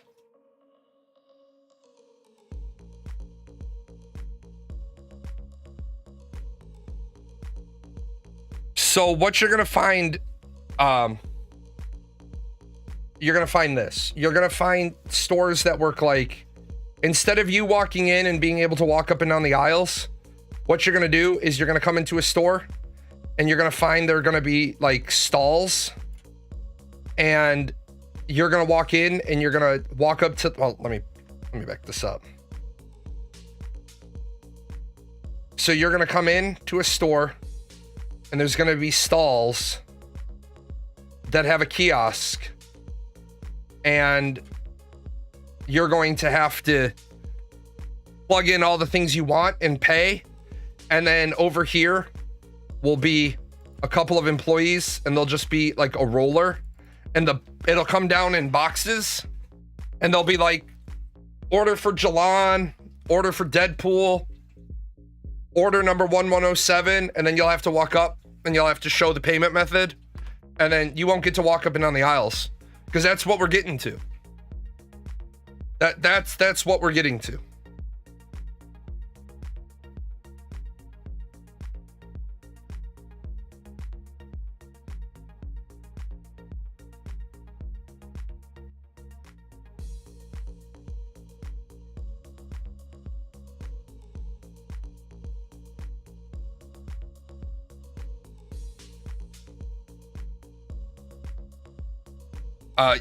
Sounds like inconvenience, and the stores will probably charge more then. No, the stores won't have to charge more then, because the stores will have the same number of employees, but they won't have to lay the store out in such a way that it's convenient for shoppers, so it'll cost them less money in labor. The problem is, again, you started using Walmart delivery during the pandemic. It's great. We've always used, we're one of the pilot stores for Walmart where we go to the back, we place our order on the phone or on the PC, and then we drive around to the back of the school. The back of the store, sorry, it's about my kid. We drive around to the back and they put the stuff in our trunk. How do you get to pick out good vegetables then? You don't. You get whatever vegetables they give you, just like you would with any delivery. And that's what happens, is those stores will be the stores that happen because you live in a place with a bunch of stealing assholes. So that's what you get. See, what people forget is we live in a society.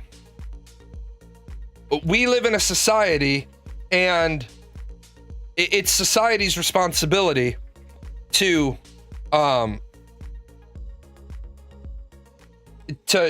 raise everybody. We've got a problem in our neighborhood where there's kids that are doing ding dong ditch, and people have it on the Ring camera and they post it, and then the parents complain about their kids being posted. So my response was, I told people, I said, if you find these kids doing ding dong ditch, don't post their video to Facebook. Send it to me.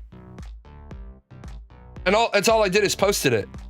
Well, then the parents of the kids who are doing it contacted me and said, what are you planning on doing with those videos?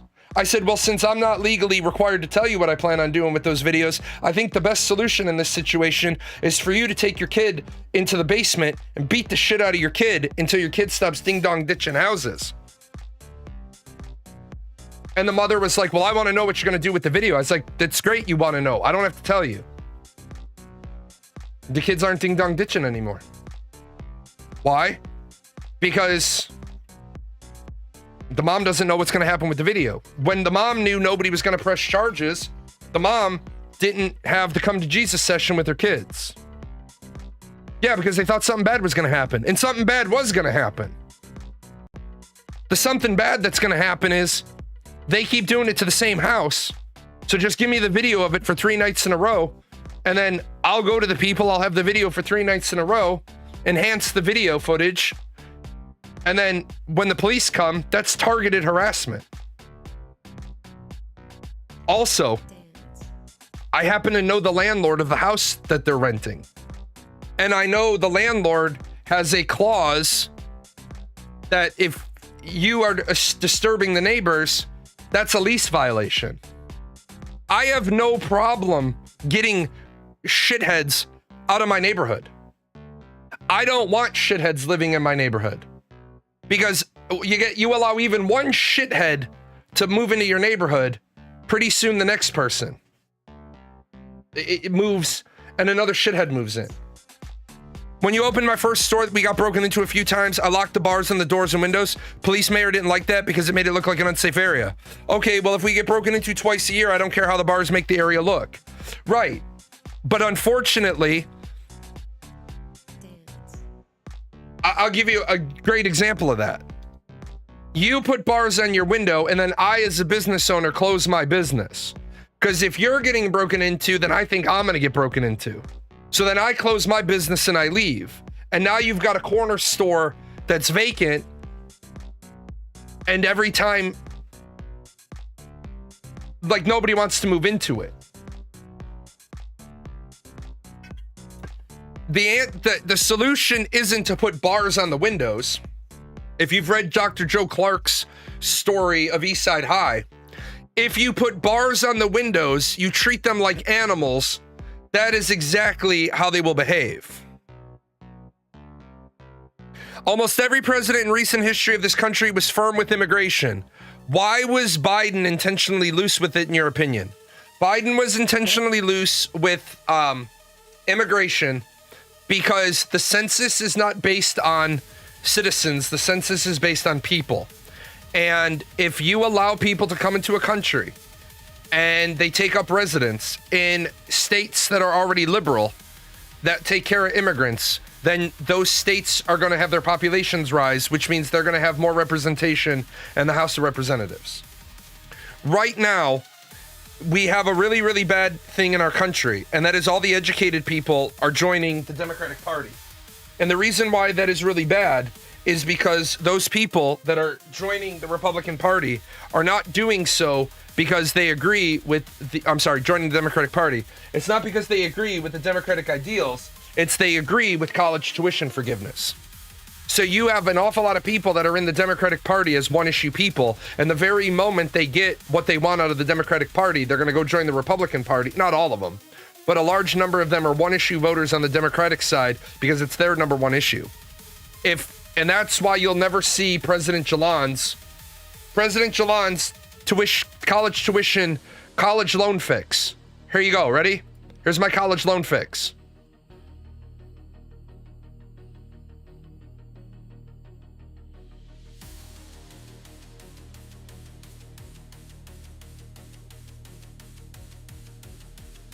There's my fix. If you borrow $100,000 to go to college, the most you will ever have to pay back is $115,000. Period. Done. 15% is a huge fucking return on investment. You should not have people basically carrying a mortgage in order to get a college degree. Now, if you did that, colleges would become a lot more exclusive on who they admitted, because less loans would be given. Less loans would be given because there'd be less money to be given. I'll give you a story. Man, sorry, I'm not having a great health day today. Friend of mine went to college, was never able to pay for the first semester of it, carried that loan for like 30 years. People are under the belief that going to college leads to a good job. It doesn't. In my state, in Illinois, the best school to get a teaching degree from will cost you $125,000 to get a job that pays $62,000 a year starting annually. Does somebody want to tell me why you need $115,000 worth of education to get a job that pays $62,000? A lot of colleges where you sit on lectures can be moved online or Zoom. Don't see why it needs to cost so much unless your hand's on a lab or something. Did you go to college? Because I'll tell you why college needs to be expensive. I'll give you a great example why college needs to be expensive. You've seen it on this show today. People want, in social sciences, people don't want to stand up to the crucible of their views. That's why you need to go to college. Because college is supposed to be stepping stones. College is supposed to be this.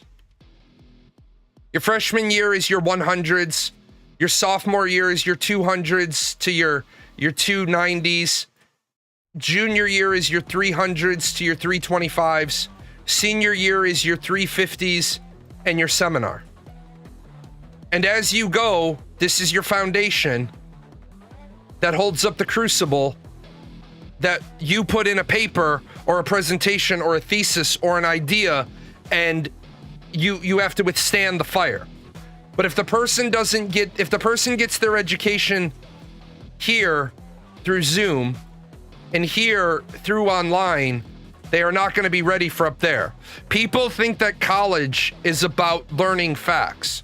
College isn't about learning facts. College is about learning how to learn facts. It's one thing to be told a fact. It's another thing to understand why it's a fact. People say my Second Amendment right to bear arms. Well, it's not your Second Amendment right to bear arms. It's your Second Amendment right to be a member of a militia, being told by the federal government what the items that you are supposed to have as members of the militia are. But people don't know that fact because in 2008, there was a Supreme Court ruling where they said the ideals of the militia are gone and the individual's right to gun ownership is what's paramount. What? How the fuck did the Supreme Court justices get to that conclusion? Oh, because they weren't historians who studied what the Second Amendment was about in the Militia Act of 1792. College should cost a lot because college shouldn't, like my daughter, I'm gonna slap the bitch out of whichever person helped my daughter pick classes. My daughter's on a scholarship, so she gets an academic advisor that helps her pick classes. They had her take cultural anthropology and psychology in the same semester, but they had her take cultural anthropology before she took sociology. And she's not growing up to be a social scientist, she's growing up to be a therapist. Why the fuck is my kid in cultural anthropology? What fucking value of cultural anthropology is there for a first semester freshman? Cultural anthropology is a class you take as a junior, going to be a therapist, so you learn about ethnocentrism.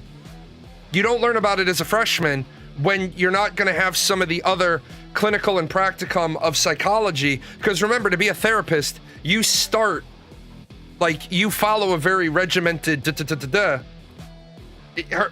that cultural anthropology 101 should have been sociology 101, because there's a lot of things learning about sociology while you're learning about psychology that's going to help you be a better therapist. Once you learn some of the intro to therapy, then in junior year, while you're learning about bias, learning about cultural anthropology in the same semester that you're learning about therapy bias is good. It reinforces. It builds as opposed to builds. It's like, for example, one of the things I will tell you is you can have tattoos and be a therapist. But I was told, given my tattoos, if I completed my therapy program, I should always wear a long sleeve shirt. Because I would make some people uncomfortable. I would make some Christians uncomfortable with that symbol. And I would make a lot of people uncomfortable with that symbol because they don't want to get therapy from a Christian judgy. Well, that's good advice. That's good advice. I'm not going to remove my ink. Actually, I got the ink after I made the final decision to not do that. But people need to recognize college is a growth curve. Now, I do agree with you. Some things shouldn't be as expensive. I also would say to you, I don't believe in the idea of college anymore making you into a cosmopolitan individual. I really do believe in we need to separate this out into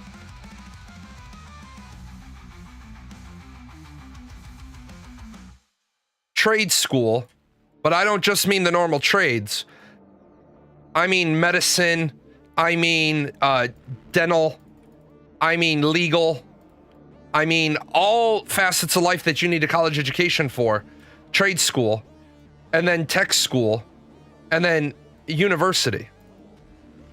I don't think that you should need to take English 101 and 102, speech, US history 1 and 2, 2 other social sciences, 2 maths, 2 sciences, right? That's 1, 2, 3, 4, 5, 6, 7, 8, 9, 10, 11.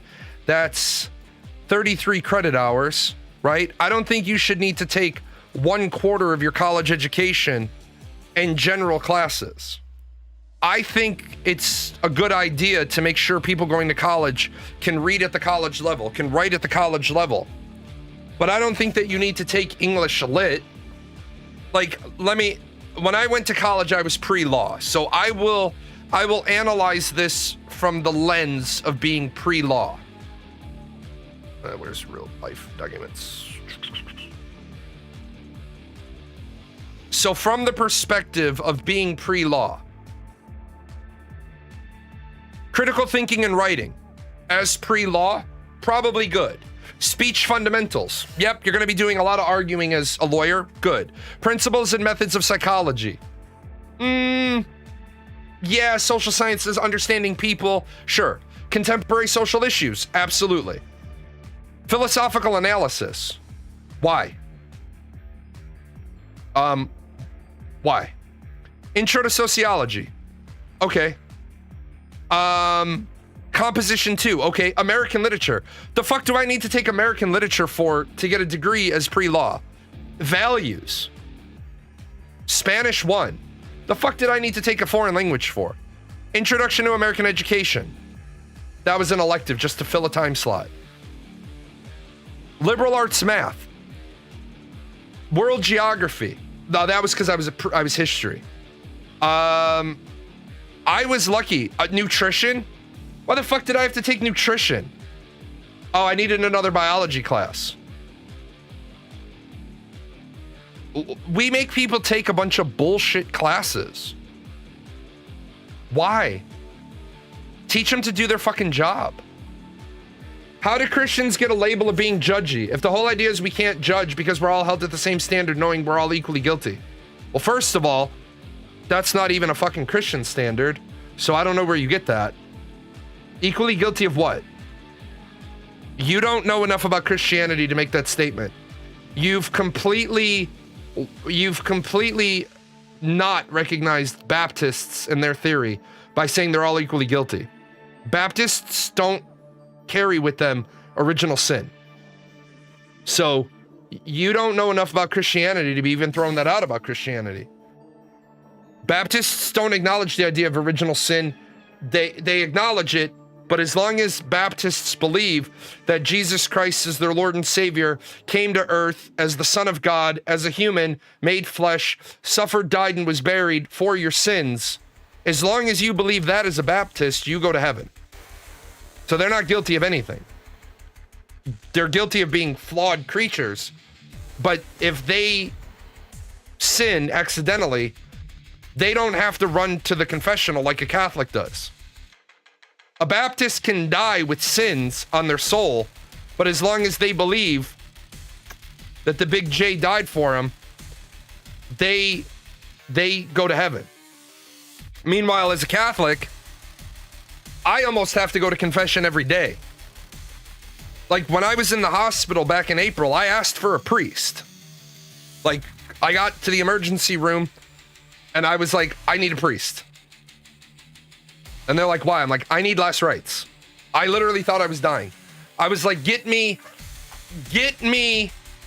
a priest in here to give me last rites, because if I die, if you're Baptist,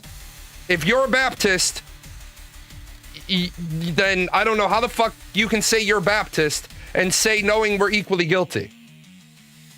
Because then you're probably going to hell because you didn't pay any attention in church of any of the Baptist doctrine.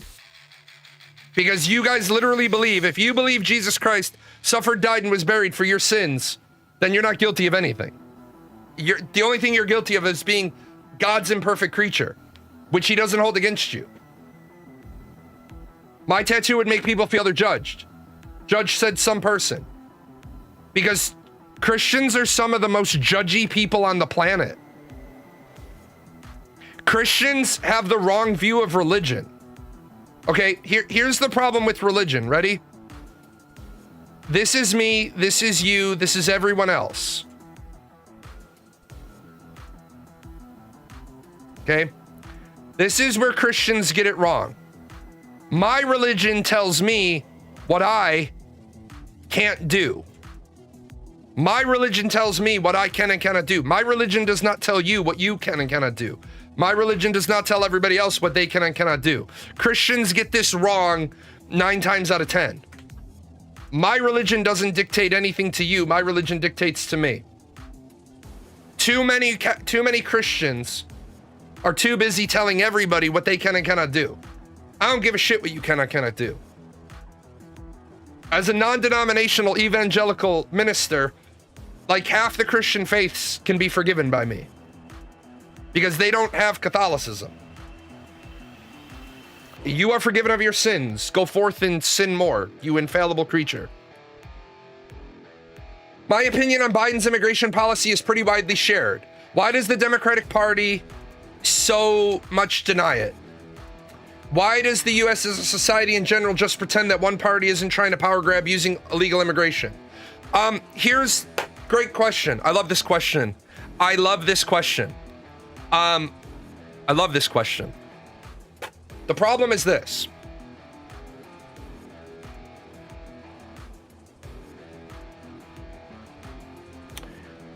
Only about 11 million people in this country are here illegally.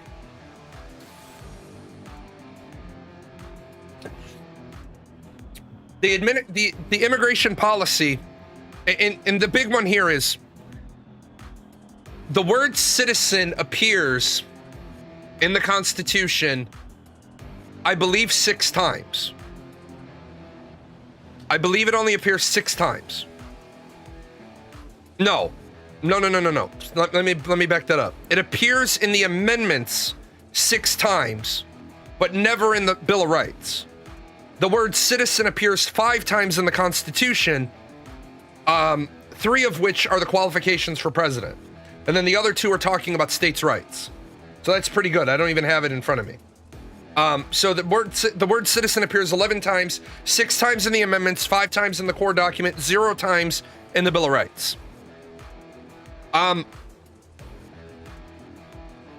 Because this country refuses to get over slavery, you can't have a conversation about illegal immigration without that conversation also becoming a conversation about slavery. Because the reason why the Constitution says people and not citizens is blacks weren't people. Blacks weren't people. Blacks were 3/5 of a people. Blacks in the southern states did not have the Bill of Rights because they weren't people. They were property. A black slave had no more right to due process than a shovel because they were property. The problem is, instead of fixing the Constitution after the Civil War and rewriting it, what we did is to remind ourselves of whatever buzzword you want to put in, the horrors of slavery, the inequity of men, the dichotomy of good and evil, whatever you want to throw in there. We didn't rewrite the whole Constitution. We amended it as the founding fathers had permitted. The problem is we're not talking about 11 million people here illegally. We're talking about 60 million people here on visas who shouldn't be counted in the census. Other countries on this planet differentiate between the rights of the people and the rights of the citizen. I want to move to that. After the revolution, if I'm the guy picked to write the new document, you will be a citizen or you will be a civilian. We are going Starship Troopers on this shit. Every person here will be a civilian, but service guarantees citizenship.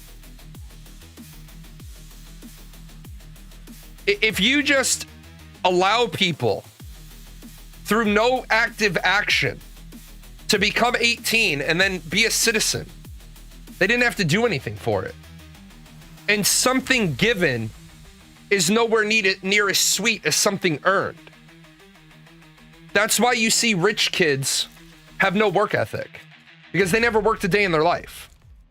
That's why you see a person, if you watch the movie, it's not in the book, it's in the movie. You see Edmond Dantes in Count Mondego. Count Mondego, they tell the story about how he got a pony and he was upset because Edmund was happy that he got a whistle. Rich people get upset that other people find happiness in less.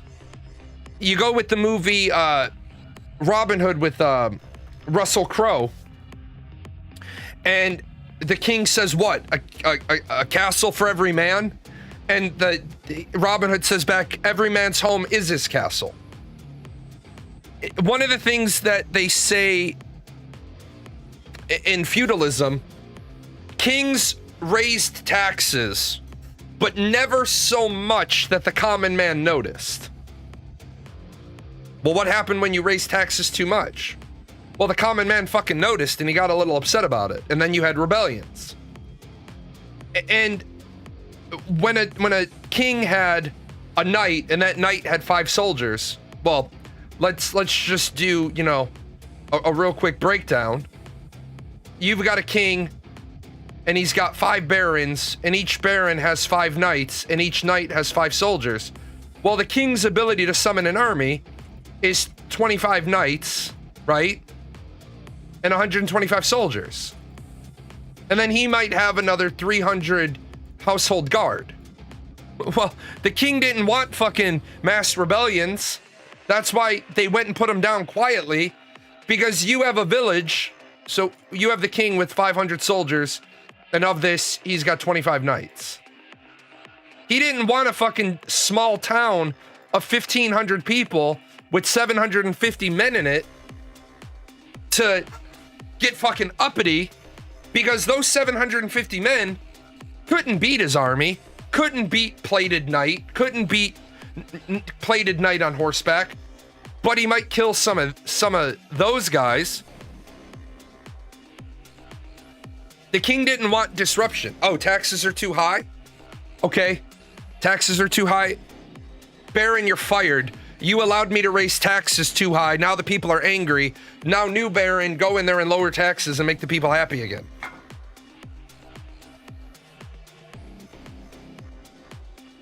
If technology wasn't so advanced right now, do you think there would be open rebellion in many places? Or do you think it wouldn't have gotten as far as it is now? I have no idea, to be honest. I don't know how people carry this thing around with them, and they have access to the wealth of the knowledge of men, and yet people use this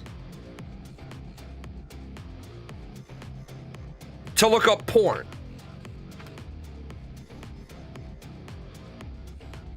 We're in a fucking part of American history right now, of human history, where, like, people are upset about strip clubs, and people are upset about red light districts, and people are upset that prostitution is legal in Vegas. Kind of. You have to work out of a brothel. People are upset about these things.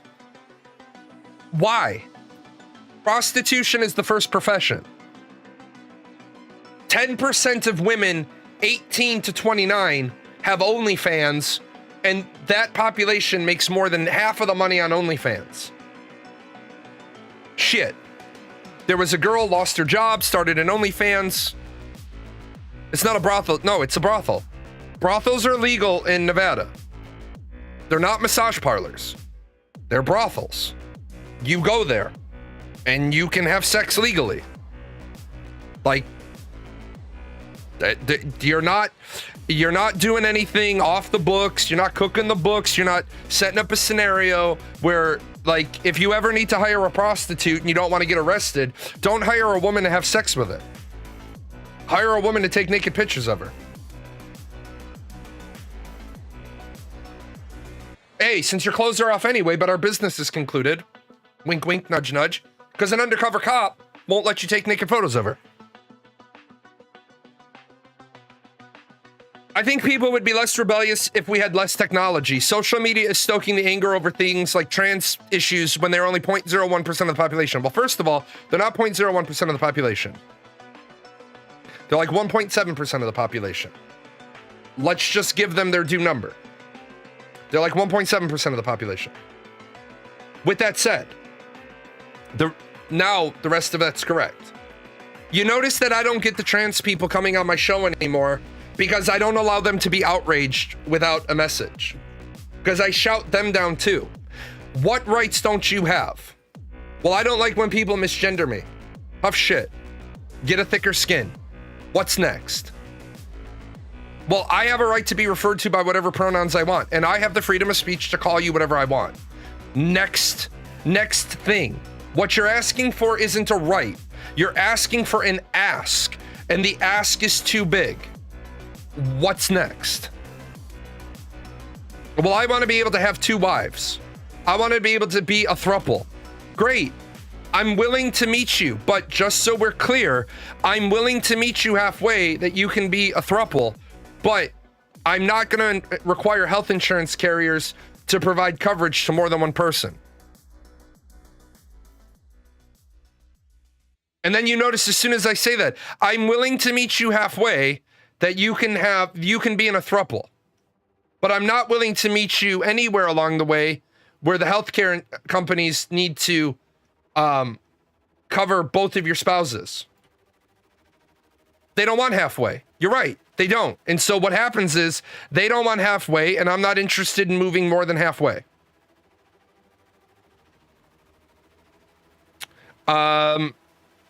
I feel like our politicians and mainstream media keep us fighting amongst ourselves so we don't fight with them. You're absolutely right.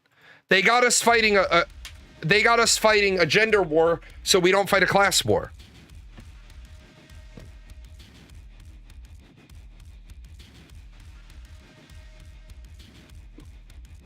How I see technology causes us to get information faster. What causes stuff that would not be newsworthy before, since an accident happening 10 weeks ago is no news, well, an accident happening 1 hour is news. Well, here's the thing. Because of how media works now, there's a great episode of The Newsroom with Jeff Daniels with this. The congresswoman isn't dead, but all the other news channels are reporting her dead. And the guy says, every minute you're not current, 1,000 people change the channel to the guy who is. That's the business you're in. That's a shitty business. It's no longer about the media being correct because they have 6 hours till print deadline. It's about the media being first. It's about being first. I don't want the guy who's first. I want the guy who's right. I'll be right back.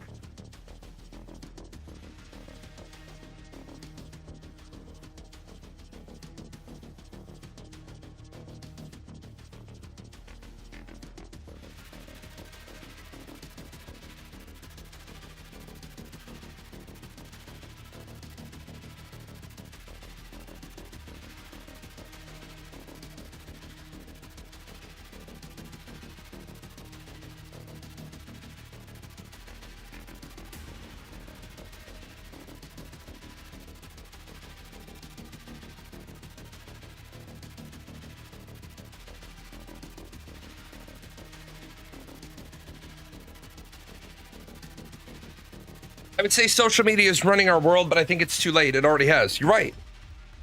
Also, we're slowly inching into the age of fake news being really fake with how AI is. I've been tricked a few times already by AI created videos. You're right. It's going to be a huge problem. People will act unhinged online calling for civil war when in real life they are probably just normal, friendly people. No, I think you're wrong in that. I think you're 180 degrees wrong on that. Freedom, the internet, the anonymity of the internet allows people to be who they really are. The friendly person you see, that's the mask. When people have no accountability, they act how they really are. It's only when people have accountability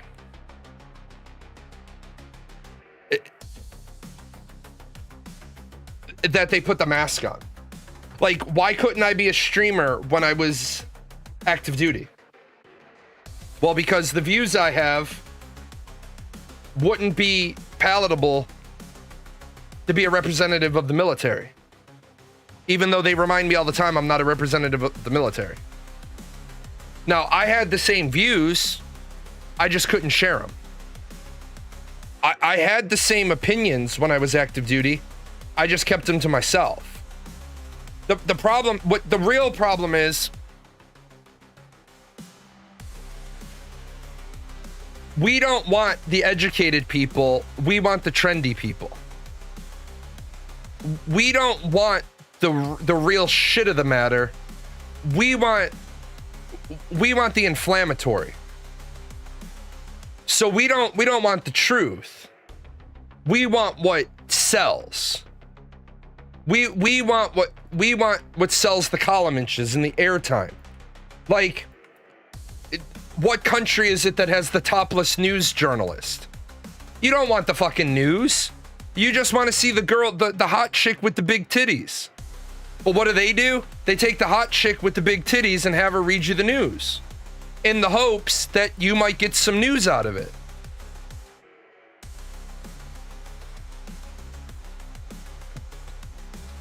Unfortunately,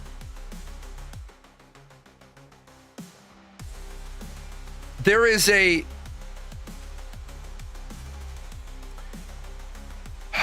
we have a fucked up society because we no longer recognize family values.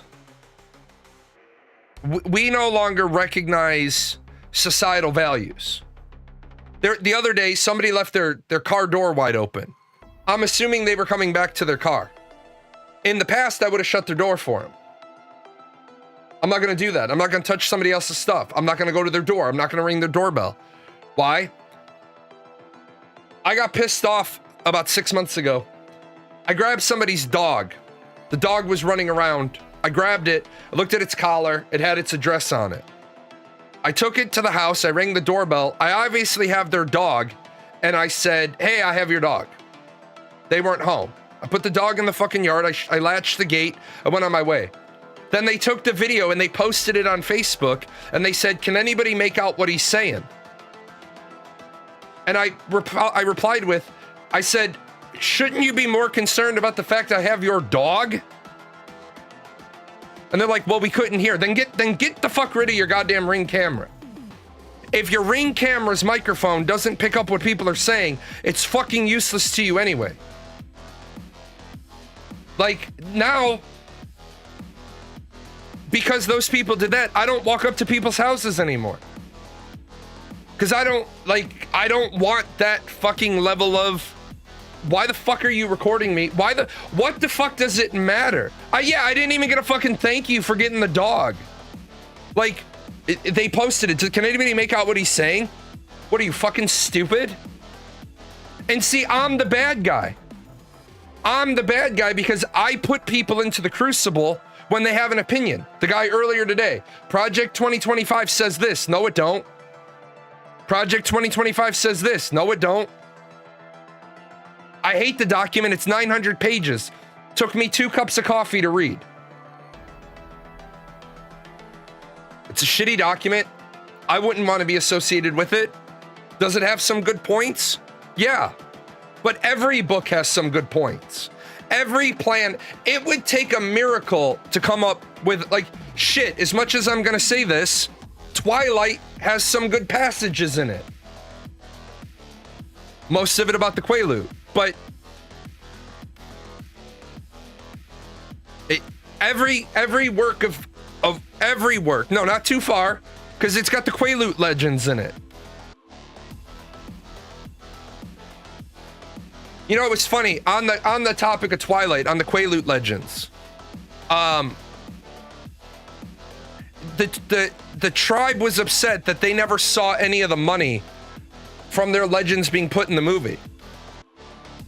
And my response to that is, who the fuck even heard about your legends until they were in the movie? People have a tendency to search everything up about when you say one thing to them and attack you personally. Well, truthfully, I think a lot of people, you included, have a lot of positions because you've gone breadth, you don't do depth. A lot of people have a lot of opinions, but they don't research them. Like, my Palestinian history was pretty solid, and then I started doing the show, and for the last 2 years, Palestine's been a major talking point, so I had to take a couple of afternoons and look up more Palestinian history. I had to go all the way back to the Canaanites, and then I had to be like, well, shit, what did the Jews do to them? Oh, nothing. They just absorbed them into their culture. I think if people want to talk about things, it's like I say to people, they come to the show, they say something outrageous, and I say, well, prove it. And they're like, hold on, I'm looking. Well, if it's your fucking talking point, shouldn't you already know where it is? But they don't. Do I feel like Trump derangement syndrome is an actual mental disorder? No. I do think, however, that people should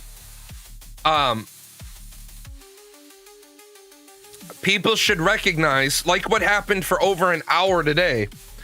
Individual doesn't like Donald Trump, so individual is quoting a bunch of shit that's just not true. Individual then won't defend anything. See, integrity isn't doing the right thing when nobody's looking. That's a boy's answer. Integrity is saying, I believe this, bring it. This is why I believe this, bring it. I believe that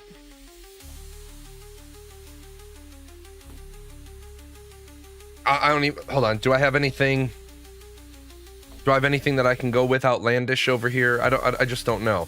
Because I don't have outlandish views. I don't know what a good example would be. Yeah, I can't think of one. I don't believe that the average person, if 54% of Americans can only read at the 6th grade level or lower, 20% of Americans can only read at the 3rd grade level or lower. When somebody tells me something about a document that's clearly written at the graduate level, statistically speaking, they don't have the reading level to understand it. And unfortunately, that makes me sound like an academic, condescending asshole, but I can't change the fact that I have a graduate degree. I can't change the fact that I was in college at 16, that I had 2 college degrees by 20, that the only reason why my master's took me until 23 was because I was letting the Archdiocese of Chicago pay for it. And they only pay so much a semester. I could have done my master's degree in 1 year, but when I started teaching, they pay X amount a semester. So I just told my university, I'm going to divide this among 3 years so that way the Archdiocese pays for it. They don't pay me shit as a teacher anyway, but I'll let them pay for it. People get mad. They're like, I'm like, the Constitution,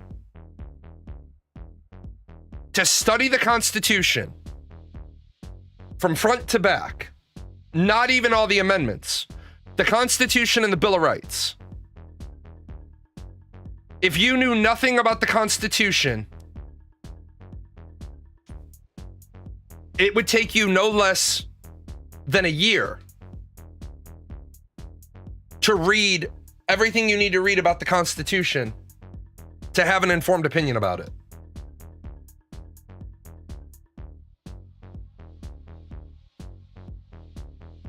For example, the whole Gaza-Israel thing. The information is so propagandized, how can I actually tell what is true or not? Like you said, Israel, they don't care if Hamas surrenders, but when Piers Morgan interviews them, they say if Hamas surrenders, they will leave Gaza alone. Well, here's the thing. When did Piers Morgan interview who? You say when Piers Morgan interviews them. Who's the them? You can't interview with them. You interview people. So who did he interview? If you want to know who to believe about the Middle East, read Al Jazeera. And then take what you read at Al Jazeera and read BBC. Because if Al Jazeera says something and the BBC says something similar, the truth is found between those 2 points. You shouldn't be reading any CNN, MSNBC, Fox News. You don't read any of that shit. That's not news anymore. That's op-ed editorial. The only 2 places in America you should be getting your news from are AP News and NPR News. Period. That's it. If you come to me with something off Fox or MSNBC, most of the time it's an article that originally appeared. You go all the way down to the bottom, it'll say original article by blah blah blah. But then when you compare it to the original article, Fox News has taken out all the Republican side and added Democrat spin. CNN has taken out all the Democrat side and added Republican spin. People get mad at me when I tell them to read Al Jazeera. They hate America. Yeah, they do, which is why you can trust them. If somebody hates you, they're going to tell the truth about you. Why would they embellish about you? Because if they embellish about you, they get caught embellishing. It ruins their credibility. America does enough stupid shit. Al Jazeera doesn't have to make up anything about us.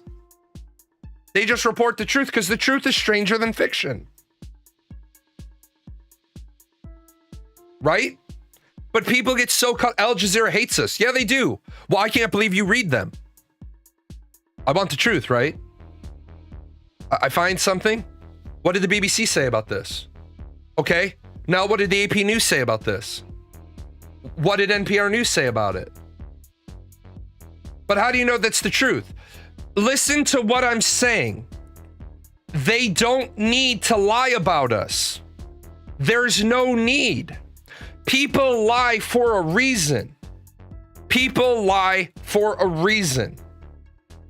They don't need to lie. Their entire credibility comes from them not lying.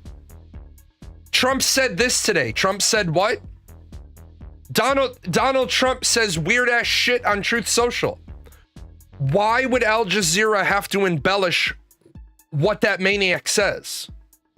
That man says the most homophobic, racist, transphobic, anti-democrat, anti-freedom, anti-constitution, anti-everything, and he don't care. If Al Jazeera says Donald Trump said this, they're going to put a fucking link right to the post because that man doesn't care about taking it down. He's proud of what he says. How do I know that's the truth? Because I question to myself, why would they lie? What do they gain?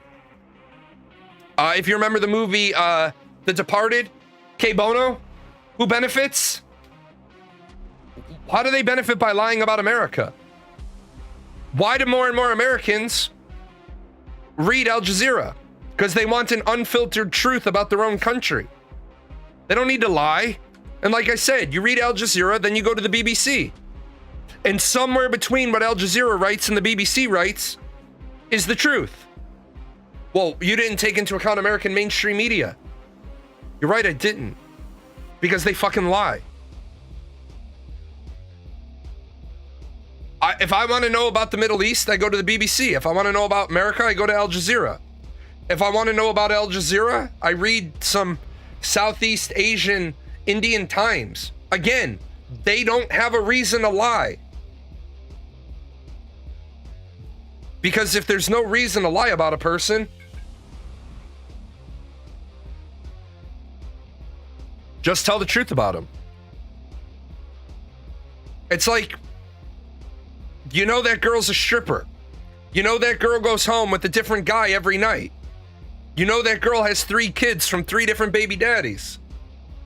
What else why do you have to make up anything about her if you're trying to ruin her reputation? She's a stripper, she's promiscuous, she's not safe, she's got 3 kids from 3 dads. That's a 0. That's a 0. Why do you have to lie about her? Why make up that she has gonorrhea or herpes or syphilis? Why lie? Because as soon as you lie, you hurt your own integrity. What do you think about Sandy? I think Sandy's a slut. Well, why do you think that? Because Sandy goes home with a different guy every night. I see her stumbling up her steps because she lives across the street from me. And I know she's got 3 kids by 3 different dads. They lie to make the story sound more interesting or lean the story in favor of one side or the other. Magnus, let me help you out. No, the fuck they don't. No, the fuck Al Jazeera doesn't. Because Al Jazeera doesn't have a dog in the fight. They don't lie. They don't lie. They don't need to. If they lie, they lose readership. If they get caught lying, they lose readership. I literally have just given you a practical example why they don't need to lie. Who the fuck are they making the story sound more interesting to? And how can you lie about America and make it more unbelievable? They don't have a side. Fox, MSNBC, CNN, they lie off their asses. They lean the stories because one is the Republican side, one is the liberal side, one is the Democratic side, and one's the side of we just make shit up. Don't read any of them. And if you don't want to read Al Jazeera, then fuck, don't ask me any more questions. Like, who do you read? I read them, but they do this. No, they don't. You don't know that they do that because you don't fucking read them. So how the fuck do you know what they do? You're one of those fucking people that Foamy the Squirrel talks about. You don't read Al Jazeera, so you don't know the first fucking thing about them. But you're gonna say they lie. How the fuck do you know? Show me an Al Jazeera story where they lied. You probably have never read Al Jazeera. You've probably never even seen the website other than the times I've shown it. So how the fuck do you know what they do?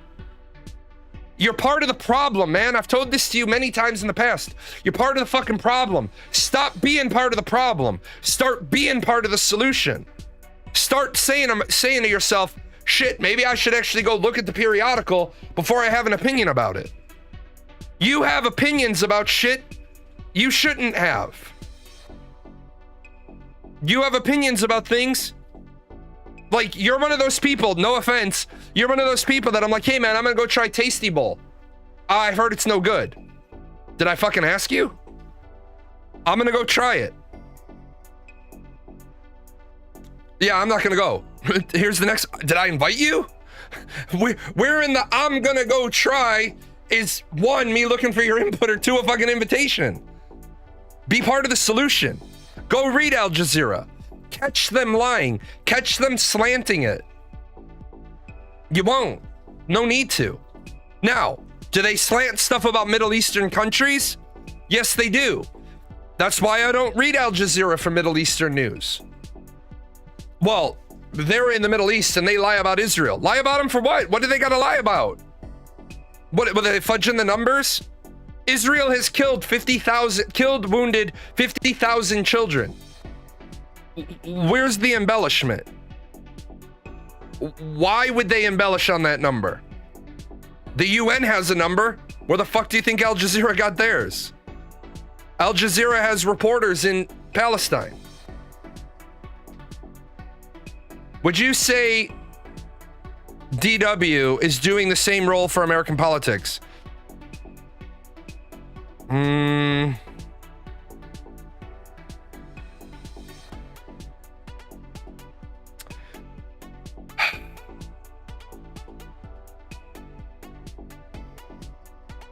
I think DW boils down to, no, DW has, remember, they have a dog in the fight.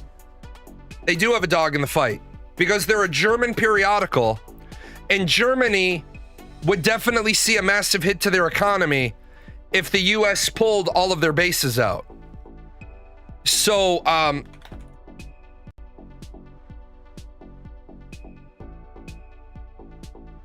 I don't think. No, DW is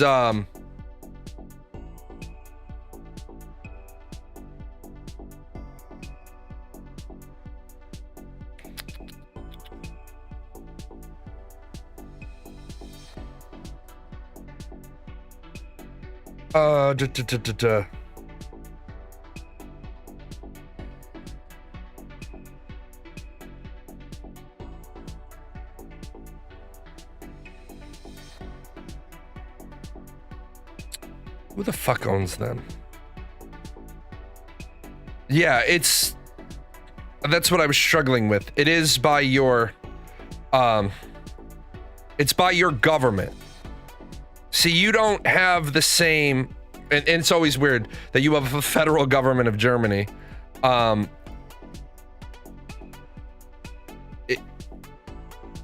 You don't have, Europeans don't have free press the way America has free press.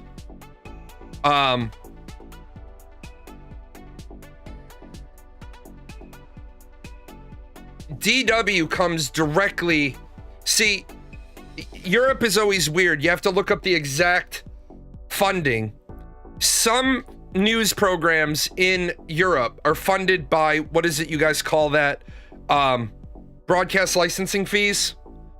And then some are run specifically by your government.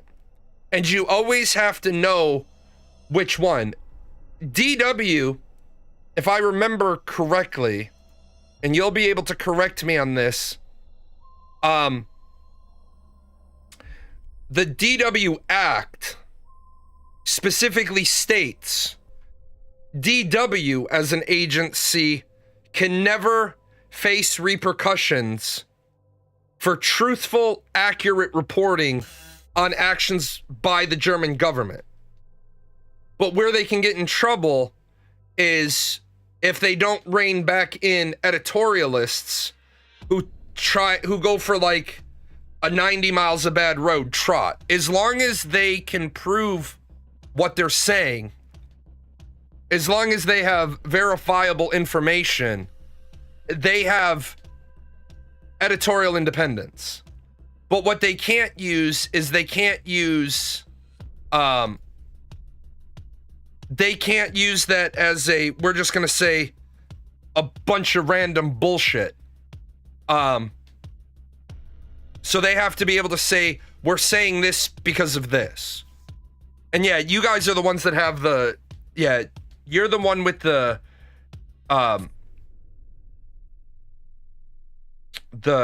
advisory body. That's why I like that's why I like Germans' news reporting. If you really dig into it, they can't really tell you what they're doing because, I mean, tell me if I'm wrong here, but if you're doing something to make sure Germany, Deutschland, never reverts back to Nazi Germany, you never say that. You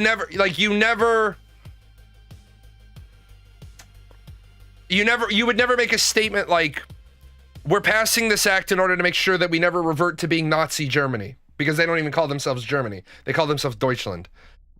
But you would say, we're taking these actions to make sure that the German government is always accountable to her people. But everybody knows what you're saying. Everybody's like, yeah, we're passing this act because we don't want to be Nazi Germany anymore, but we don't call ourselves Nazi Germany. We don't call ourselves Nazi Deutschland. But we want free independent press. Now remember, that's different than America. Okay, so yeah, I'm in the right, I might have some of the words wrong. Germany's not my strong point, but I might have the points wrong, but I'm in the right stadium. I'm in the wrong section. Right seat number, wrong section. Yeah. I like the idea. I love the idea of government protected press. I love the idea of government protected press. What I don't like is when people don't understand freedom of the press and they abuse it. Like, I believe in the recent years, all the people that have been doing First Amendment audits, I believe all the First Amendment audits have been really, really strong and really, really powerful for America, because it's exposed a major problem in that the average police officer doesn't have the requisite level of training to engage with members of the free press. But I also think that some people are a little over the top when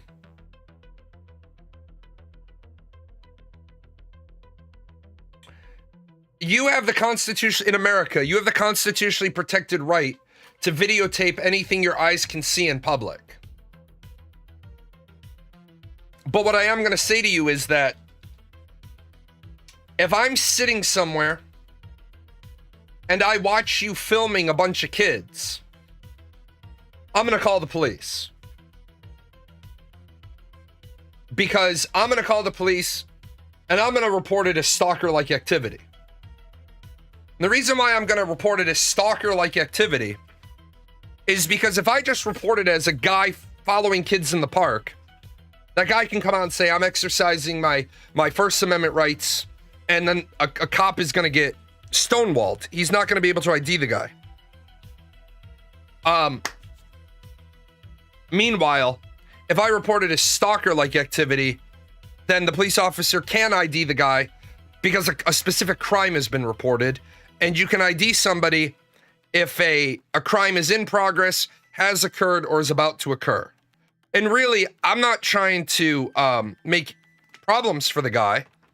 I just want to make sure that the police have a record of his name, which an honest member of the press should have no problem giving. Like, if I'm filming something and I'm using my freedom of the press and the police come up to me, I'm going to have no problem IDing myself. Because I'm not doing anything nefarious.